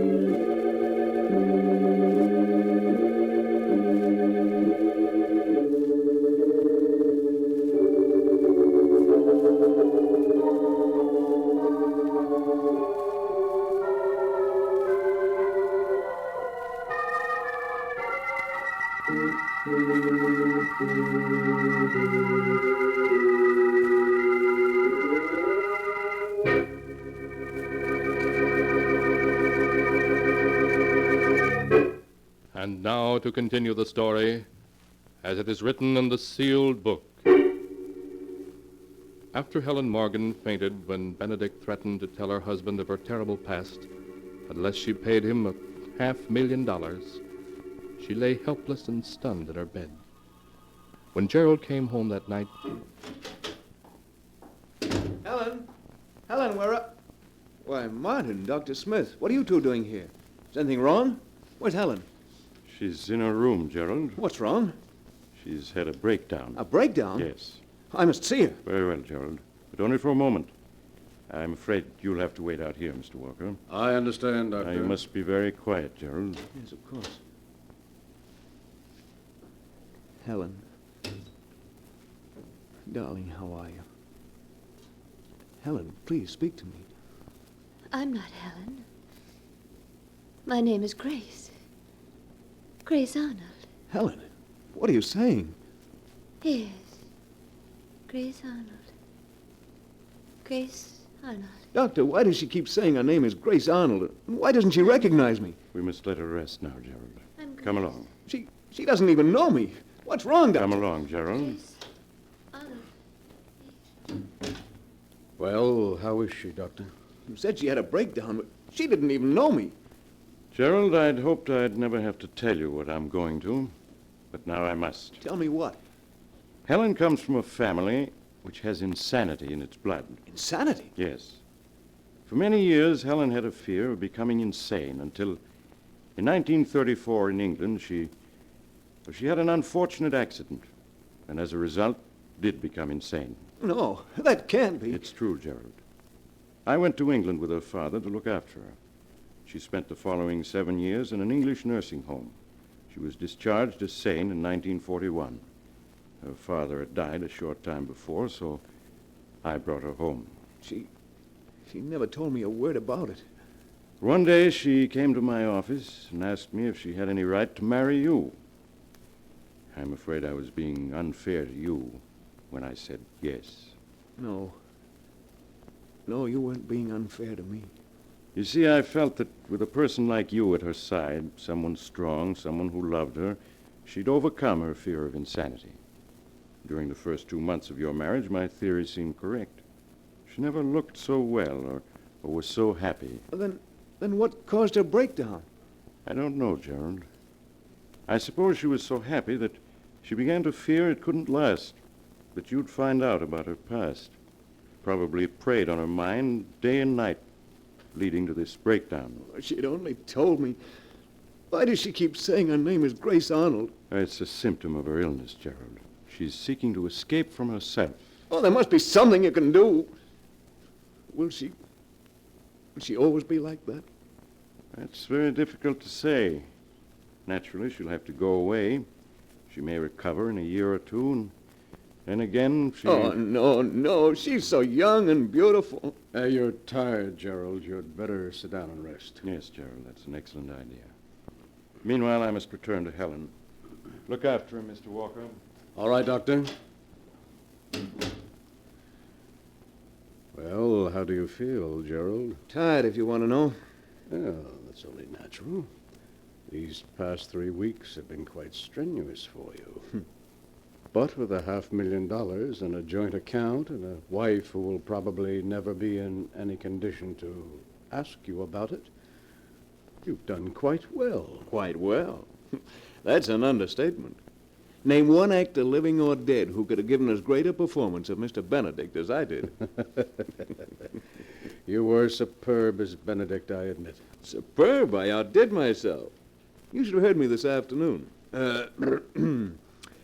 My dear Mrs. Morgan, your husband will learn that while you were in England in 1934, you murdered your sweetheart. And that after you committed this murder, you spent the following 7 years in an English insane asylum. Shh, Gerald, she'll hear you. Nonsense. I've broken her once and for all, Martin. Ah, what a pity. I played my greatest role to an audience of 1. Yes, Gerald, but you were probably the highest paid actor in the world. I'm sure that $500,000 for 3 weeks' work, less my share, of course, is something of a record. You know, it's really rather a pity, for Helen, that is, that she talks in her sleep. Because if she didn't, I'd never have learned that she once murdered a man and spent 7 years in an insane asylum.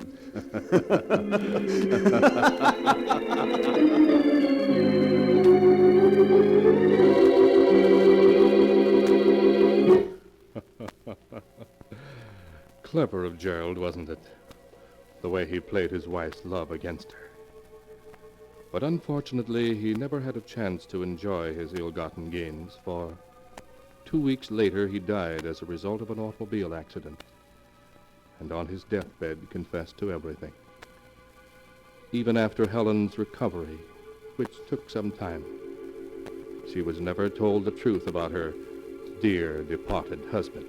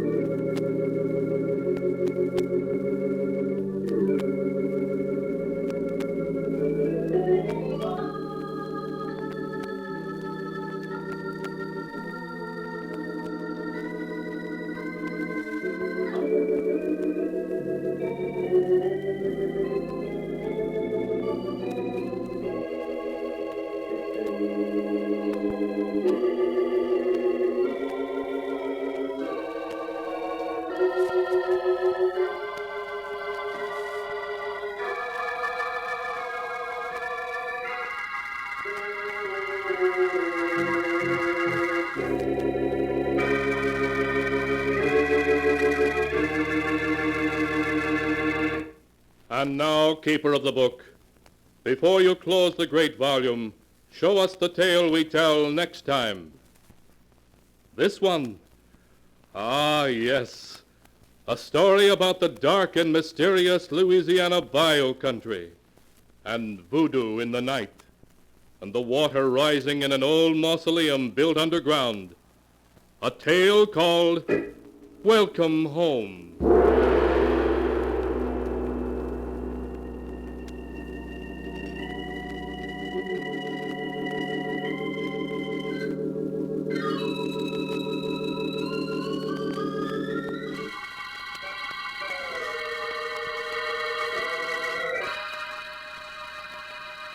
Be sure to be with us again next time when the sound of the great gong heralds another strange and exciting tale from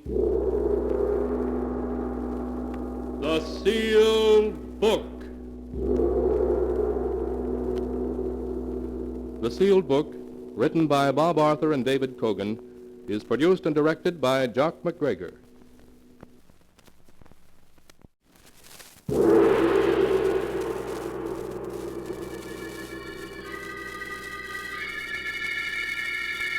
The Sealed Book.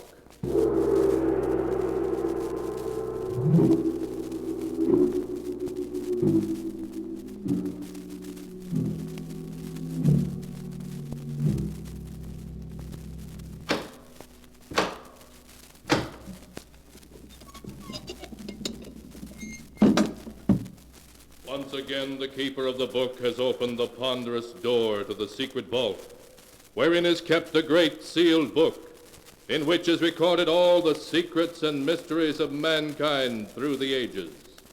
Here are tales of every kind, tales of murder, of madness, of dark deeds strange and terrible beyond all belief. Keeper of the book, I would know what tale we tell this time. Open the great book and let us read. Slowly, the great book opens.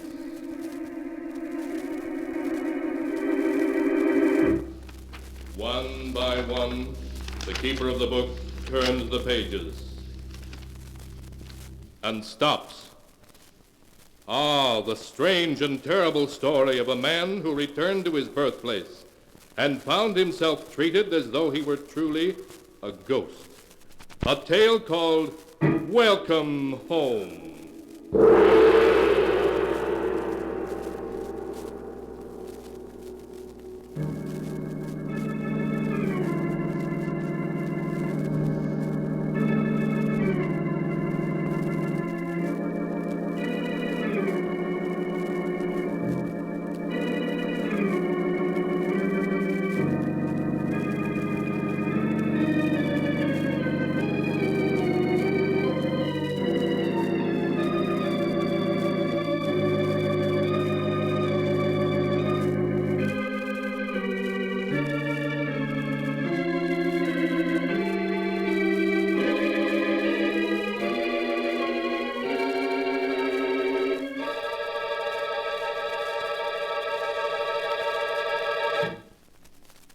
Here is the tale, Welcome Home, as it is written in the pages of the sealed book. The story begins deep in the heart and vast, eerie swampland of Louisiana.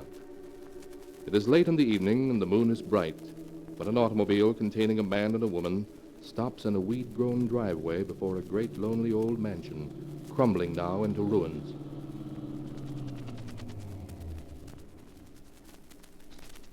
Well, Florence, my dear, here we are at our destination.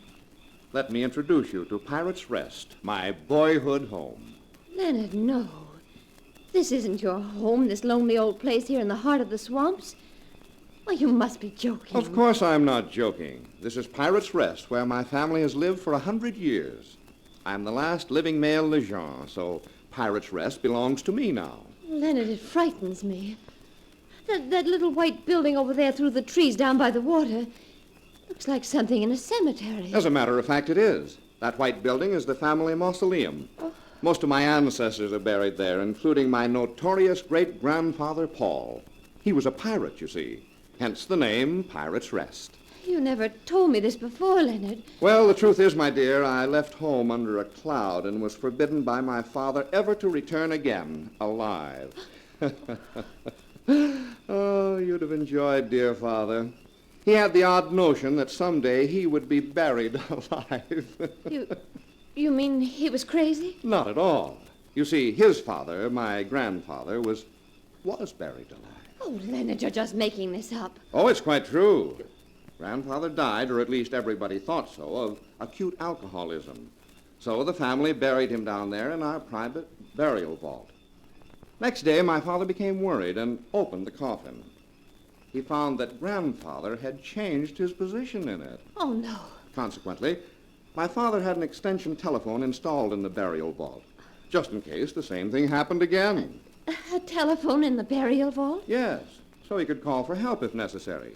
You see, he wasn't crazy at all, just logical. Leonard, you've got to take me away from here at once. But that's impossible, my dear.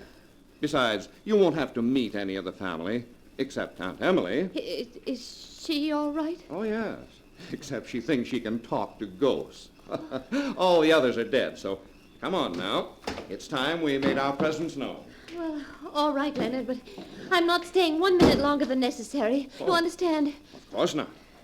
As soon as I've sold the place and raised a little money, we'll be leaving. Well, here we are. I should warn you in advance. Dear Aunt Emily hates me. Hates you? Why? Oh, it's a long story. Who there? What you want? Why, it's old Martha. Open the door wider, Martha. That's it, and we'll come in. Why, it's Mr. Leonard. Miss Emily, Mr. Leonard, he's come back. Leonard? Oh, it can't be. Leonard's dead. Last year, Tom said he'd heard Leonard was killed in a holdup. I'm happy to say he was wrong. Aunt Emily, let me present Florence, my wife. How do you do? Birds of a feather, I see. What do you mean by that? Be quiet, Florence. Well, Leonard, if you are alive as you claim to be, why have you come back to Pirate's Rest? I've come back to get my inheritance, of course. So you know your brother Tom is dead, then? Yes, I know. Every time a Lejean has died, I've known it. And now they're all dead, you dare show your face again. But you'll get nothing here, you understand? Everything was left to me. Everything. Indeed? Well, we can discuss that tomorrow. Flo and I have come quite a ways, and we're tired. Will you have Martha show us to a room? And at least make us think we're welcome home?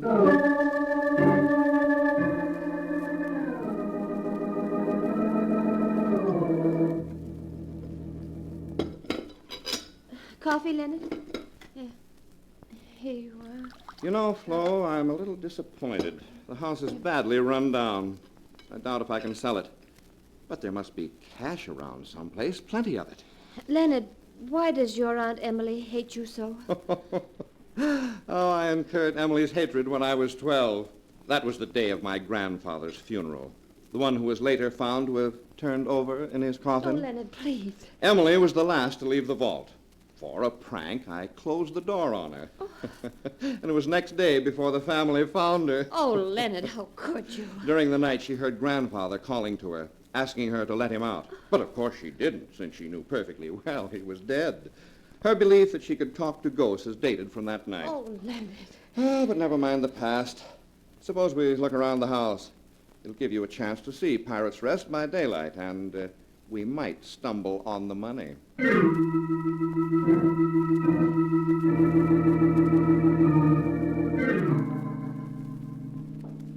And this is the ballroom. Those chandeliers were imported by my great-grandfather from Italy. So dusty now. Cobwebs. Carpet stained. These are the ancestral portraits. Here is Father, the one who so logically had a telephone installed. I asked you not to talk about it anymore. Now, that reminds me. Father's safe used to be behind his picture. I wonder if the combination has been changed. If it hasn't, 3, 17, 21. It's open. So it is. Let's see what's in here. Lots of papers. But I don't see any cash. Leonard, why have you opened the safe? To see what's inside, of course, Aunt Emily. You won't find anything in it to steal this time, Leonard. Steal? I hardly think taking one's own property would be stealing. You have no property, not according to your brother Tom's will. Oh, yes, his will. I've been meaning to speak about that. Aunt Emily, where have you been all morning? I've been down to the graveyard, talking to your brother Tom. Talking to Tom? Tom's dead, and you know it. Yes, Leonard, but I can still talk to him. You know, they don't leave right away. And until they go... Oh, Leonard, make her stop. Don't pay any attention to her. I talked to your grandfather while he was waiting. And I talked to your father, too. And today I was talking to Tom. Maybe someday I'll talk to you, Leonard. Then you'll see. Oh, make her stop. Aunt Emily, you've talked enough nonsense. I want some straight answers. Here's a very interesting document that says Tom received $300,000 in cash for some property only 6 months ago. $300,000? That money is someplace around the house, isn't it, Aunt Emily? If there's money in this house, Leonard, why don't you look for it? I'm sure if it's here, you're clever enough to smell it out. You always have been. All right, I will. But if I don't find it, Aunt Emily, then you and I are going to have a little heart-to-heart talk.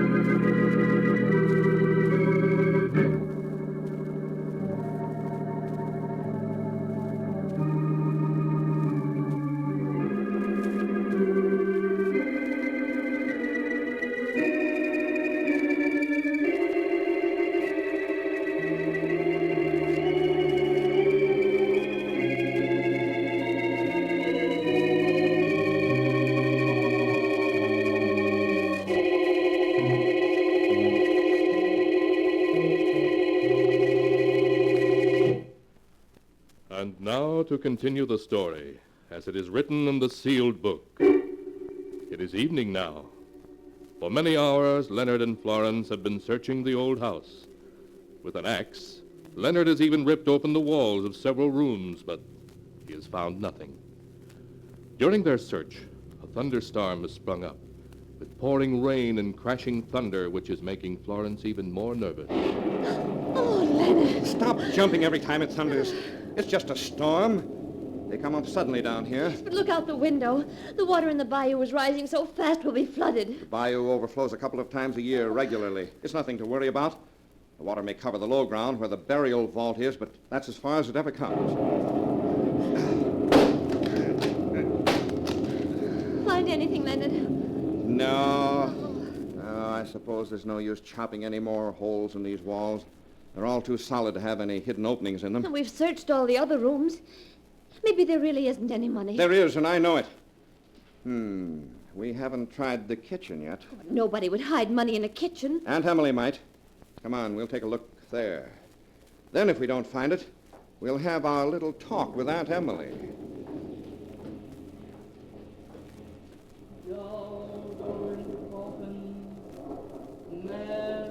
What is it, Leonard? Why are you stopping out here in the hall? Martha's in the kitchen. She's up to some mischief. What? She's playing with a little doll. Putting it into a box. She's up to one of her conjure tricks. But I'll put a stop to them. Man go into grave. Doll go into Martha, coffin. what do you think you're doing? Mr. Leonard. Give me that box. No, you stay away from me. Give it to me, I say. Oh.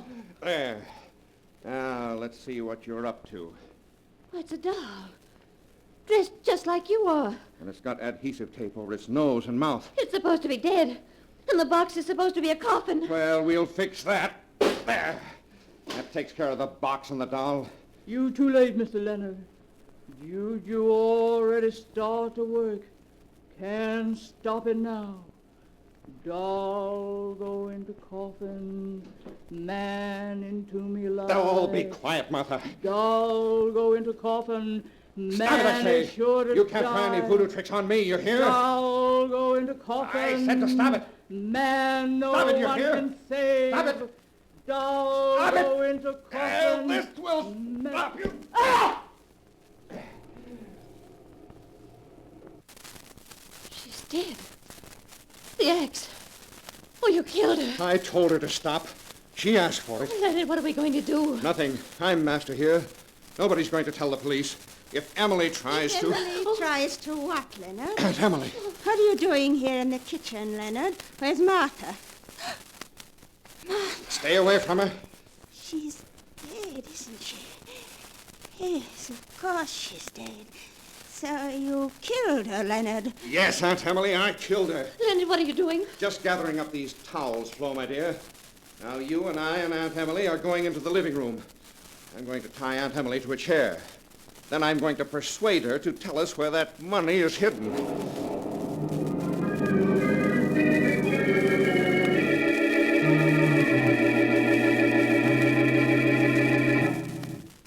Well, Aunt Emily, I think those towels will hold you nicely. Now, I'll give you one more minute to tell me what I want to know. I'll tell you where the money is. It's in your coffin. My coffin?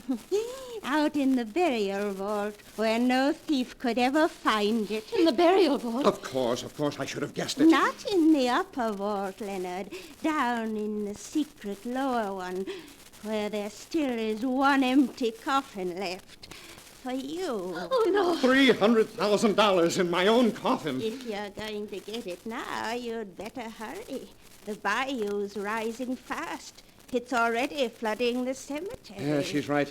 By morning, all the ground down there will be under 3 feet of water. Oh, no, Leonard, please. Please, let's wait. The lower vault isn't waterproof either anymore. But we can't go out there tonight in this storm. It's go now or wait for a week. So we're going now. There's a lantern in the kitchen. Come on, Flo. Or would you rather stay here in the house? Oh, no, no. I'm coming with you, Leonard. I'm coming with you.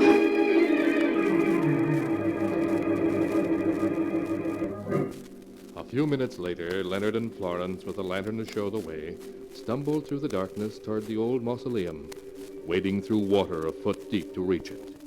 Then Leonard unlocked the heavy iron door, and they entered a dim, cold room, heavy with the musty atmosphere of death. Then as Florence held the lantern high, Leonard found a great iron ring in the floor and pulled on it. so that a heavy marble slab slowly rose, revealing a narrow flight of steps leading down into the burial vault beneath. Leonard sent Florence ahead of him down these steps with the lantern, then followed, pausing to lower the marble slab back into place.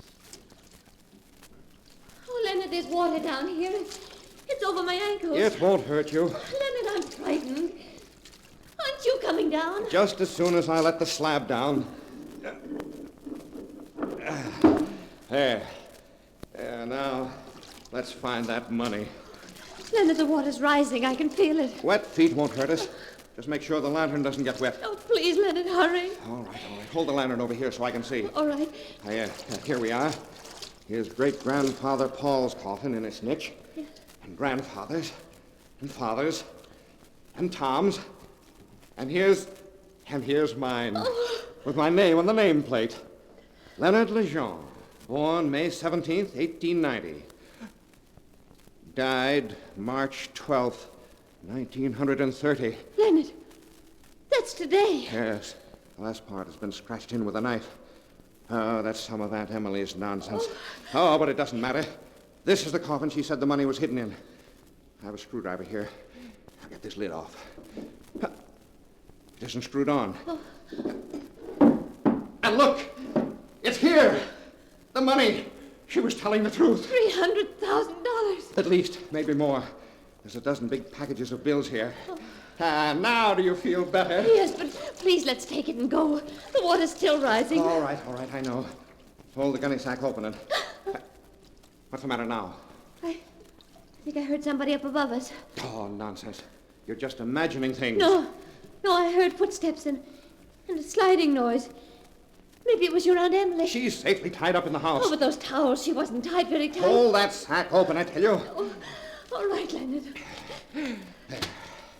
6, 8, 10, 12. Yeah, that's all of it. Now we can get out of here. You hold the lantern. I'll carry the money and go up first. I'll get the marble slab up. Then you can follow me and...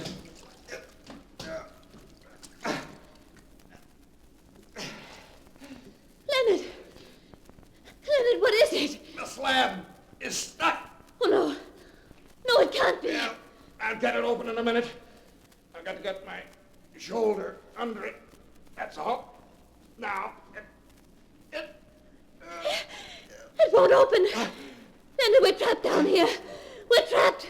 We're never going to get out.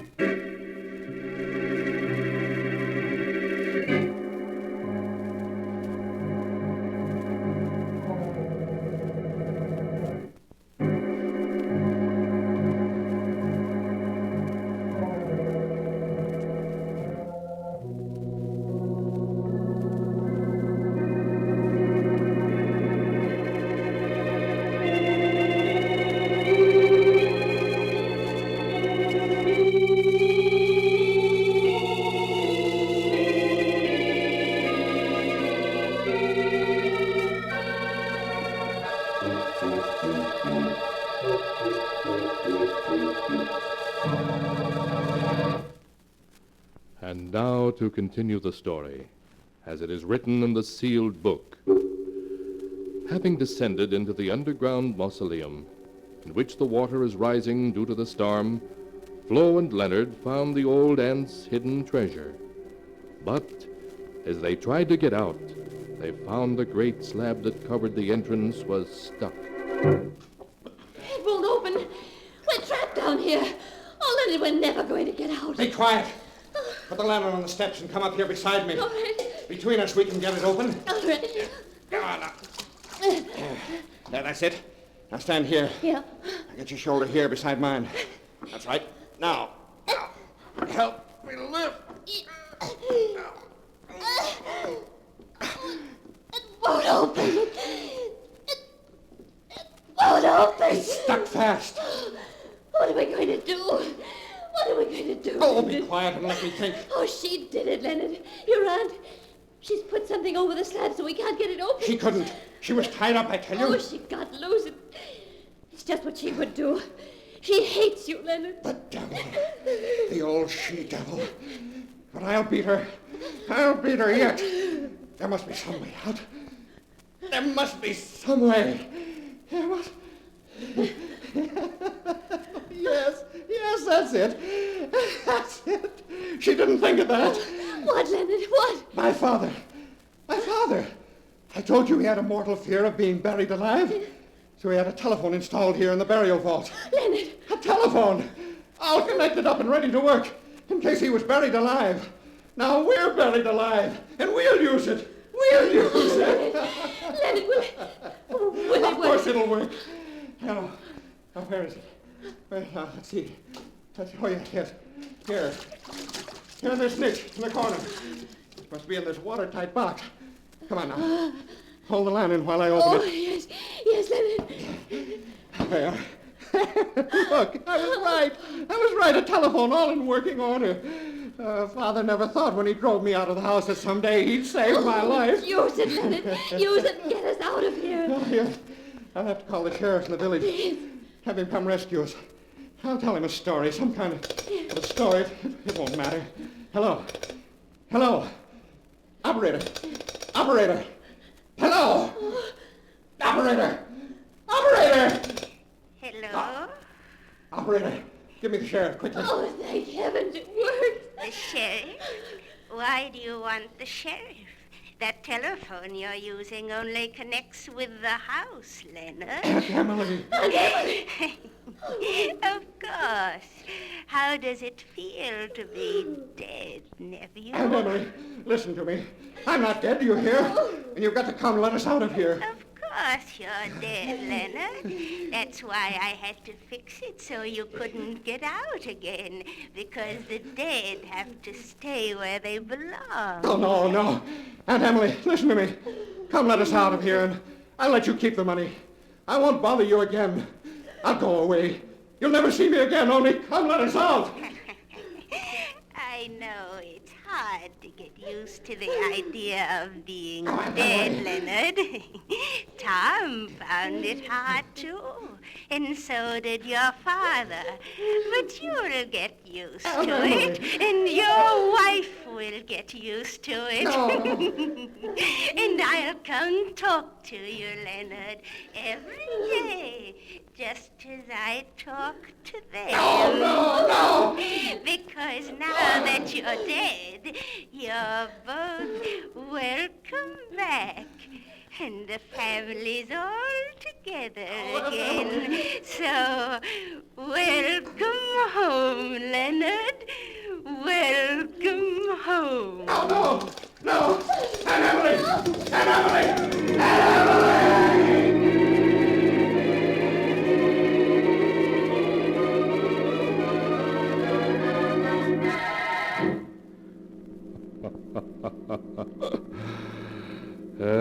That is the tale of Leonard and Florence Lejean's homecoming, as it is written in the sealed book. The next day, old Emily was found unconscious by neighbors who had no knowledge of Leonard's arrival with his wife.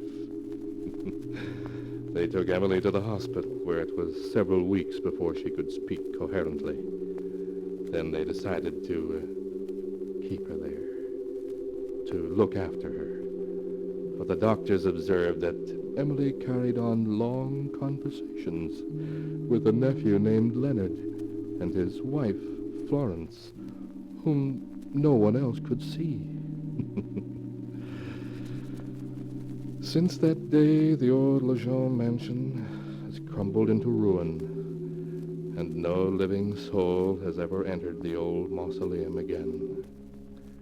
Its secrets are forever hidden from the world, save only here, where they are written down in the sealed book.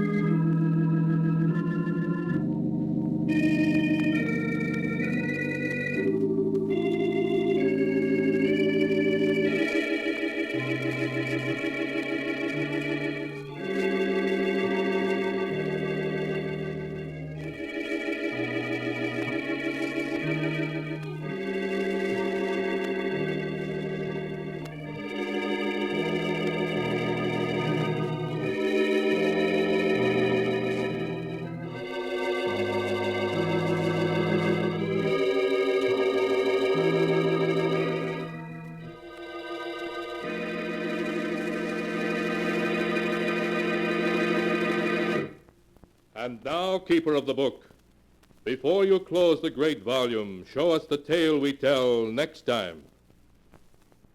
This one. Ah, yes. The story of a strange plot by which a man and a woman schemed to be rid of an individual who stood in the way of their happiness, and of the terrible fate to which their scheme brought them. A tale titled, I'll Die Laughing.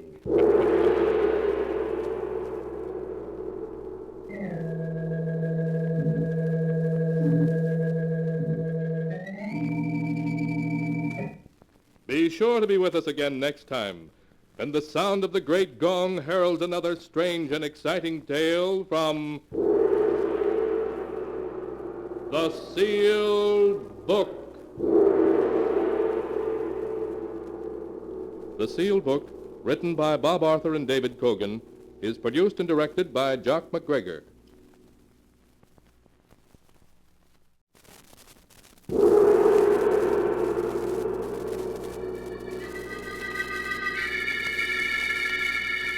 The Sealed Book.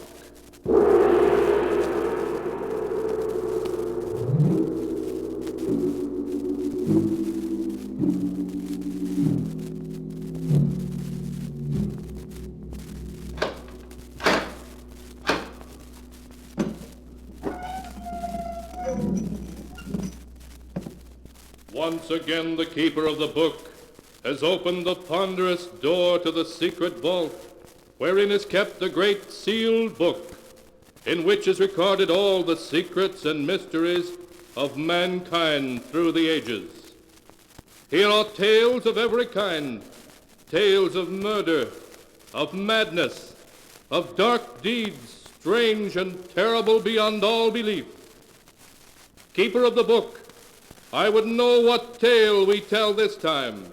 Open the great book and let us read. Slowly, the great book opens.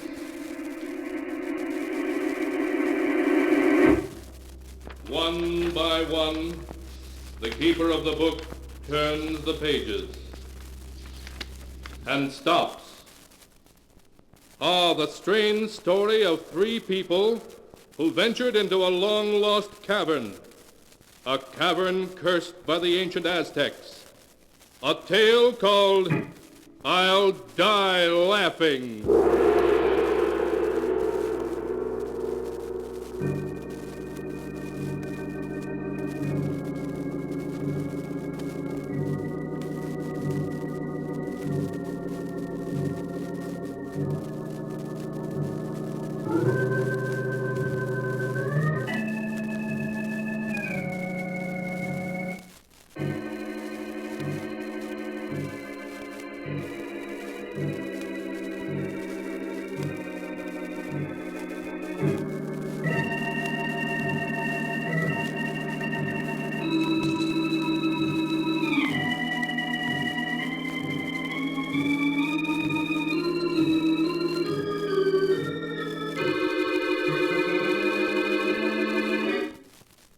is the tale, I'll die laughing, as it is written in the pages of the sealed book.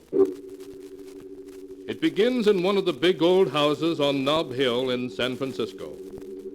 John Dayton, a huge, fat, middle-aged man, is laughing at a story that Dr. Smith, his personal physician, has just told him. Oh, say, Doc, that's a good one.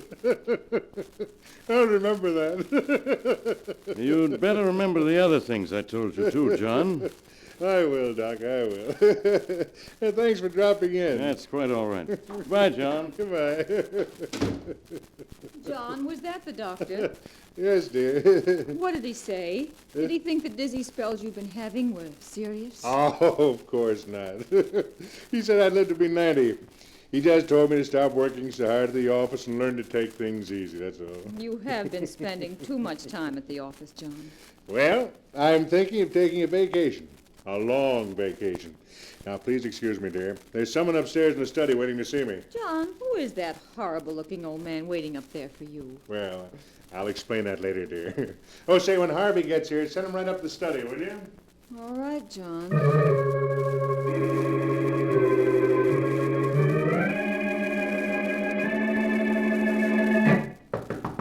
Yes?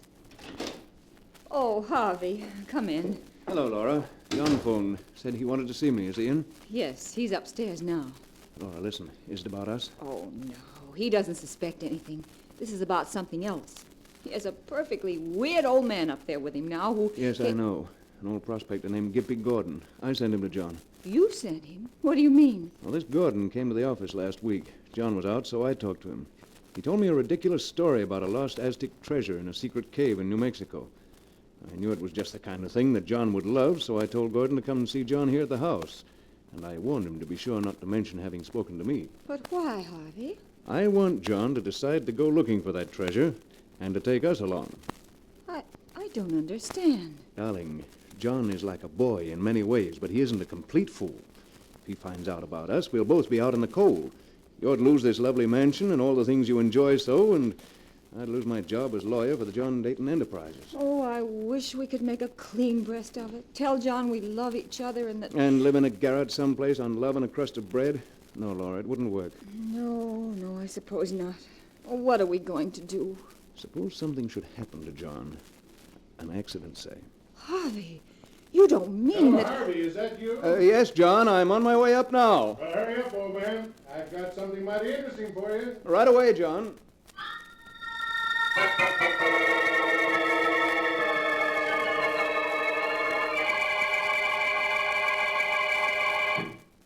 Harvey, this is Gimpy Gordon, a prospector. Gimpy, this is Harvey Lewis, my legal advisor. How do you do? Howdy, Mr. Lewis. Harvey, I've just paid Gimpy here $5,000 for a map showing the location of a buried Aztec treasure in a haunted cave. What? Yeah. Better sit down on that one. Well, where is this treasure? Well, Harvey, you've heard of the Devil's Cavern, haven't you? Tremendous cave mentioned in early historical records of the Southwest, but apparently lost for the last 300 or 400 centuries. Why, yes, I read something about it. It's supposed to have miles of winding passageways in which a man could wander for weeks without finding a way out. That's the one, and I found it. Well, the gist of the story is this. In 1554, a Spanish looting expedition led by a nobleman named de Mendez had acquired a great wealth of jewels and gold figurines, which de Mendez put into 3 small brass-bound chests. I see. Go on, John. Well, this treasure just made de Mendez greedier. A story whispered to him by an Aztec priest led him to Devil's Cave, and de Mendez and his men entered the cave only to find out they'd fallen into a trap. Well, the Aztecs attacked them, and all were killed but de Mendez. He found his way into a great central cavern about a half-mile from the entrance of the cave, and in that cavern there's a natural shaft, like a well. The Devil's Well, that's the name of it. It bubbles and gurgles in a way to drive a man mad. Oh, take it easy, Gimpy, take it easy. Well, Harvey, de Mendez reached this Devil's Well, and when the Aztecs closed in on him, he threw the treasure into the well and leaped in after it himself. So the priest sealed up the cave and put a curse on it. A curse? Oh, come now, John. You don't believe in that. Oh, it's true. It's true, Mr. Lewis. The curse was that nobody who went into the cave to get the treasure could ever get out again alive. They was doomed to die there. I see. But you say you went into the cave and came out again alive, so it can't be much of a curse. Oh, but it is, Mr. Lewis. It killed Pedro, my Indian, and it's still after me. I wouldn't go back there again if it was worth $1 million. But assuming your story's true, how could anyone find their way into the cave and out again? There's a string marking the route, Mr. Lewis. 2 months ago, me and Pedro found the entrance. We tied the string to a rock and went in, letting it unroll behind us. Took us a week, it did, to find our way to the big room where the Devil's Well is. But we made it. Huh? And then what happened? Well, I had 100-foot rope and some big hooks. We fished around in the well for the chests, and by, we drew one of them up. You actually fished up one of the treasure chests? Yeah. It was about so long and so wide and 6 inches high. I shook it, and we could hear the jewels rattle inside of it. Where is it now? What happened to it? Well, when Pedro seen the chest, he grabbed for it and tried to push me into the well.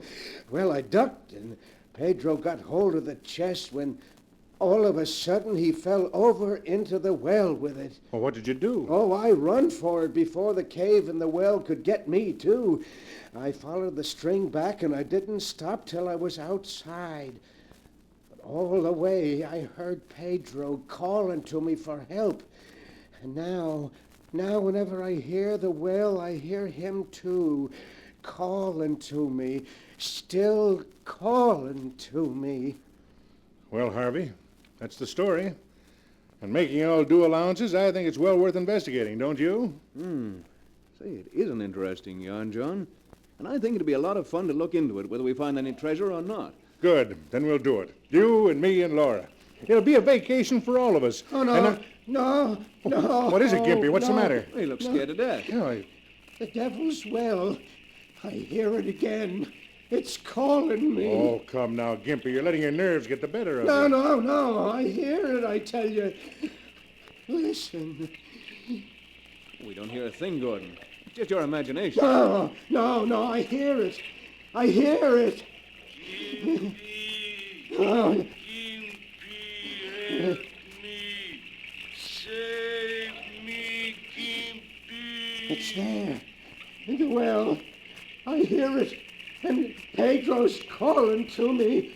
I hear it. Oh, nonsense. I It's just hear your it. imagination, He Gimpy. looks as if he's going to faint. There he is.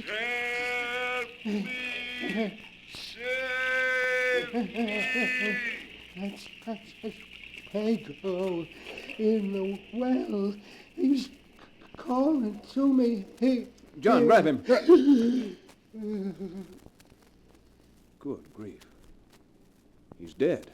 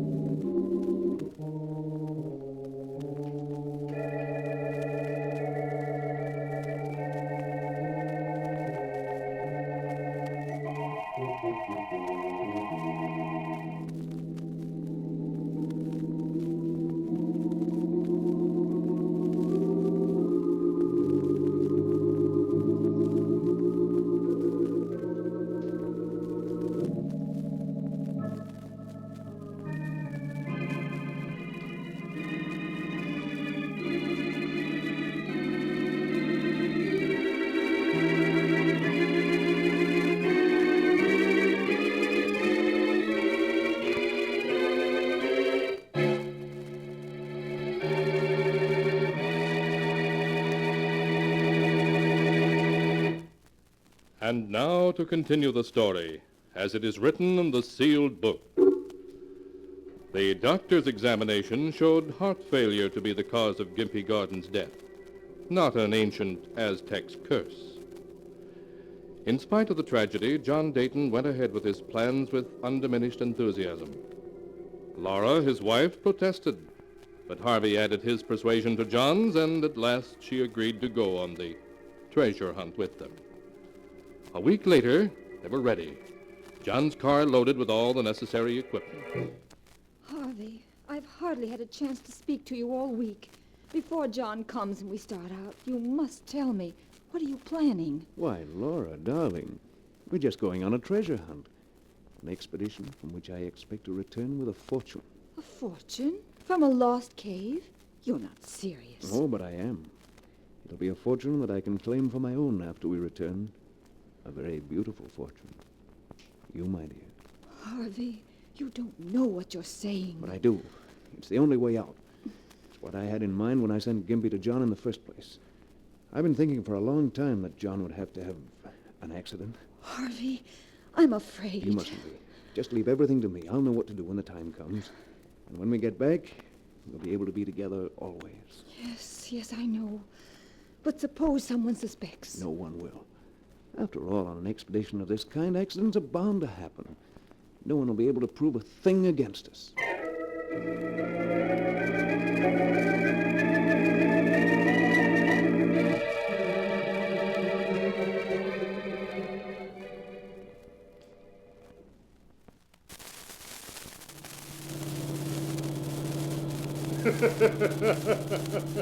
And just imagine how Gus Wilson and Duck Arnold will look when we invite them over and show them a couple of chests full of old Aztec jewelry.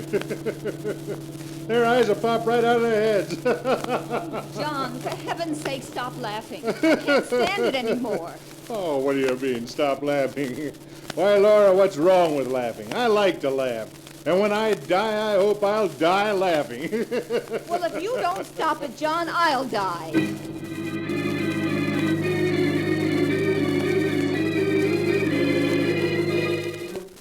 After that, all three were silent as they drove. The afternoon of the second day, they turned off the highway and, carefully following Gimpy's chart, threaded their way through a series of narrow canyons until they reached a spot between two towering cliffs. Beside a great black rock gaped the dark mouth of a cavern. John directed the unloading of the car, then he led the other two a few feet into the mouth of the cavern until he found there the end of a slender white string that led into the cave, losing itself in the darkness. Look, there's the string. Well, was old Gimpy Gordon telling the truth or not? Certainly looks as if he was. We're not going to explore the cavern now, are we? Let's wait until morning. Oh, nonsense, my dear. Now is as good a time as any. Harvey, you and Laura go ahead with your flashlights. Laura can carry the rope and you carry the food. And I'll bring the grappling hook. All right, John. Ready, Laura? Now, wait just a second.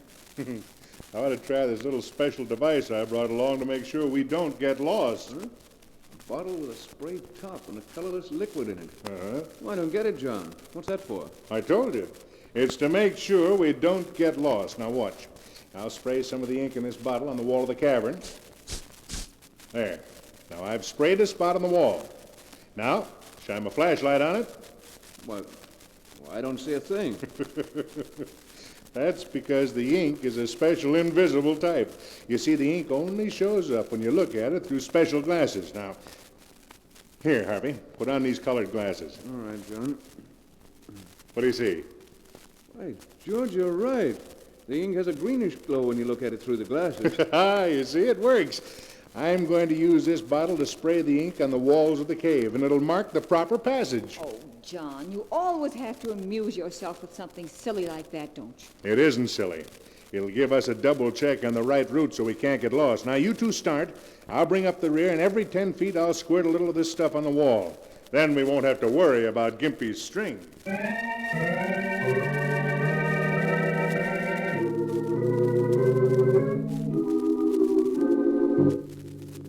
Uncertainly, the little party groped its way forward, through winding passageways that opened constantly into dozens of other passages. They would have been lost in no time but for the slender white string that led them ever deeper in the echoing depths. Half an hour later, they came out into a great chamber far below the surface. Huge stalactites hung from the ceiling, glistening damply in the beams of their flashlights. They advanced a little way into the underground chamber and put down the ropes and other equipment they were carrying. A low gurgling and moaning of water echoed through the cabin. That's the sound Gimpy mentioned, Harvey. It means we've reached the Devil's Well. Look, over here. A round opening in the floor of the cabin. Yes, this is it, all right. John, be careful. Don't worry about me, Laura. You stay there with our equipment if you like. Say, water isn't gurgling anymore. No. Oh, but Gimpy said it came and went. Must be an underground stream causing it. Say, Harvey, shine your light down here. Let's see how deep it is. 100 feet at least. And to think there's a fortune down under that water. By George, before we go back, what do you say we drop the grappling hook down and see what we can find, huh? Now? Yeah, sure. All right, John. I'll admit I'm kind of curious myself. Harvey, get me the rope and the grappling hook, will you? We may bring up one of those chests the first try. Of course, John. It won't take a second to try our luck. Laura, have you got the rope there? Yes, right here. Harvey, you're not going to do it now? Yes, I am. There's no sense in waiting. We'll be out of here in 30 minutes, free to live our own lives just as we wish. Have you got that rope yet, Harvey? It was tangled, John. I'm bringing it now. Just keep your nerve, Laura. It'll be all over in a minute. Right. Here's the rope, John, and the grappling hook, too. Oh, fine. Just give me a hand with it. Harvey, what are you doing? Just giving you the rope, John, but not quite as you expected. Yeah. Now try to move your arms. Well, you've bound my arms to my sides, Harvey. What's the meaning of this? I'll tell you what it means, John. It means that you're about to die. Die? Have you gone crazy? You fool. Why do you think I arranged this silly treasure trip anyway? You arranged it? Why, I arranged it. That's what you think, but you're wrong. Old Gimpy Gordon came to me first with his ridiculous story, and I passed him on to you. I knew to give Laura and me the opportunity we needed to get rid of you. Laura, is this true? Are you in this with Harvey, this murder plot? Harvey, hurry. Please hurry. Oh, so it is true. You two brought me here to kill me. And I thought... What a joke on me. You won't think it's a joke for long. Because in just a minute you're going down in that well, John. The story we'll tell is that you got tangled in the rope, tripped and fell in. And if anyone comes to fish out your body, John, it was an accident. If anyone comes to fish up my body. Oh, that's a joke, Harvey. You don't know how good a joke it is. But you will. You will. Make him stop laughing. Make him stop laughing. Now make him stop. Goodbye, John.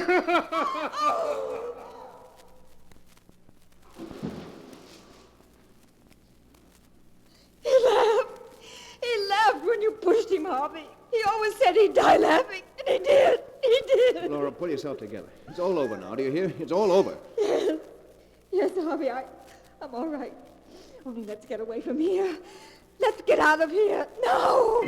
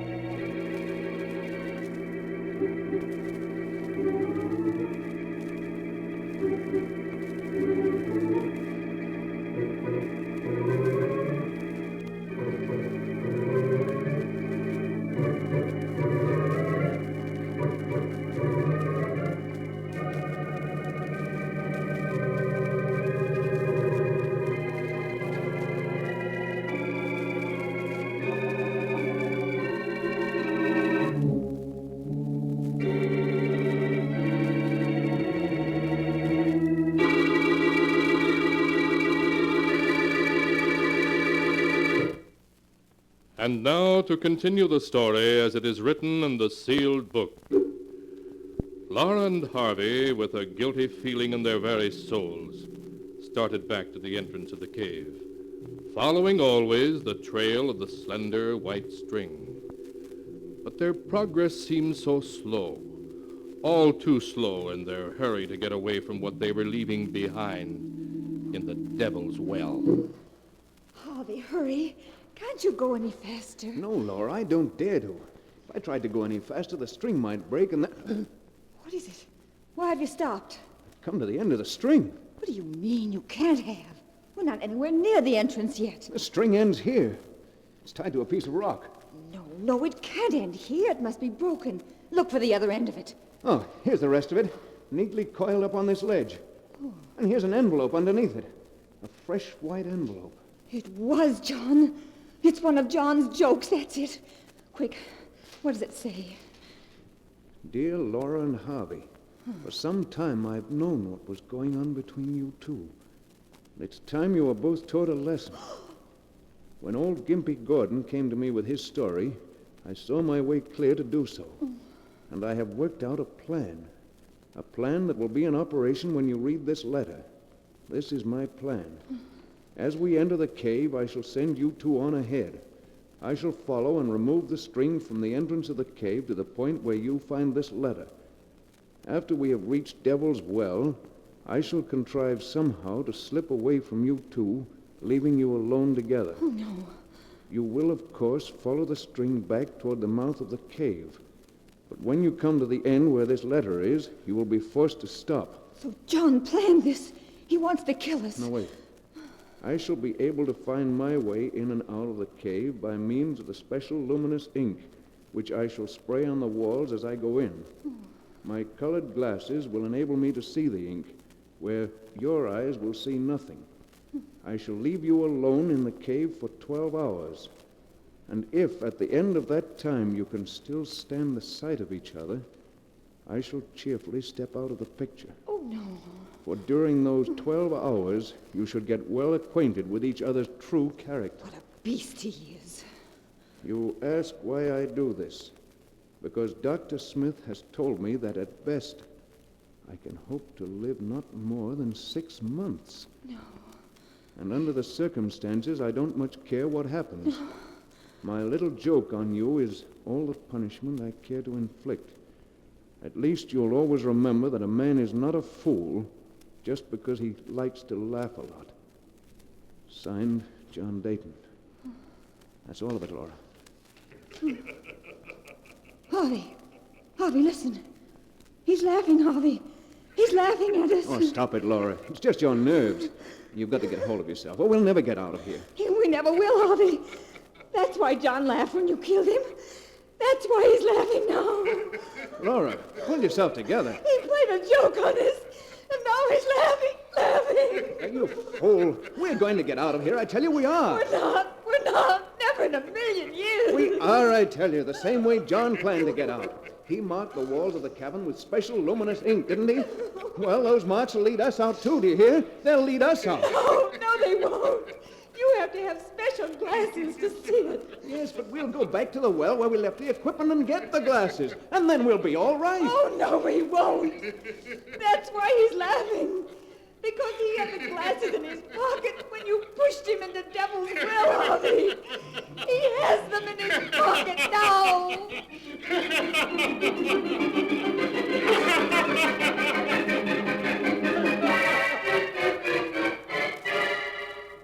And that is the tale of I'll Die Laughing, as it is written in the sealed book. For days, Laura and Harvey wandered through one corridor after another, seeking the entrance of the cave.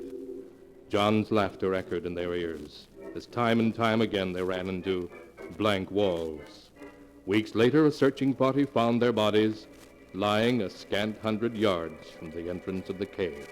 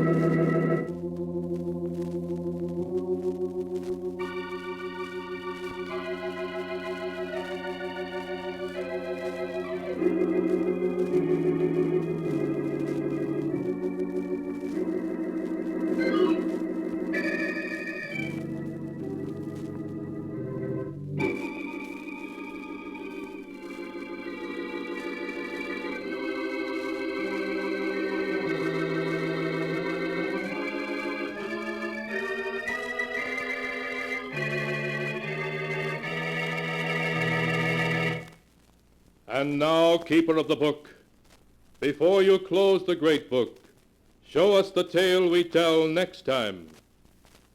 This one. Ah, yes. Why, this is amazing. It's the tale of a mad killer who lived alone in a great country house. That is, until two murderers came to live with him. A tale called Design for Death.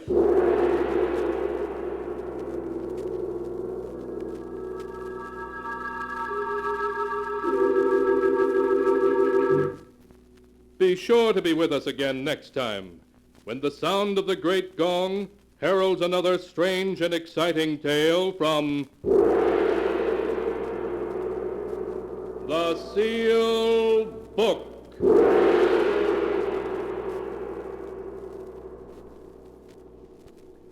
The Sealed Book, written by Bob Arthur and David Cogan, is produced and directed by Jock McGregor.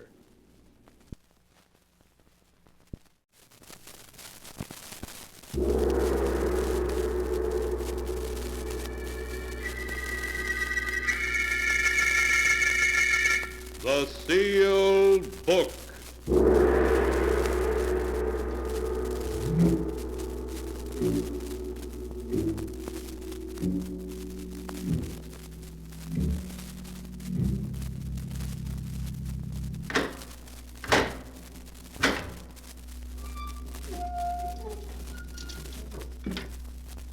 Once again, the keeper of the book has opened the ponderous door to the secret vault, wherein is kept the great sealed book, in which is recorded all the secrets and mysteries of mankind through the ages. Here are tales of every kind, tales of murder, of madness, of dark deeds, strange and terrible beyond all belief. Keeper of the book, I would know what tale we tell this time. Open the great book and let us read. Slowly, the great book opens.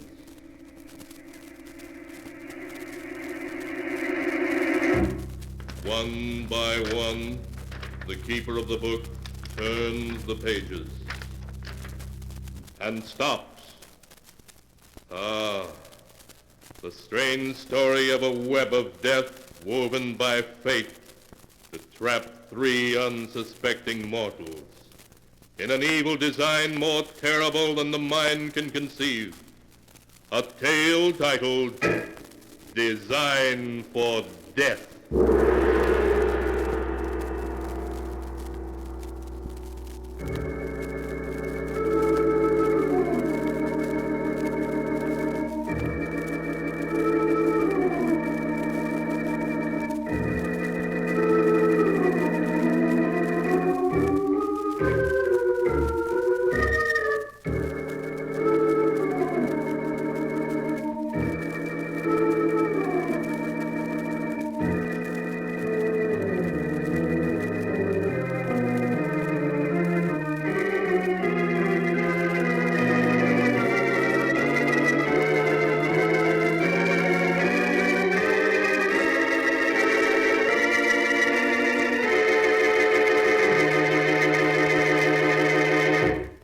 Here is the tale, Design for Death, as it is written in the pages of the sealed book. The story begins deep in the lonely solitude of the Maine woods.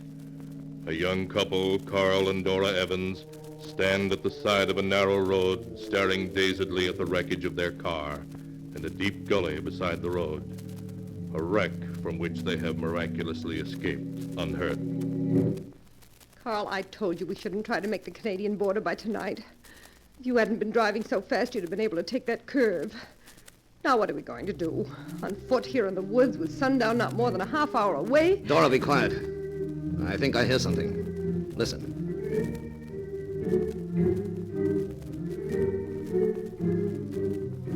Music.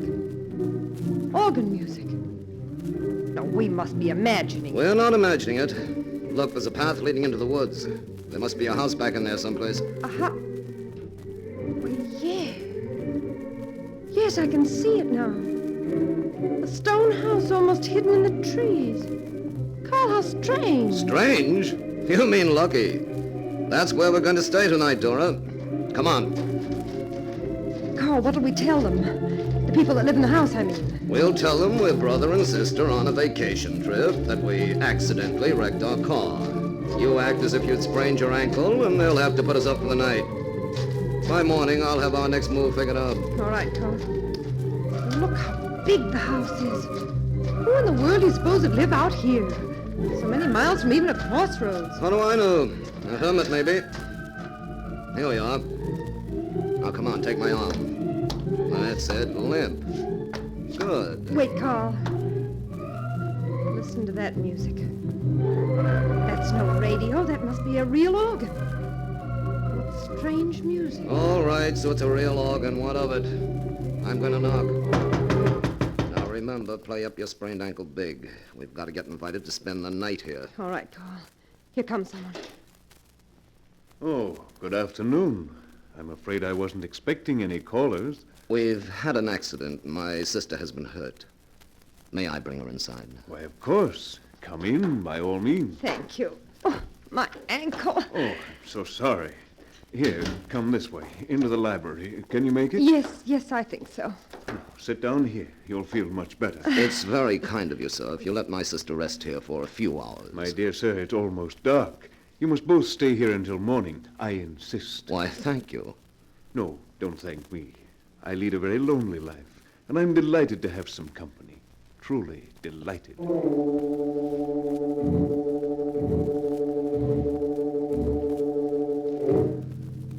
Their host introduced himself as Mordred Vance, a recluse whose health required him to reside there in the bracing atmosphere of the pine woods.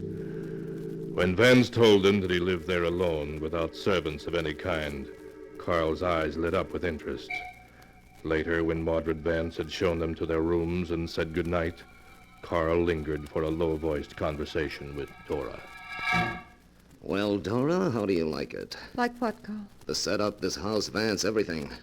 If we had to have an accident, we couldn't have picked a better spot for it. Carl, what scheme have you in mind now? Listen, this guy Vance is a recluse, hardly ever goes into town. He hasn't any radio, never reads the newspapers. That means there's practically no chance of us ever finding out we're running away from the police. So you and I are going to stay here as long as we can. But will Vance want us here? Oh, sure, he went for you in a big way. Okay, it'll be 2 or 3 days before you feel well enough to leave. And by then, he'll be hooked. We'll make him want us to stay. And look, baby, he must be rich. You saw the rugs and furniture. Yes, and that big organ in the library must have cost thousands. At least. Well, of course, he must be a bit of a crackpot to want to live here with no servants, but he's a nice, harmless one. Maybe we'll be able to cash in on him.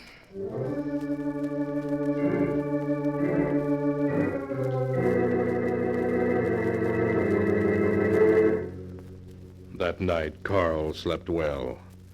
In the morning, inwardly exulting at their luck, he helped Dora downstairs. As they descended, they heard their host once again playing the organ in his library.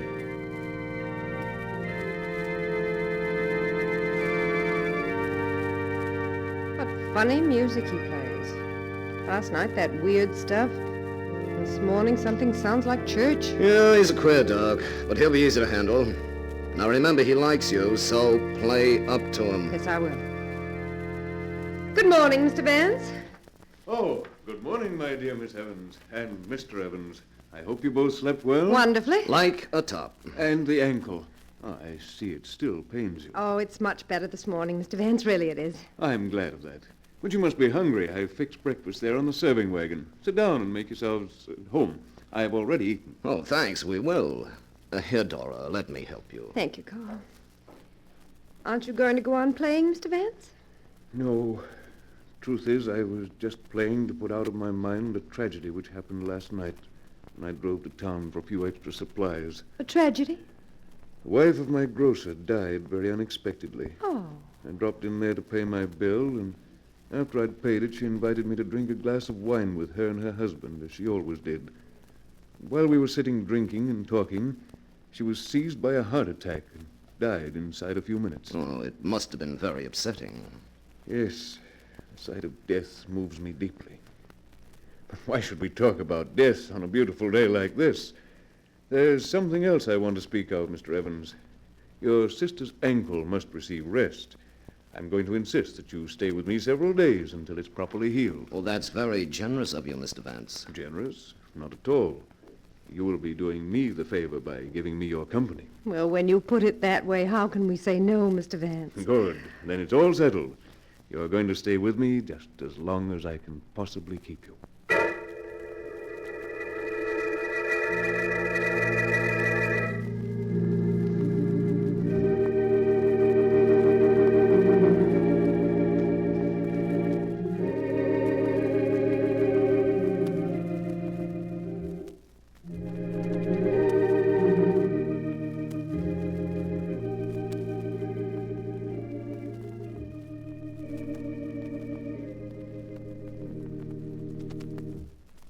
How did you like that, Dora? That was lovely, Mr. Vance.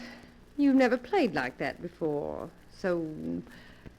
Romantically? I was playing like that because of you. Because of me? Of course. Listen to me, Dora. You've been here a week, and surely by now you must know I'm in love with you. Yes, I guess I did know it. I'm not a poor man, you know. I'll show you something. Come over here, Dora. Wait till I move this screen. There. What? There's a safe behind it. Yes. Now watch. I shall open it and you shall see. There. Now this cash box. Look, my dear. It's full of money. Yes. $50,000 in $100 bills. My emergency fund. Now, I'll put it away now. I just wanted to show you that I'm not penniless because, Dora, I want you to marry me. Marry you? You must give me a little time to think about it, Mr. Vance. Of course, my dear, by all means. Give me your answer tomorrow, but only remember, I'll not let you say no.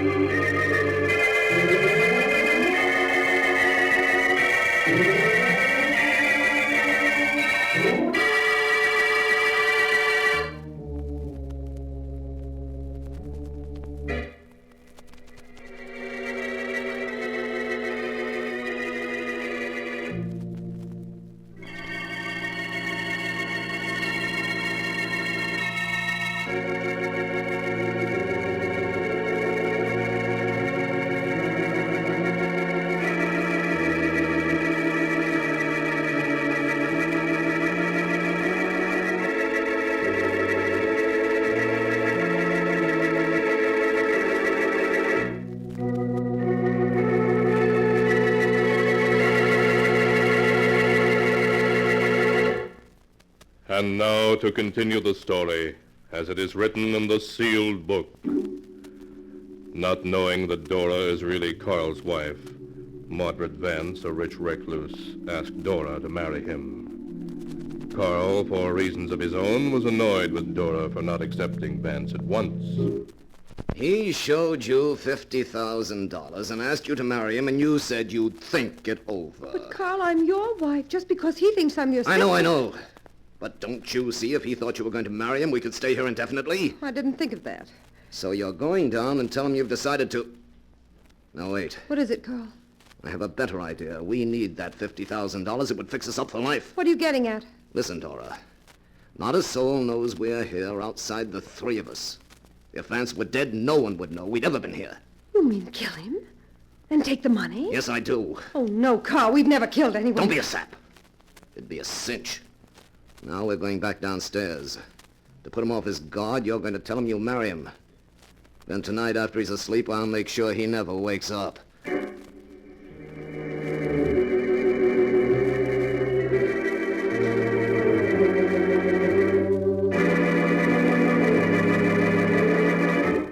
Obedient to Carl's instructions, Dora has told Mordred Vance that she will marry him.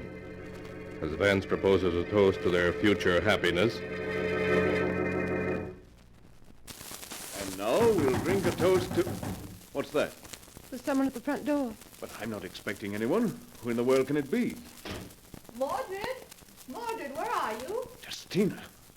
Oh, here you are. Why didn't you come to the door?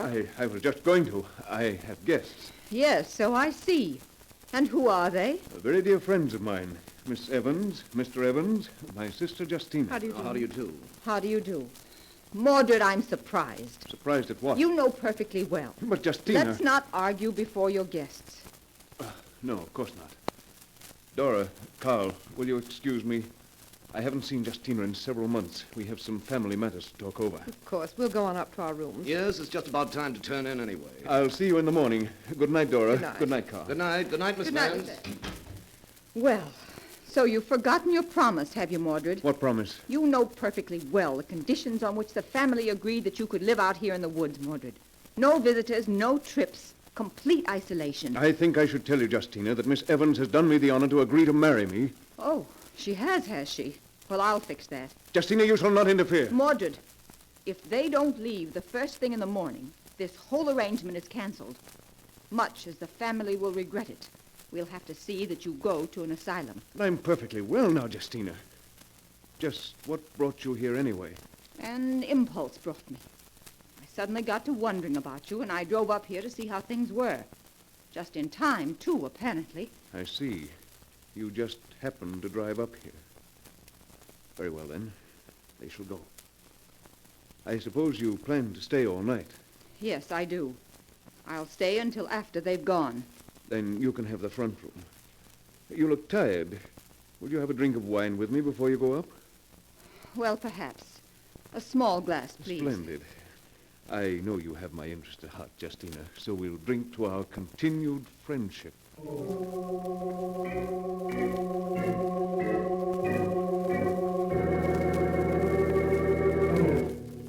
But as Mordred Vance went to fetch a bottle of wine, Dora and Carl were talking upstairs, for they had lingered outside the closed door of the library long enough to hear what passed between Mordred and his sister Justina. She threatened to send him to an asylum. Carl, he's mentally unbalanced. Yes, that would explain everything. He's living here in such isolation, seeing no one. It's his family's way of keeping him out of trouble. Oh, he's probably perfectly harmless. Well, anyway, we're going in the morning. And I'm glad it turned out this way. Yeah, there's no point in staying any longer. Now that his sister has seen us, it would be too risky to try our little scheme. Oh, in the morning we'll be on our way.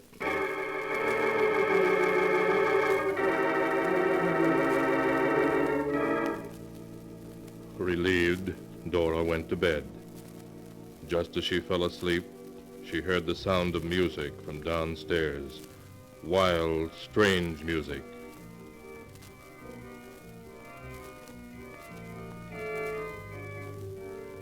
She listened a moment, but she was used to hearing the organ play now, and it did not disturb her sleep. In the morning, when she and Carl descended, their host was again playing, as he had been the first morning after their arrival. Curious music, almost unearthly in quality. But he stopped as they entered the library. Oh, good morning. I hope you slept well. Yes, very well. How is your sister this morning? Oh, the truth is, my sister and I quarreled last night. Quarreled? We both have violent tempers, and, well, the argument brought on a heart attack, and my sister... A heart attack? Yes. Her heart has been weak for years, Before I could go for a doctor, she was gone. Gone? You mean dead? Yes, Dora. She died just after I got her upstairs to her room. Oh, how horrible. But what are you going to do? Do? What is there to do? I mean, you're going to call a doctor, notify the authorities. No, I don't think I shall. You mean you're going to do nothing? Dora, my dear, listen to me. We must be married at once. We'll go away together. You, Carl, shall keep us company. When we're far away, then there'll be plenty of time for letting people know about Justina. Oh, no, I couldn't. I've changed my mind. I can't marry you. You've changed your mind? Dora, be sensible. No, I'm sorry, but I just can't. We're leaving today, Carl. Why, Dora, I love you very much. I couldn't let you leave me. Of course we're not leaving. Dora, dear, please. Wait at least until tomorrow before you make up your mind definitely. That's not much to ask, is it? Of course it isn't. She'll think it over, at least until tomorrow.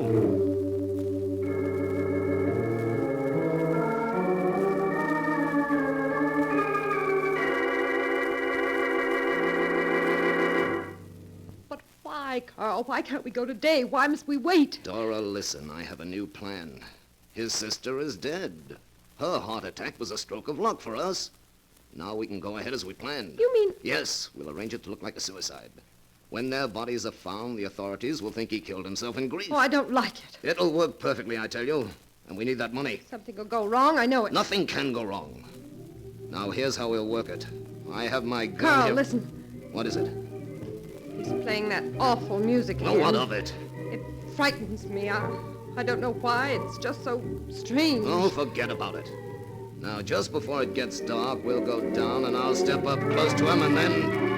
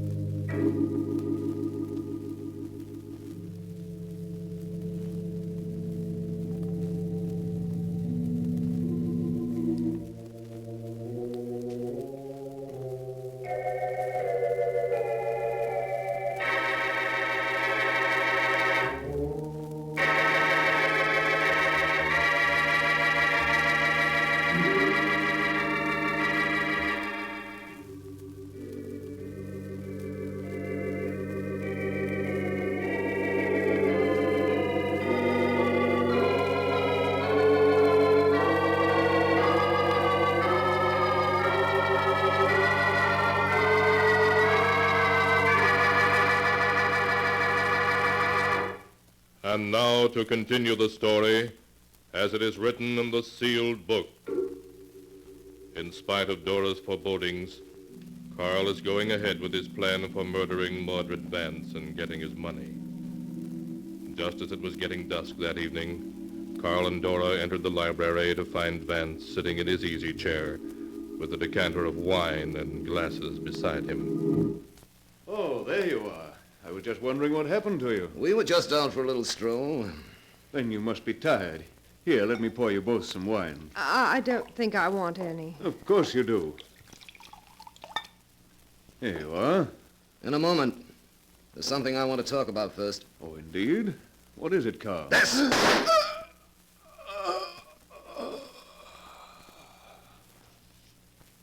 He's dead. Yes, and it couldn't have been neater either. Now I'll clean my fingerprints off the gun. Then I'll put his fingerprints on it like this. And with the gun on the floor here beside the chair and his hand dangling over the chair arm, it's a perfect case of suicide. Please hurry, Carl. I want to get out of here. Yes, of course. We can use that wine now. You need a drink, and so do I. Yes, I do. Thanks. That helps. But now let's get that safe open. Over here behind the screen, isn't it? Yes, that's it. Yes, here it is. I hope you were smart enough to notice the combination when he opened it for you. Yes, I did. I'll open it. There. Good. Now, let's see what we've got. The money was in that cash box. Right. There we are. Did you ever see a prettier sight? Just take the money and go, please, Carl. Don't be in such a hurry. Let's see what's in this other box. That's funny. What's in it? Just a bunch of old newspaper clippings. Some of them are so old they've turned yellow. Good heavens. What is it, Carl? They're all clippings about murders. Oh, what does it matter, Carl? I really don't feel well. Can't we go now? Just a moment. Look at this headline. Local organist sought for murder. Santa Barbara, California, June 17th, 1935. Maxwell Vanning, organist, is being hunted by local authorities following the death of a choir singer from apparent heart failure. The police, becoming suspicious, searched Vanning's apartment and have found a bottle of rare poison whose symptoms duplicate those of heart failure. What does that mean, Carl? I don't know. Here are 8 more clippings covering a period of about 10 years. Every one about a murder by apparent heart failure. And every one committed by an organist whose initials were MV. Mordred Vance! That's the only possible explanation. He was a homicidal maniac. Why, Dora, we've been here for more than a week. He might have killed us, too. He was going to, Carl. He was going to. I know it. Didn't you hear that music he was playing this afternoon? What about it? The first evening we came here, he was playing it. And that night he went to town, and you remember he said that while he was in town, his grocer's wife had a glass of wine with him and died of heart failure. Yes, you're right. He killed her. And then last night, after his sister arrived, he was playing that music again. And this morning, his sister was dead of heart failure. Yes, and several of these clippings mention weird organ music heard before the bodies were discovered. Of course. And this afternoon, he was playing that same music again. That means he was planning to kill us. Us, Carl, because we were going away. You're right. Let's get out of here quick. Carl, I feel sick. Well, it's because you're upset. Come on, the fresh air will fix you up fine. No, I can't move. Well, here, I'll help.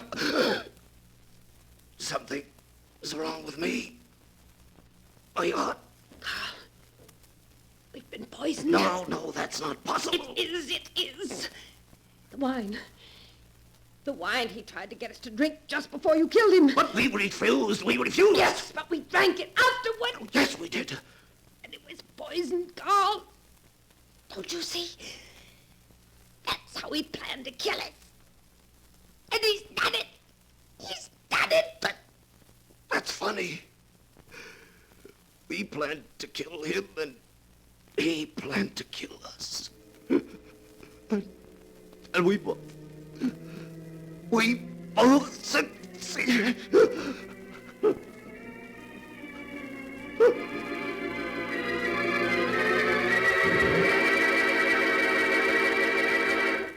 And that is the story of the strange and incredible web woven by fate, as the tale is written here in the sealed book.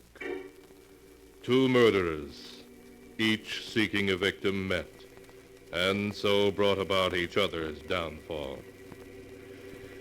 Twisted indeed are the strands of fate in which destiny entangles mere mortals.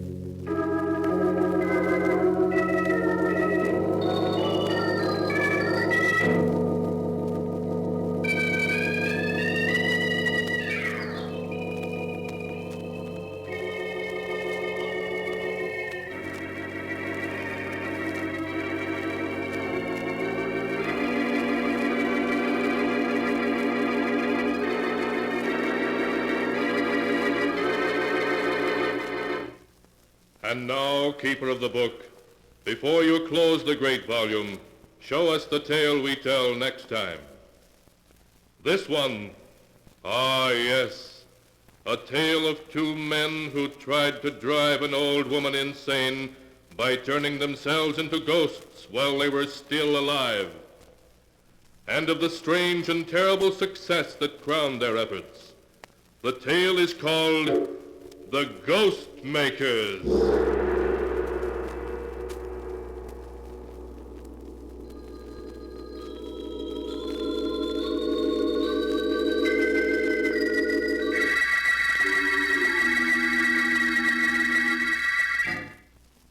Be sure to be with us again next time, when the sound of the great gong heralds another strange and exciting tale from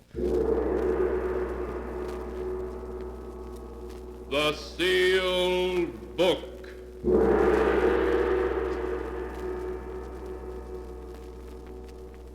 The Sealed Book, written by Bob Arthur and David Cogan, is produced and directed by Jock McGregor.